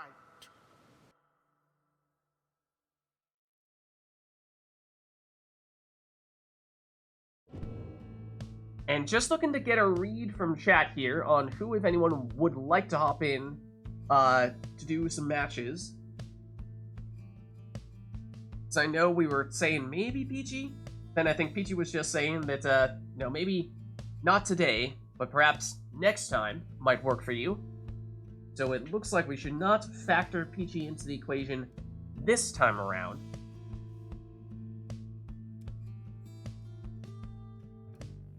Next time? Okay, no worries. Awesome. Look forward to it. Looking forward to it. But in which case, does that mean that this will be our last matchup for the night? Because if so,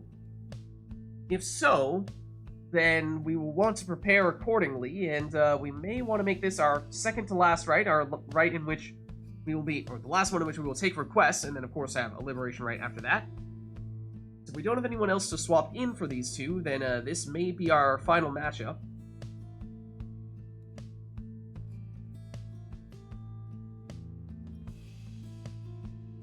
Yeah, that's what I really like about that setup. When you have a saluting Pamitha, giving her prayer beads so that way she can score if needed. Like I already said, there's always that threat. Initially, when I was using the Pamotha salute, I put Titan Tooth there, help set up the person that she was swapping into potentially. Or if you are trying to go on the offensive with Pamotha, you fly toward the Pyre, stun the defender, and that should hopefully give you enough time that you can still throw it. But Prayer Beads is probably just a simpler way, and so I think I've started to do that, and others who have used the Pamotha salute strat have done so as well.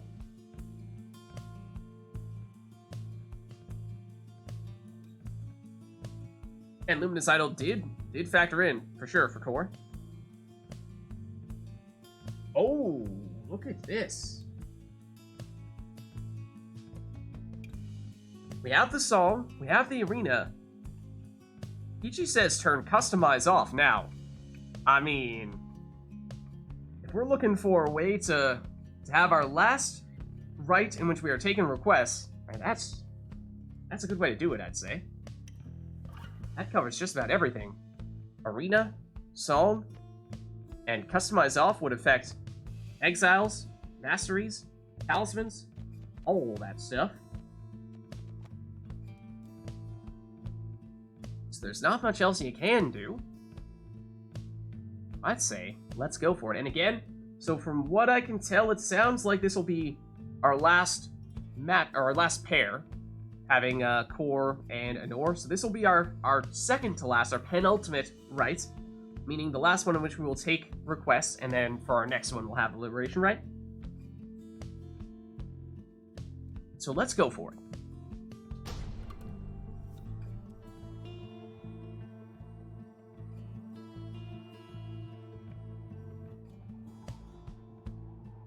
The Pyre Hearts shall confront the Night.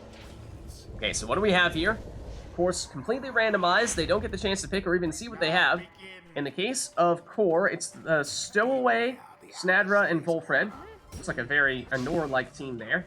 And then on Anor's side, it is Bertrude, Lady River, and Raji. And in some ways, it's a somewhat of a Core-like team there. So it's almost like their roles have been switched. But of course, we don't know their masteries, we don't know their talismans until people start using their characters, so we have to keep a close eye out for that. Nor does have Portal, does have Star Sign, so she can get infinite stamina when going through those portals. So that's something. And that is Core, who seems to be able to revive people with Sacred Bond when he steps on their portraits, whenever they get banished. So he could almost have the meme strat. Who knows if he has the Bottled Void on the Stowaway or False Step, but part of the equation is there for it. And we're through the portal with Bertrude. Doesn't have quite enough time to charge up that throw. Well-placed sapling from Core. Snadra.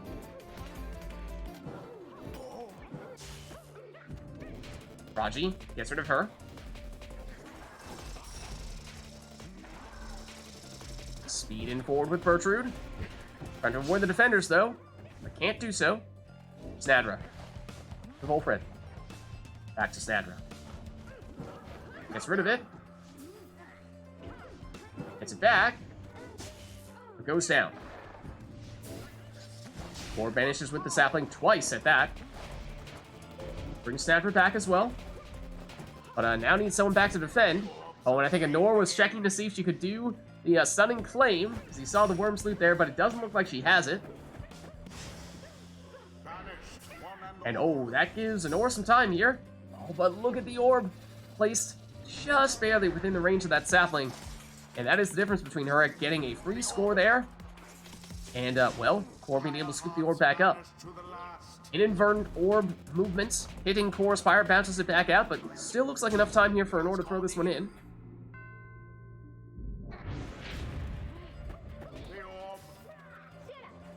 Somewhat of a dangerous portal position there for Anor, so watch out for that.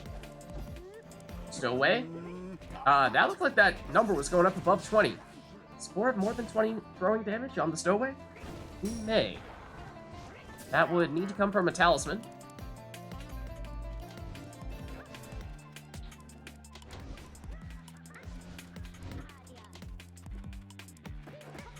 Stowaway back to Snadra. She goes down. Bertrand through the portal, and into the Pyre for 30. Best not get overconfident, Nightwings. Yeah, it is both the arena in which, oh, that makes it in. It's the arena in which you initially find the accusers, and it is the accuser's theme, so it is consistent in that sense. Just so happens to be.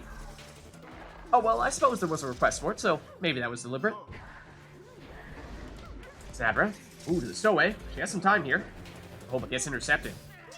Banishes one defender.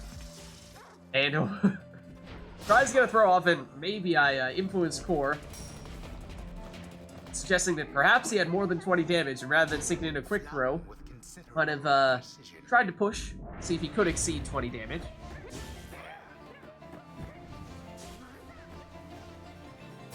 Struggle all you like, Rita. And that is the last of Core's exiles. Gets Stowaway back, though, just in time. Has all the reinforcements now. Sandra to Stowaway. Stowaway. Anor trying to set up a defensive wall with Lady River. Cannot do so, though. So the Stowaway plunges. Raji. Over to Bertrand. Back to Raji. Raji flying in for 15.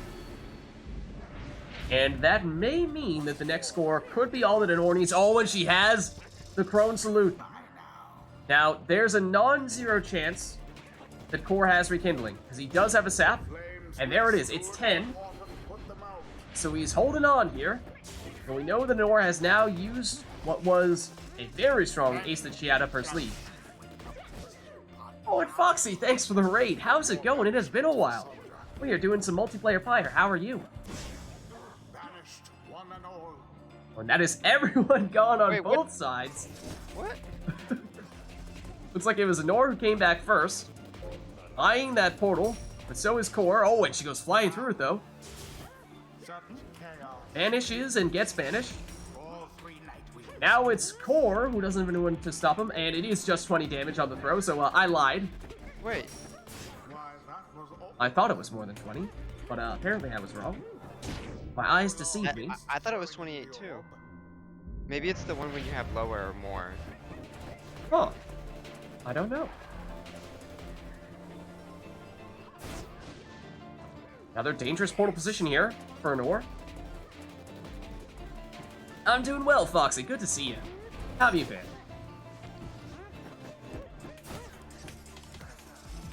Stowaway. Ooh, may just opt to go into the Pyre here. Was thinking about it, but may not quite have the range. And once you start that jumping animation, you can't cancel out of that one. The Core was locked into it. Bertrand down. Snadra. Cornered and banished.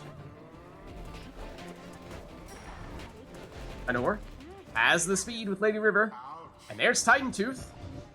Oh, Anor has Titan Tooth with Lady River. That is strong. So that stuns Core, allowing Anor. Oh, that could have been the winning score right there. Stowaway for Core. Playing it safe here. Oh, season opening though. What's that?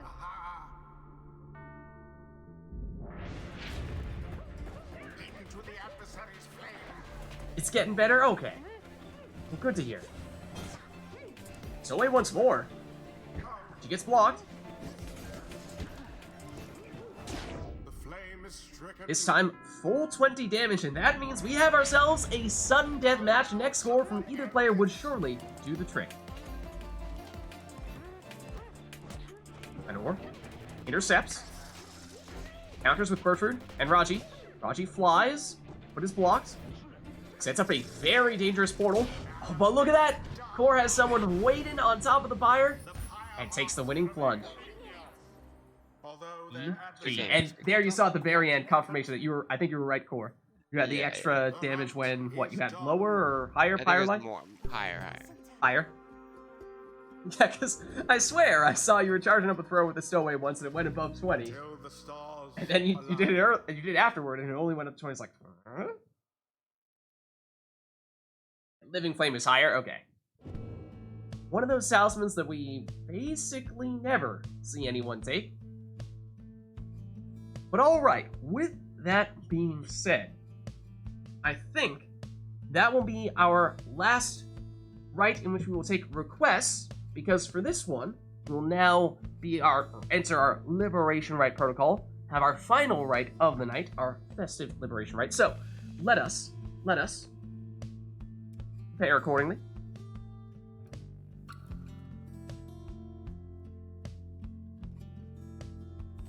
Yeah, so normally, oh, thank you for turning back on customized. That is important. That is important. Yeah, so normally what we do is we are just having anyone who wants to hop in, do some good old-fashioned multiplayer Pyre, and taking some requests from chat to set up teams however they want to set up their teams. Like, for instance, in that previous one, we had players turn customize off, which means that they get an entirely random team.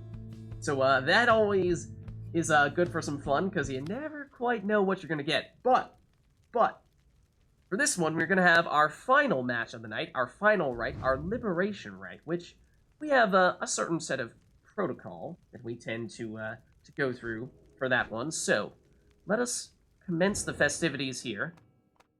We'll be at the Fall of Solium. We'll turn on the sermon intro, turn off the in-game music, because we got some other stuff we're going to be playing here. Let's break out TariqBot here real quick. Let's break out TariqBot. So let's see. Who do we have here?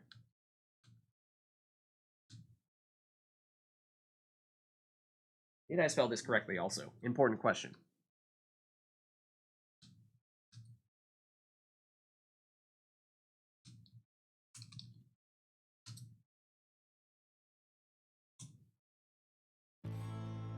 There we go.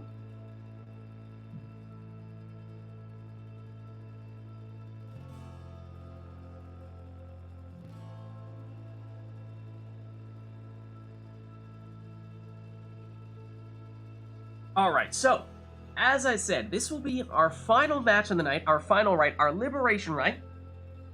So we will not take any requests for this one. We will just have both players take their best possible teams to wrap things up in style. So, do we play Never to Return? Well, here's your answer. Yeah, and so Peachy, that Discord group is my own Discord group. The way to join the Rite Club, which is where we are doing all this multiplayer stuff, is by clicking on that link right there. I know 2 distinct groups. Rite Club is specific for Pyre. The Discord group that you were linking to is the one that is more Lids specific, which of course includes these Rite Nights, but has more other stuff as well. And we can talk about that once we're done with our Liberation right here. But let's get started. I'm excited. Let's go.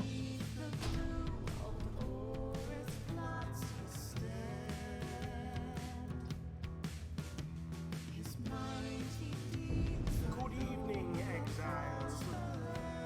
You heed the summons to the Fall of Solium. You shall take part here in a glorious tradition. Cling to whatever shred of hope you have. Fire heart, stand ready.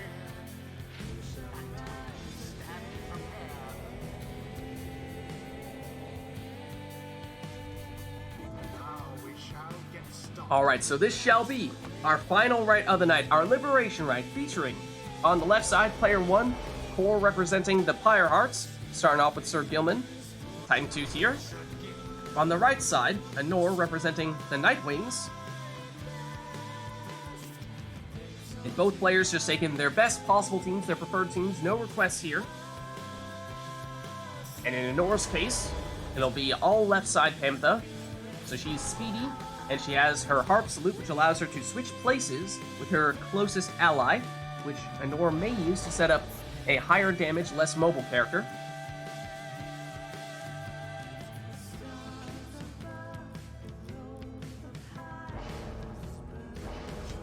And Core going with Snadra in the second spot.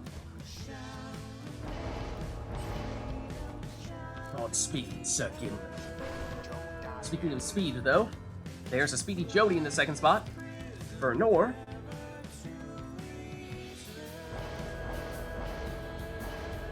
Yes, to beat the Nightwings first. We shall see. We shall see who emerges victorious here. It's a quick throwing Bertrude in the last spot for Core. And, of course, who else But nutritionistic full friend in the last spot for Honor. So here we go, the Liberation Rite, the final rite of the night. Core on the left as the Pyre Hearts, Honor on the right as the Nightwings. Best of luck to you both. The orb fades first in the paint's flame.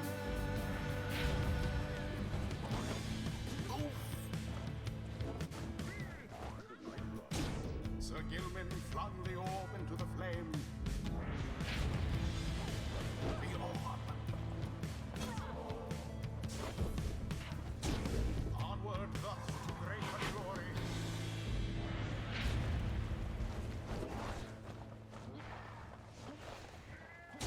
Glorious.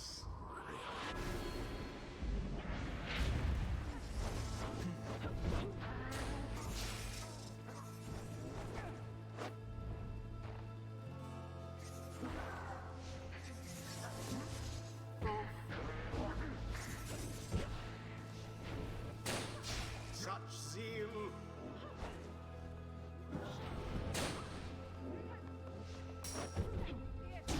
A worthy show from Sandra the Unseeing.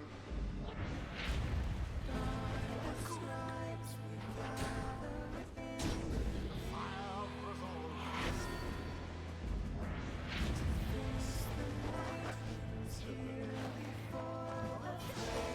Begone, Wolfred.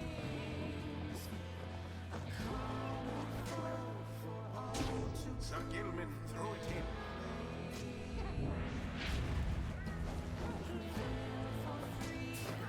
Gilman vanished.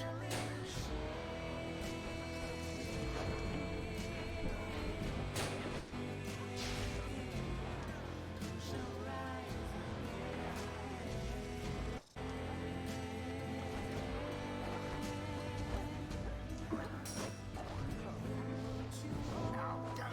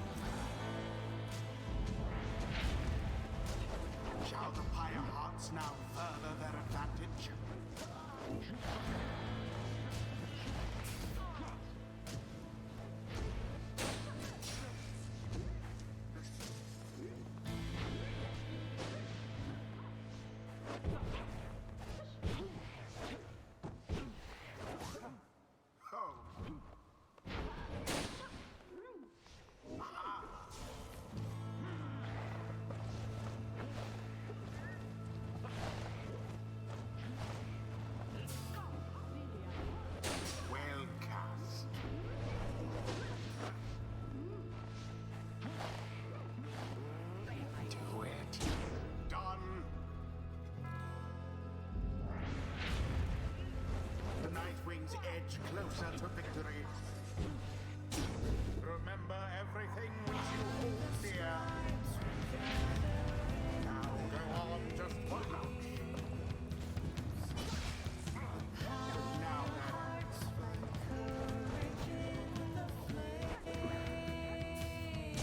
Sir Gilman's aim was true.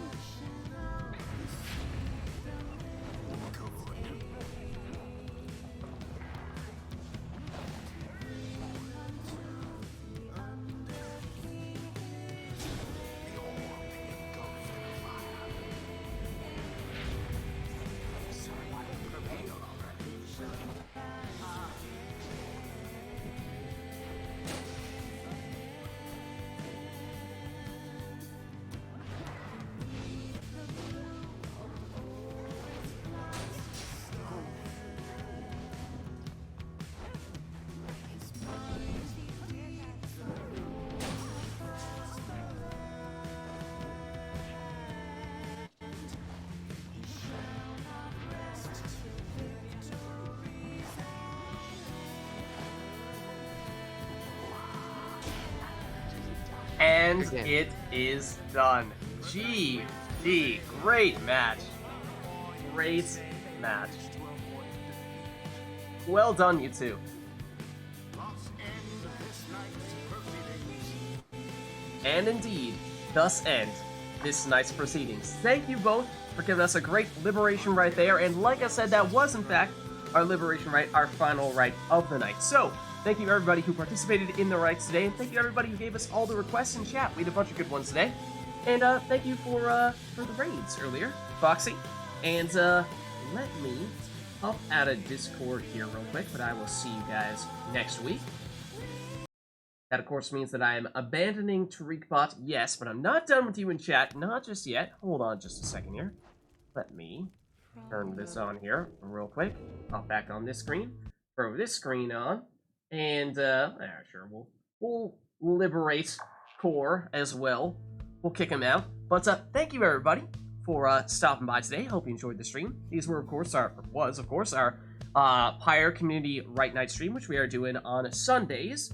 For those of you who are interested in getting more involved in all this multiplayer Pyre stuff, the best way to do so is by joining the RITE Club Discord server, which you can do by clicking on that link right there. That's where we're coordinating all this stuff.